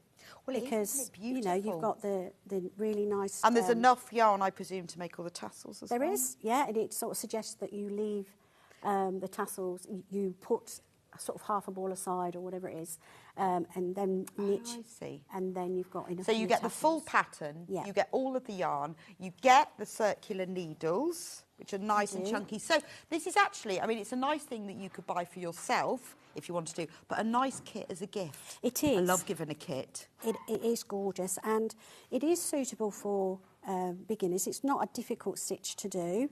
Okay. Because the pattern, it's Just this sort of thing, you know, okay, like there's so your pattern. fairly simple. Yeah, Nothing. the abbreviations are there, easy skill level it says. So, it is one of our most popular kits, and Yeah. it's great that it comes with free needles. Needles, And yeah. I've been knitting socks recently on the circular, and they're like, Really? it's such a Tiny. tiny cord. This is like, Yeah, which yeah. I guess it would be, wouldn't it? it would have to be, yeah. And it doesn't adjust the size of your stitches. Although this part is 12mm and this is narrower, it's purely to hold To the just weight hold the and the amount of stitches. stitches, because you'd need really long, straight needles, wouldn't you? Well, they'd be too hold long. them. We've got a message from June. This is such an easy make. My first ever knitting kit. The yarn is gorgeous. Love from June. Oh, that's really nice, isn't it? That's really another first one? ever knitting kit. Hi She's both, done this shawl is gorgeous. I made it last year and everyone I saw wanted me to make them one as it's so super soft and warm. Well, it is. Nice. It regulates your body temperature, you see. Oh, we've got another one. Hi ladies, I made this and it's the fluffiest, warmest wrap around. Very easy to make. Love it from Cordia. Yeah. Yeah, and I think also, if you're worried about, you know, when we didn't used to use circular for things like We this, didn't, did we? did we? We had great long needles and then they'd be really heavy. Yeah. But the weight of it sits on your lap. It does, and it will keep you warm while you're knitting it, won't it? Yeah. Loads of you coming in. Should we hold it ourselves? Yes. I mean, all of you are messaging in. So it's a lovely can you see it? It's a lovely triangular shape. Here we go, here. Chris And the way- said, I'd highly recommend this kit. It's so easy to knit up. Yeah, you start at this corner point, at a corner Right. point or your corner point, and you just increase on one side. You knit 2 stitches, then you make the Right. increase, because then it keeps the edge nice and neat. And this top edge stays straight, so you would increase down to the point, and then you decrease back up to this And that's quite nice, actually. So Yeah. you end up on nothing. you do. So you're working down to the point at the Yes. end. Goes really, really quickly, because you know you're reducing, and it's that mentality. Yeah, that, yes, we're going to be exactly. finished soon. Now, this is available on split pay. So if you've not used that, the way it works is what we do is it depends on the price. We split it into half. Now, that's interest-free. So you will pay, how much? It'll come up in a minute. $59.99 now. We'll send you the kit straight away, and then you pay the other $59.99 next month. So it's just a way of you spreading the cost. It won't cost you any more. And you don't have to. When you phone up or you order online, at that point they will ask you whether you want to do split pay. So it's entirely up to you. It's 0 interest, no credit checks, nothing like that. And as soon as the first payment goes through, it'll be sent out. You don't have to wait to pay for it. It's just a way of you spreading the cost. Yeah, it is. But this is a complete kit. You can buy the kit for somebody, you can make it for someone, or you can just make it for yourself. It's it's washable, low temperature. Oh, is it? Yeah, you just Machine, time. so you chuck it in the machine? You can, yeah, low temperature. It's dry flat, but it dries very, very quickly because of the 100% merino. That's one of the benefits of this. It dries very quickly. It's so soft. It's so it'll hold. If you're out and it's raining, you won't. It holds about 30% of the moisture before you even know. Wow. That it's I guess wet. because it's a sheep. Well, that's it. They're out in all weathers, And they aren't need they? it. And it has to regulate their body. I mean, it'd be lovely at this time of year, but I'm also thinking in the summer, you know, when we're sitting outside and then it gets a bit chilly. Just in an evening. Perfect, because it's not going to allow you to overheat, because it regulates that for you. And we've had so many of you messaged in, which shows how wonderful it is. I'm so pleased with those messages, to know that from the people that have actually bought it previously. And well, that's the made thing, it. isn't it? Yeah, It's the real people who've really made it. Yeah, it'd be interesting to know how long it took. So Sarah say, hi both, the shawl is gorgeous. I made it last year and everyone I saw wanted me to make them one. It's so super soft. Well, Sarah, tell them it's $119.99 before you've even got your needles out. Absolutely. And of course you'll make them one. Yes, just tell them where to order it from. Yeah, isn't it? Just, get online, order it. It is absolutely gorgeous. Do carry on checking out for that. Shall I bring it over? Oh, shall I keep it there? Okay. Oh, okay. Now, if you love the yarn, we've also got the hat. There we go. So with the hat, you get 2 balls of yarn. So you get the cream and you get the variegated. You get the cable needle and you get the pattern, and it all comes all packaged, and you get to make a hat. Beautiful. Again, a nice gift. So the needles were £13. You get that for free. $19.99. A nice gift to give someone as a kit, but also a nice gift to actually knit it for somebody. So you can choose, actually, because everybody likes to have a kit, don't they? So if you know a knitter wants something nice to make. It brightens up a dull day, doesn't it, if you wear it out wearing does, all these rainbow colours. And in fact, if you've got the blanket, you need the hat. You do need the so hat. In the, yeah, I mean, look. So on the winter, you can wear the blanket and the hat, and the summer, just the blanket. Sue says, hi both, I'm going by the recommendations. I've bought my kit. Thank you, love Sue. Sue, you will love it. I mean, you know. You will. You won't regret it. It's gorgeous. Oh, I mean, and thank you everyone for messaging in with your recommendations. It really does make a difference because it's you lot that make you want to do it, doesn't it? You want to hear from real people. We do, yeah, we do, and that encourages us to do more. Yeah. It motivates us, and it's so lovely to hear. But hat is gorgeous, isn't it? So I've got the hat there, $19.99, and then on the side, it's the same yarn, so it's both using this cream and the variegated as well. But isn't it gorgeous? Love that. Right, brand new one. I'm going to move back over. The Breton stripe wrap. Now this, green one. I'm loving this one. Isn't this gorgeous? Let's open this one all out. I'll hold one end and you hold the other. Yeah. We need it that way around, don't we? Yeah. So again, it's your full wrap.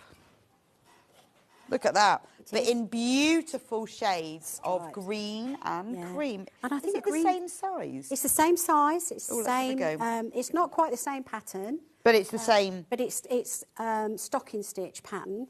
But you still increase 2 stitches in by a knit front and back in the stitch. Oh, that's lovely. Yeah. This is available on 3-way split pay, so the full price for it is $179.99. It is so soft. Oh, I really want this. The fibres are incredible. And do you know what's good about this is that you can sit on the sofa with this, but you've got your arms free. And knit. Yes. And if you just get a bit too warm, you can just slip it back because, you know, you still and then if have you're like that cozied covered. up and you just go, oh, it's lovely, isn't it?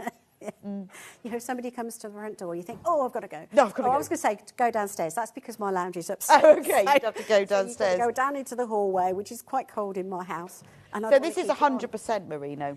It's all 100% merino. So yeah. $179.99, 100% merino yarn.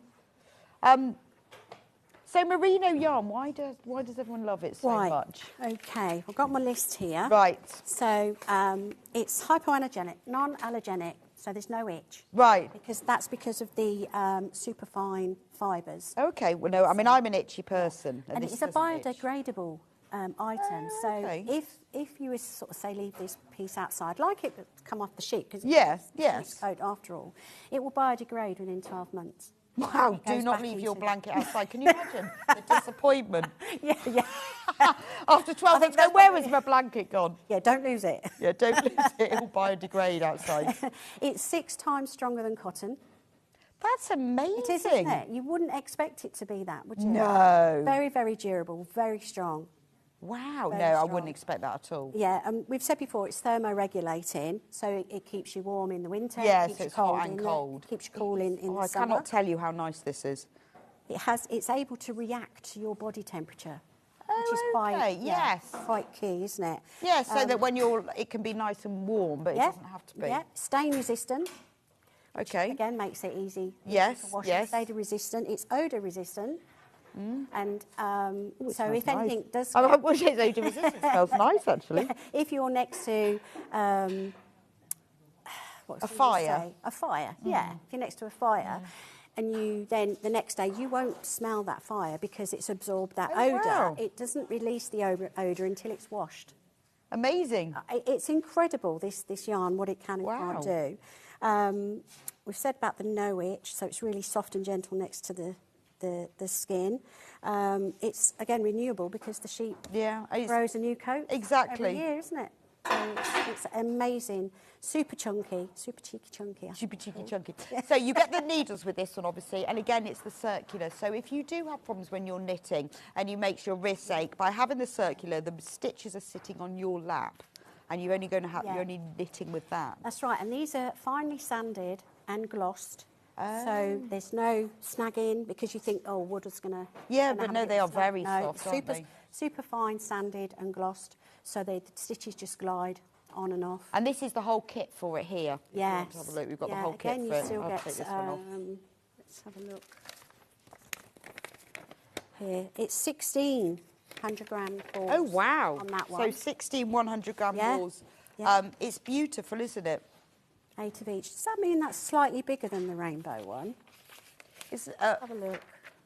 yeah, it's similar. It's not knitted in this way, but it's similar. And I think because of its colours and the stripes, it would suit anybody, wouldn't it, as well? It would, yeah. And I really think green's coming on trend. It's gorgeous. Wow. Absolutely love that. Right, then we've got another blanket, the Weekender blanket. Where's that one? That's you've here. got that one there. I've got that one. Look at this. And I've got the kit. Absolutely stunning. This one is amazing. The mean, stitch on this is look- herringbone stitch. Look at the stitch on this Yeah. one. So what's the dimensions of this blanket? This one is.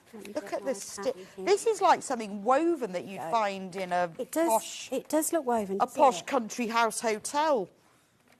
The colour on this is beautiful. It's like a sort of a very soft and gentle, like a periwinkle blue. It is. It's gorgeous. Absolutely gorgeous. So this comes out 106 centimetres by 167. Okay, That's good just over size. a metre. Metre and a half. It's just a bit more than a metre Yeah, and a half square. 42 and a half inches by 67. Oh, that is beautiful. So it's amazing. 119.99. Again, you get the free knitting needles. But look at the knitting needles. Hey, look at the size of these knitting needles. Isn't that fab? Well, Look. in this one, yeah, you get. I thought you got Big chunky knitting needles. You get 2 patterns. So Right. you get the garter stitch pattern for beginners and the herringbone pattern, which is for easy. Oh, I see. I think there should be 2. Is it one set of needles, which is for the garter stitch pattern? Right. Which is what's 3. You'd need 20 mil needles for this weekend, this herringbone. Oh, for the herringbone. Okay, so you'd need that separately. Yeah. If you were doing the herringbone pattern. Yeah, which is really easy. I was so It's gorgeous, though, isn't so it? pleased how easy it I is. don't know when I whether was we doing the can't really. I'll sample. have to hold this up because we can't do. No, I forget now in this new studio what's overhead and what's Yeah, not. it's- So let me hold it up. Look at the pattern in that. Isn't that beautiful? It's But it'll gorgeous. grow really, really quickly. It does. So if you don't want to do the herringbone, you can do a garter stitch. That's what the needles are for. If you do the herringbone, you'll you need need different 20 mil. You'd need Yeah. 20 mil needles. Yeah. So you still, because there's 2 patterns on the instructions, you're still getting the free set of needles for one of those patterns, which is Okay. the garter stitch one. Right. Yeah, so you'd need separate ones. But if you've already stitched the elephant, maybe you bought that last time, and you're looking for the next challenge. Next I pattern, yeah. mean, Gorgeous. I'm thinking if you're loving the yarn, end of the It's bird. just a 2-row, is it? 2-row pattern. Well, you're going to show us Yes, that in a minute. yeah. We're just going to go through the rest of the kits. Remember the split pay on this. So it's $59.99 now. We will send you the kit straight away. And then $59.99 next month. You don't have to wait to pay the whole thing. And honestly, it's just a way of you spreading your payments. It is interest. But if you're looking for your next wool couture kit, Yes. this is the next one, isn't yeah, it? this is. It is. And the colour of it. It's gorgeous. You know, I think you're quite right in saying sort of periwinkle, isn't Yeah, it? because it's kind of that bluey, Bluey grey. purpley, grey. Yeah, it's a mixture. I think if you put it next to blue, it would come out blue. Yeah. If you put it next to purple, lilacs. Or I mean, it's lovely. It would look very good in a neutral set, but also with quite a floral set as well. It just makes me think country house hotel. Without a doubt. On the end of a bed. Without a doubt, yes. Beautiful. Yeah. And it's a really lovely big size. So, you know, it's a really nice snuggle up thing. It is. You won't yeah. need the heating on with this. No, you wouldn't. You That wouldn't. keep you nice and warm. Right, next one. The Hannah blanket. Pop that down here for you, shall I? So this is a slightly smaller one. Yeah, there's 2 there. One's got black on it. Right. This is the Hannah blanket, isn't it? The Hannah one. Here we are. Again, this is your same composition as your merino. It is. It's still 100% merino. I mean, this one is smaller in size. It is. This is your garter, just your straightforward garter stitch, easy. So it comes out. Yeah, I don't know why that says 63, but it's not. It's actually $59.99. Again, you get the free knitting needles with this one. You do. You do. So this is a real beginner pattern. I mean, actually, I'm thinking baby blankets. Babies, pram blankets. Yeah. And what you wrap them up in. And again, because it's merino, they're not going to overheat. You see a blanket like this wrapped around a toddler and you think, oh, they're going to get too hot. No, You're but inside. they won't do. But it doesn't. A lovely lap blanket, really perfect, just when you want to warm up your knees, but a lovely, and because of the neutral tones. Yeah. Suits anybody. Baby blanket, isn't it? Yeah. Yeah. Or a gift. You know, because you're getting everything. Remember all of these kits, because they're complete kits. They make ideal Christmas presents for people. They do. And the instructions are all here. Yeah, even if they can't knit, they can learn. Yeah, there's videos out there, wool couture videos. So okay, so if you go on the Wool Couture website, if you're a complete beginner or there's a stitch you're not sure of, you can go onto their website. The details will be in the instructions that come with the kit, and then you can learn from them. Yeah. So that's Hannah. The naturally neutral blanket. Is that this one? Right. I would say so, yes, because I've got it on the pattern in a different colourway. Right. Oh, yes, so the this is same. the naturally neutral blanket. Yeah. Again, another beginner skill level sort of thing. So if you want to teach yourself to knit, this is one of the ideal packs. Love the colours. So you've got black, you've got that lovely periwinkle blue, you've got a nice soft dusky pink, charcoal grey, cream, and then like a slate colour at the end. So again, nice gift for somebody. Look at the colours in that. Shall I hold it up? Gorgeous, isn't it? You see better if you hold it up. Yeah. Isn't that beautiful? Again, all of these are in this chunky merino yarn. So it just depends which one you want. $59.99. Again, remember you will get free needles with this one as well. But nice for a beginner because it really is a simple. It's the sort of thing that really gets someone. Maybe you've taught them to knit. They can do a little bit of knitting. They can, and they're 15mm needles, so they're quite chunky. Well, they're really chunky. Yeah. And they've only got to do four rows, and they've already done sort of yeah, an and inch, they've done this. you know. Gorgeous. So the hardest part for them would probably be the cast on. Oh, yeah, to that's begin true. with, and again, you just got to practice, haven't you? Really, it's like everything. Yeah, exactly. But that is beautiful. Right, hot water bottles. Ah. The monogram one. I need to move over here. Where is he? Where's the hot water? Oh, he's down the front with the No, that's not the monogram one. Oh, okay. It's the dusty pink one. No, is that not? Oh, okay. Yeah, we haven't got the finished sample for that one. So you will get, in the kit, you get the hot water bottle and the needles for free. There we go. Now I can see it. And the needles themselves are worth £4. Now, the great thing about this is, I know it says M on it, but they comes with an alphabet. So you can choose what letter you put on it. And the fact you're getting the hot water bottle and the needles, what a lovely gift for somebody. Just $26.99. To knit them a merino hot water bottle cover, how gorgeous is that? And it even has little yarn pom-poms as well. It's beautiful. We're going to do a little demo for this one later as well. Right, and we've also got another hot water bottle cover. So pick him up. In this gorgeous mustard. Now, again, you get the free hot water bottle and the needles, and I love the tassels on this one. Look. So I presume you make the pom-poms. You make the pom-poms and you make the cord. And you make the cord as well. And look, isn't it lovely? It's like a proper jumper, isn't it? I think that is stunning. So that you'll get everything again. So again, what a lovely gift for somebody. Or you could give the whole kit to someone because you've got the needles and the hot water bottle. It kind of includes everything, doesn't it? That is just toasty. I'm in a knitting group and they've been asked to make umpteen hot water bottle covers because it seems to be, again, one of the main things because, you know, it means having your heating off half an hour less or something. Exactly. You know, it's under a blanket with a hot water bottle. Yeah, no, it is. I mean, at the moment, if you want to keep your heating costs down, yeah, a hot water bottle really does help. Yes. Have we been through them all now? Oh, scarves. Oh, sorry. Scarves. Okay, so I've got the grey one and the pink one. Okay, so this is an absolute beginner's, well, it's called the Absolute Beginner's Scarf Knitting Kit. Comes with free needles, but do you know what? If you're not an absolute beginner, you're going to find this a breeze.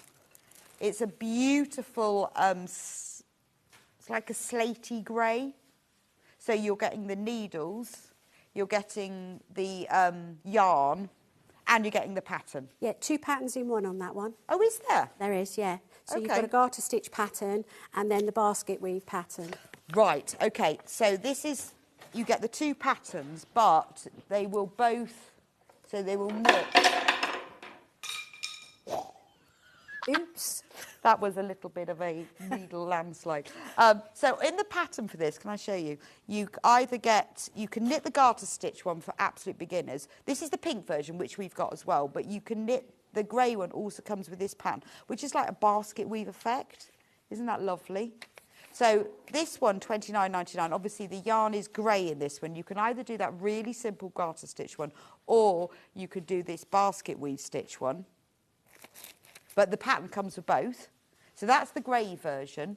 And then the absolute beginners pink version is, again, you've got the 3 balls of 300 grams of the cheeky chunky merino yarn and the 3 needles worth £8, and then you've got the pattern. So you can either do the really simple garter stitch, or you can make this lovely basket weave.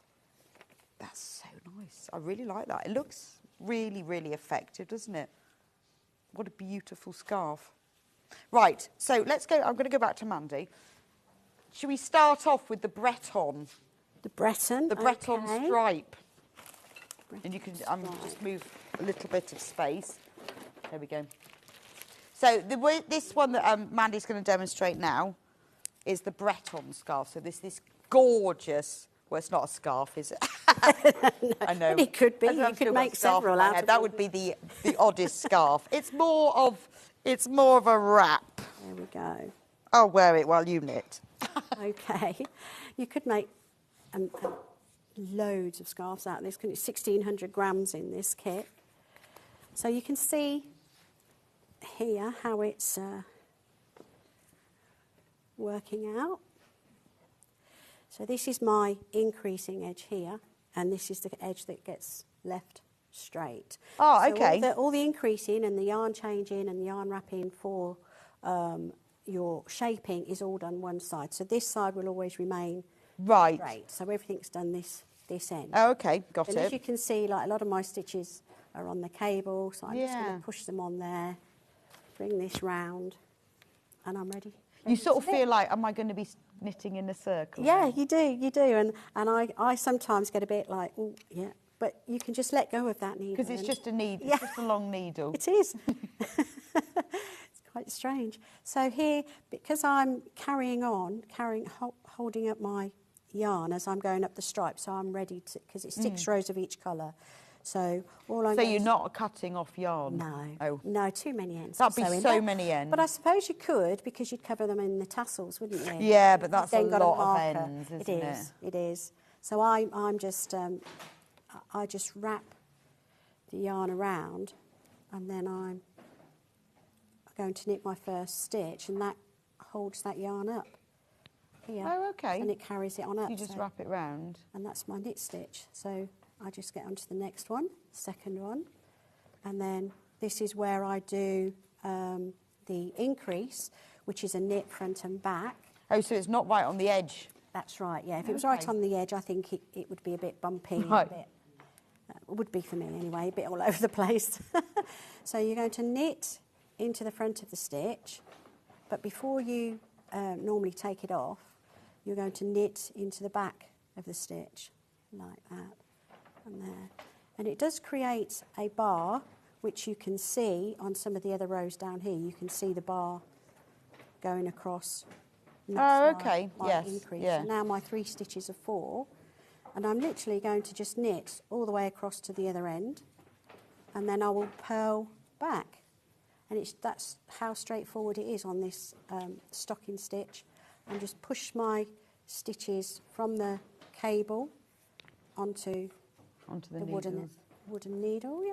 And then I just keep... It's a lot easier, because imagine if you had great big long needles here, they'd be all you would. sticking and in. you'd be doing the chicken Yeah, wings, wouldn't you? yeah. They'd be knocking everything around. And it's all right at this stage, but then it gets really, really heavy, doesn't it?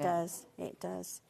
So yeah, it's Very, very easy to knit with. Like I said, the needles are so finely sanded and glossy that the yarn does just Oh, look at this yarn, off it. actually, I've just noticed, comes out of the centre of the balls Well, really well. I pull it out the centre of the ball because personally, I think it keeps that Yeah, weave, but it's 'cause not all yarn comes out the centre very and well. it's not tightly twisted like a lot of, say, acrylic yarn and things like that. And if I pull it off this side and it jumps everywhere, I find that for knitting, it loosens that texture that it's, the way it's been spun. I see what you mean. Yeah, No, the but way it it's comes been out spun. really well, because sometimes you start from a centre and it doesn't come out very well. It doesn't, no, yeah. Well, I can't guarantee that. I don't think they did, but it was only a couple of metres that I had to unravel anyway. But that, again, it's just a personal preference. I love this. I feel like a pacer. Any younger viewers, you won't know what they are.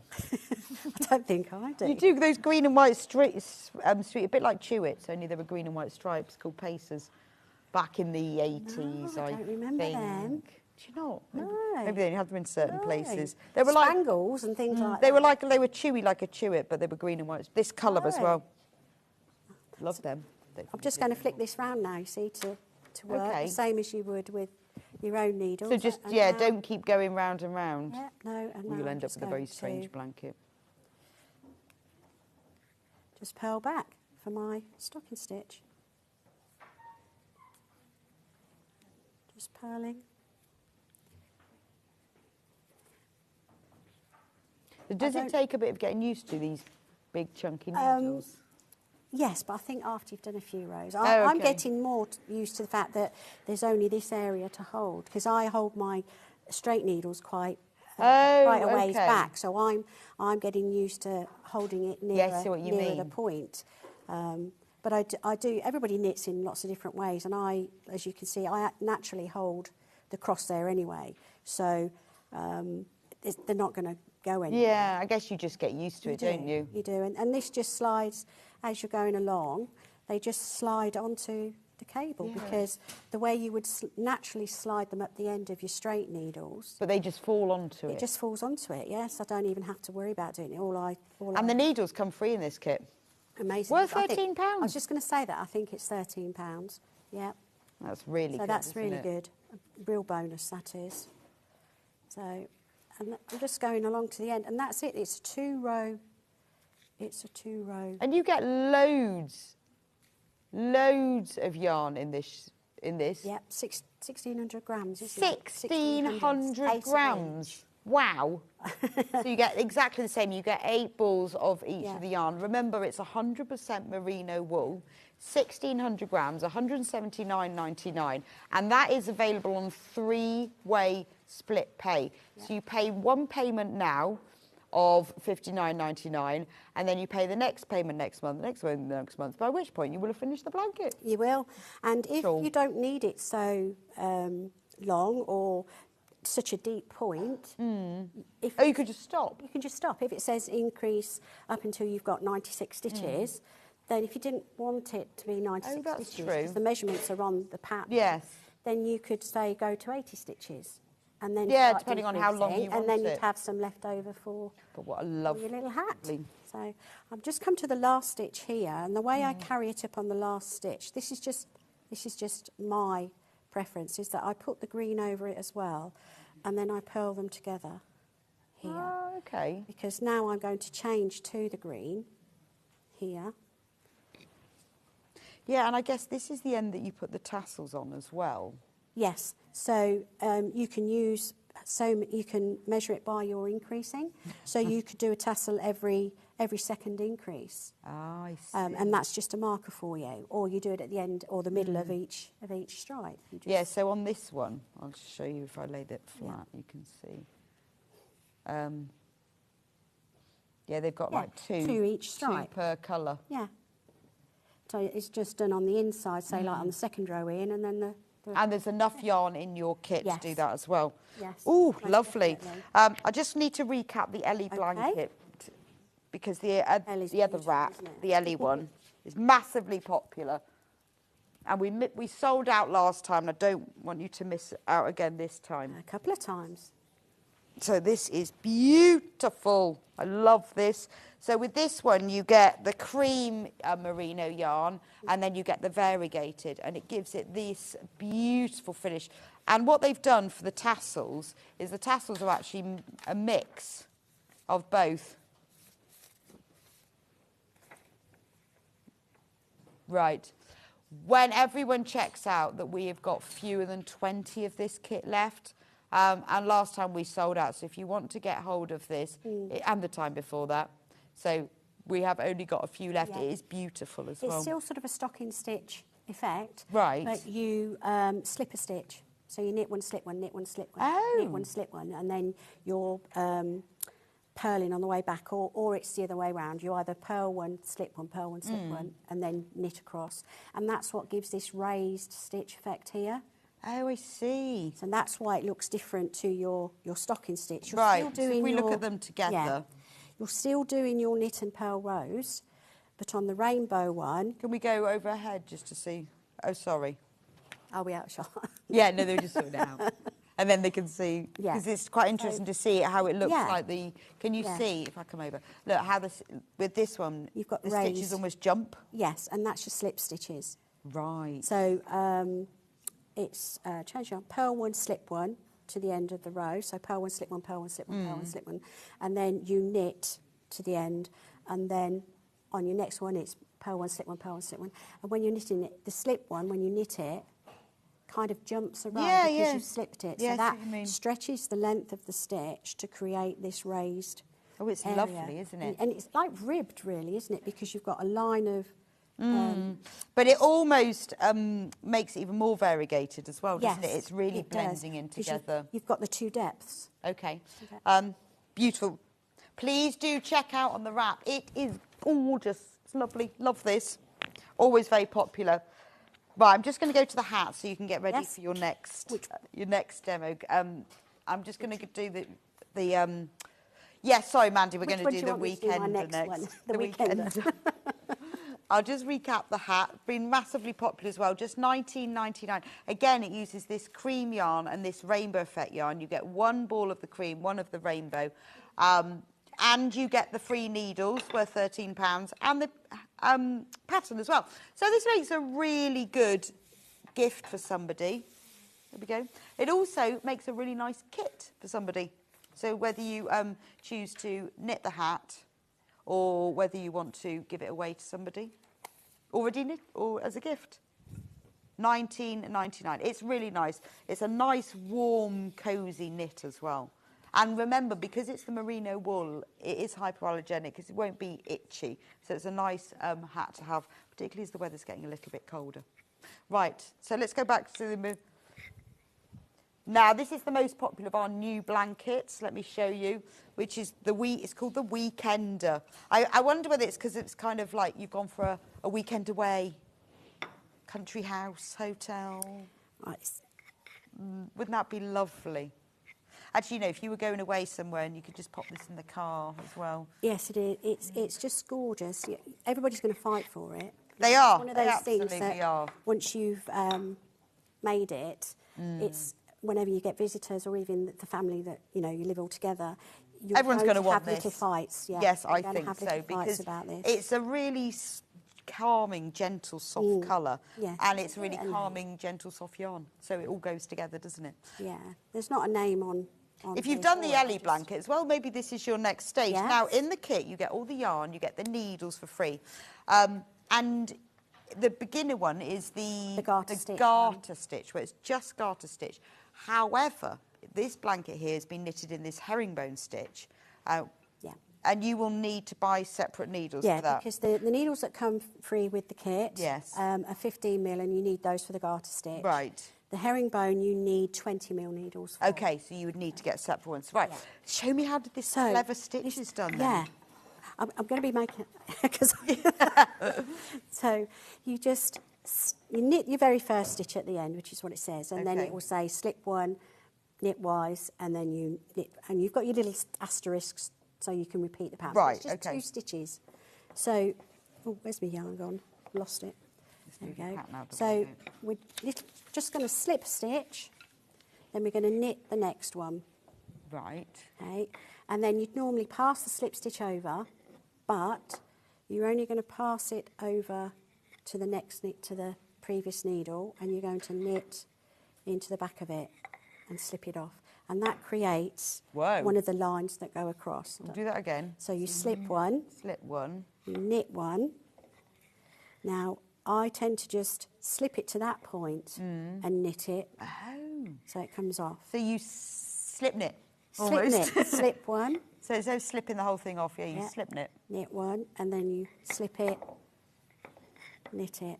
And that gives you that bar that goes to the left. Okay, that's really clever, Yeah, isn't it? yeah, so we do that all the way across to there and off. And then you're going to slip, knit, and then bring it over. If you want to go back to the other needle to knit it, you can. I just find it easier just to do it on the same needle. So there's my slip one, I'm pulling it over. I've never, have you ever seen this before? No, I haven't. Never seen this. And I've really enjoyed making this swatch, which is almost cushion cover size, really, isn't it? I hadn't come across it before. That one, you slip it. Oops. Yeah, I mean, I've done plenty of slip stitch, but never slip knits. Okay, slip, knit, slip knit it. I like that term, slip knit. Slip knit. Slip one, knit one. And then you just do something slightly different on the purl row, which makes the bar go to the right. Oh, and I've forgotten where I was now. Slip one. Oh, sorry. Easy done, isn't it? Over. But because it's just 2 stitches, this is a very good in front of the telly. And it's very easy to pick up. Very easy to pick up. Oh, yeah, because I guess you can already see where you are. Yeah, yeah. But as a stitch, if you've not done it before as well, like you say, I hadn't done it before. So I've come to the last stitch, and it does just tell you to knit that one. Okay. So that's what I've done. Because it does give it quite a chunky, solid feel, doesn't it? It does, yeah. And my tension's very similar to what the blanket's been made in. But it gives you your tension and everything in the pattern.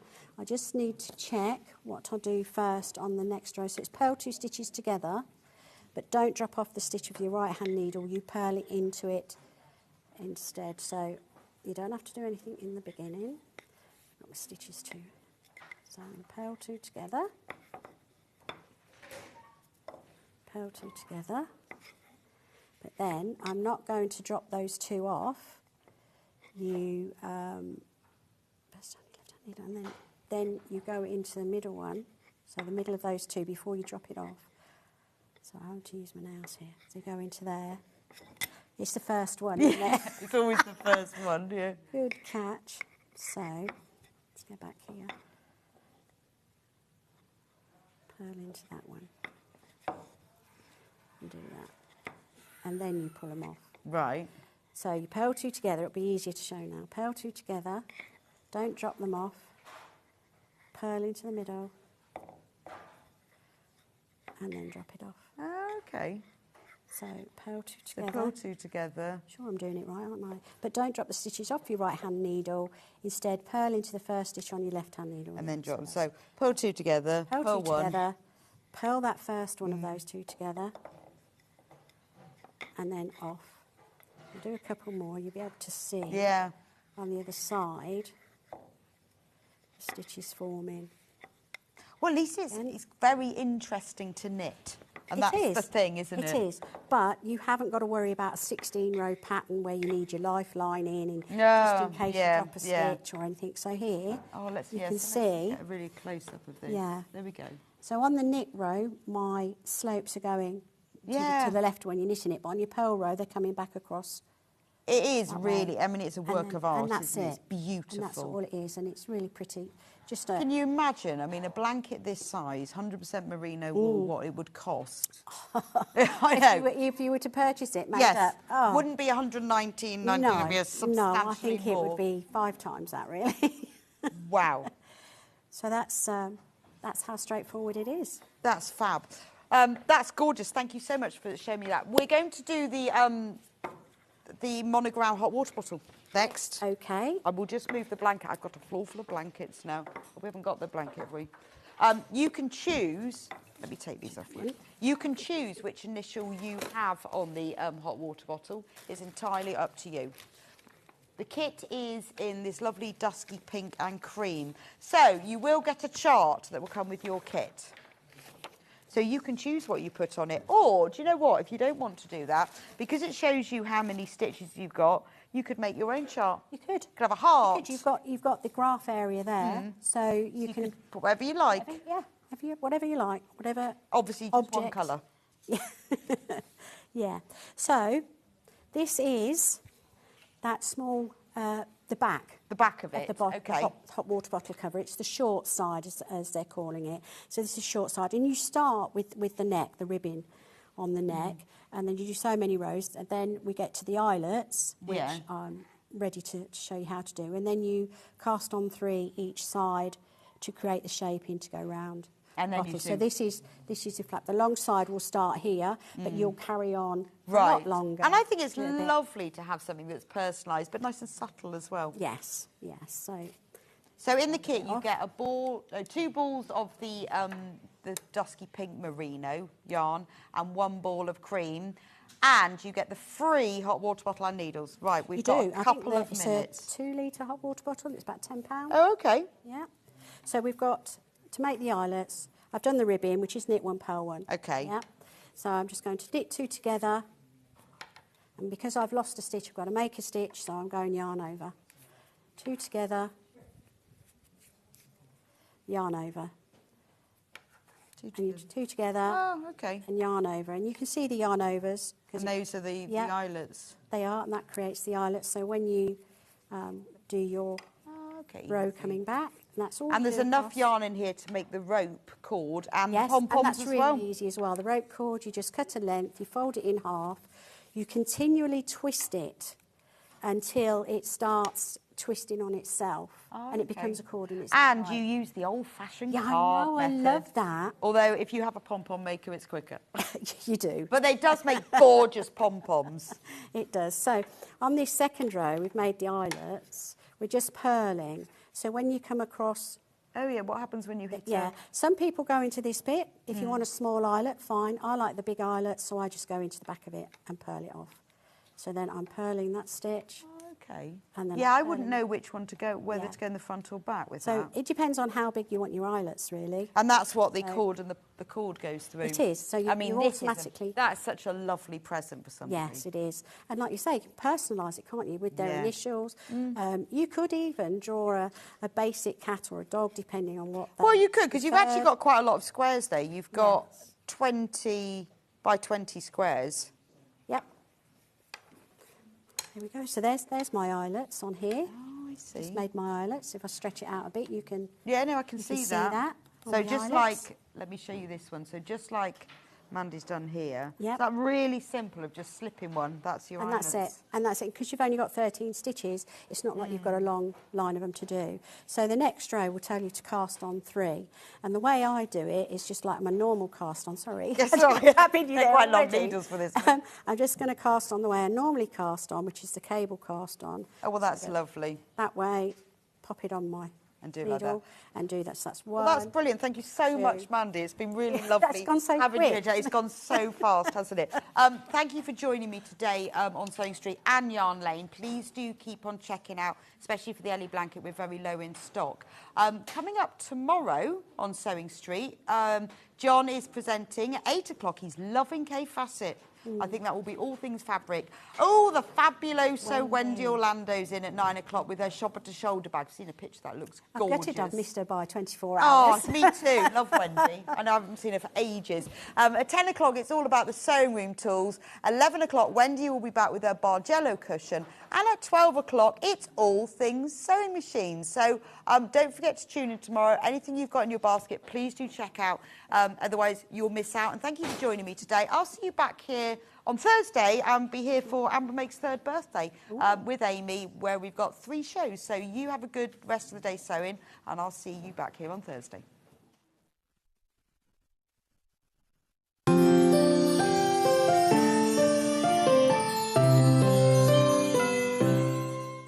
Here at Sewing Street, we're always looking at ways to make your shopping experience better. That's why on certain items, we have split pay. So with the split pay, depending on the price of the item, you can split the cost twice, 3 times or 4 times. So that means you pay once, then you pay monthly until it's finished. And you know what? We do not charge any interest whatsoever. Isn't that fantastic? Split pay, you say? Well, yes, please. I'm off to buy myself something fabulous. If you're a Sewing Street customer, no matter how many times you check out in one day, you will only pay 1 postage and packaging. So don't wait to add the item you want to your basket and check out. You will only pay 1 P&P even if you check out multiple times in one day. Missed the live show? Don't worry, we recorded it for you. Never miss out on your favourite presenters, guests and makes ever again. Head on over to our YouTube pages to watch back the day's live show and enjoy your favourite demos over and over again. Subscribe and turn on the bell notification so you never miss a show or video ever again.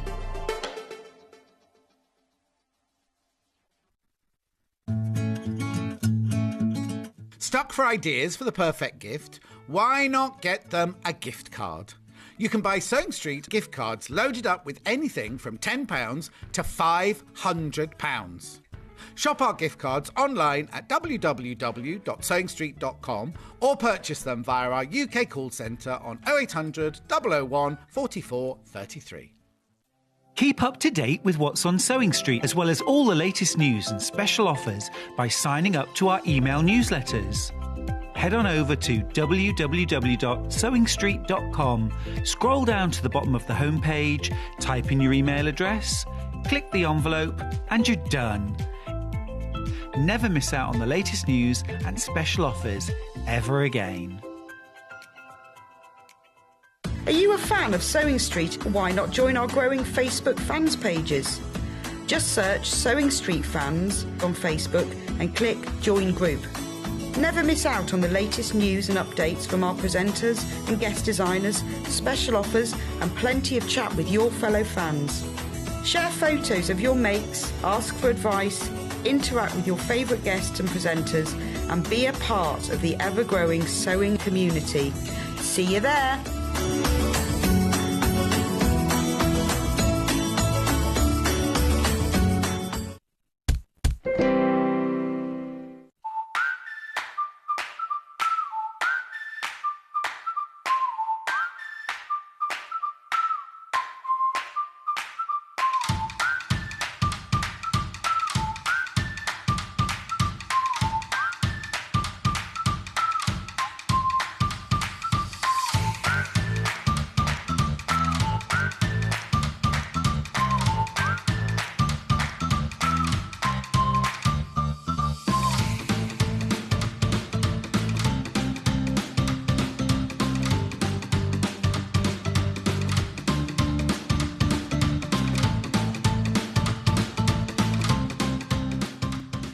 Here at Hobbymaker, we want your shopping experience to be as simple as possible.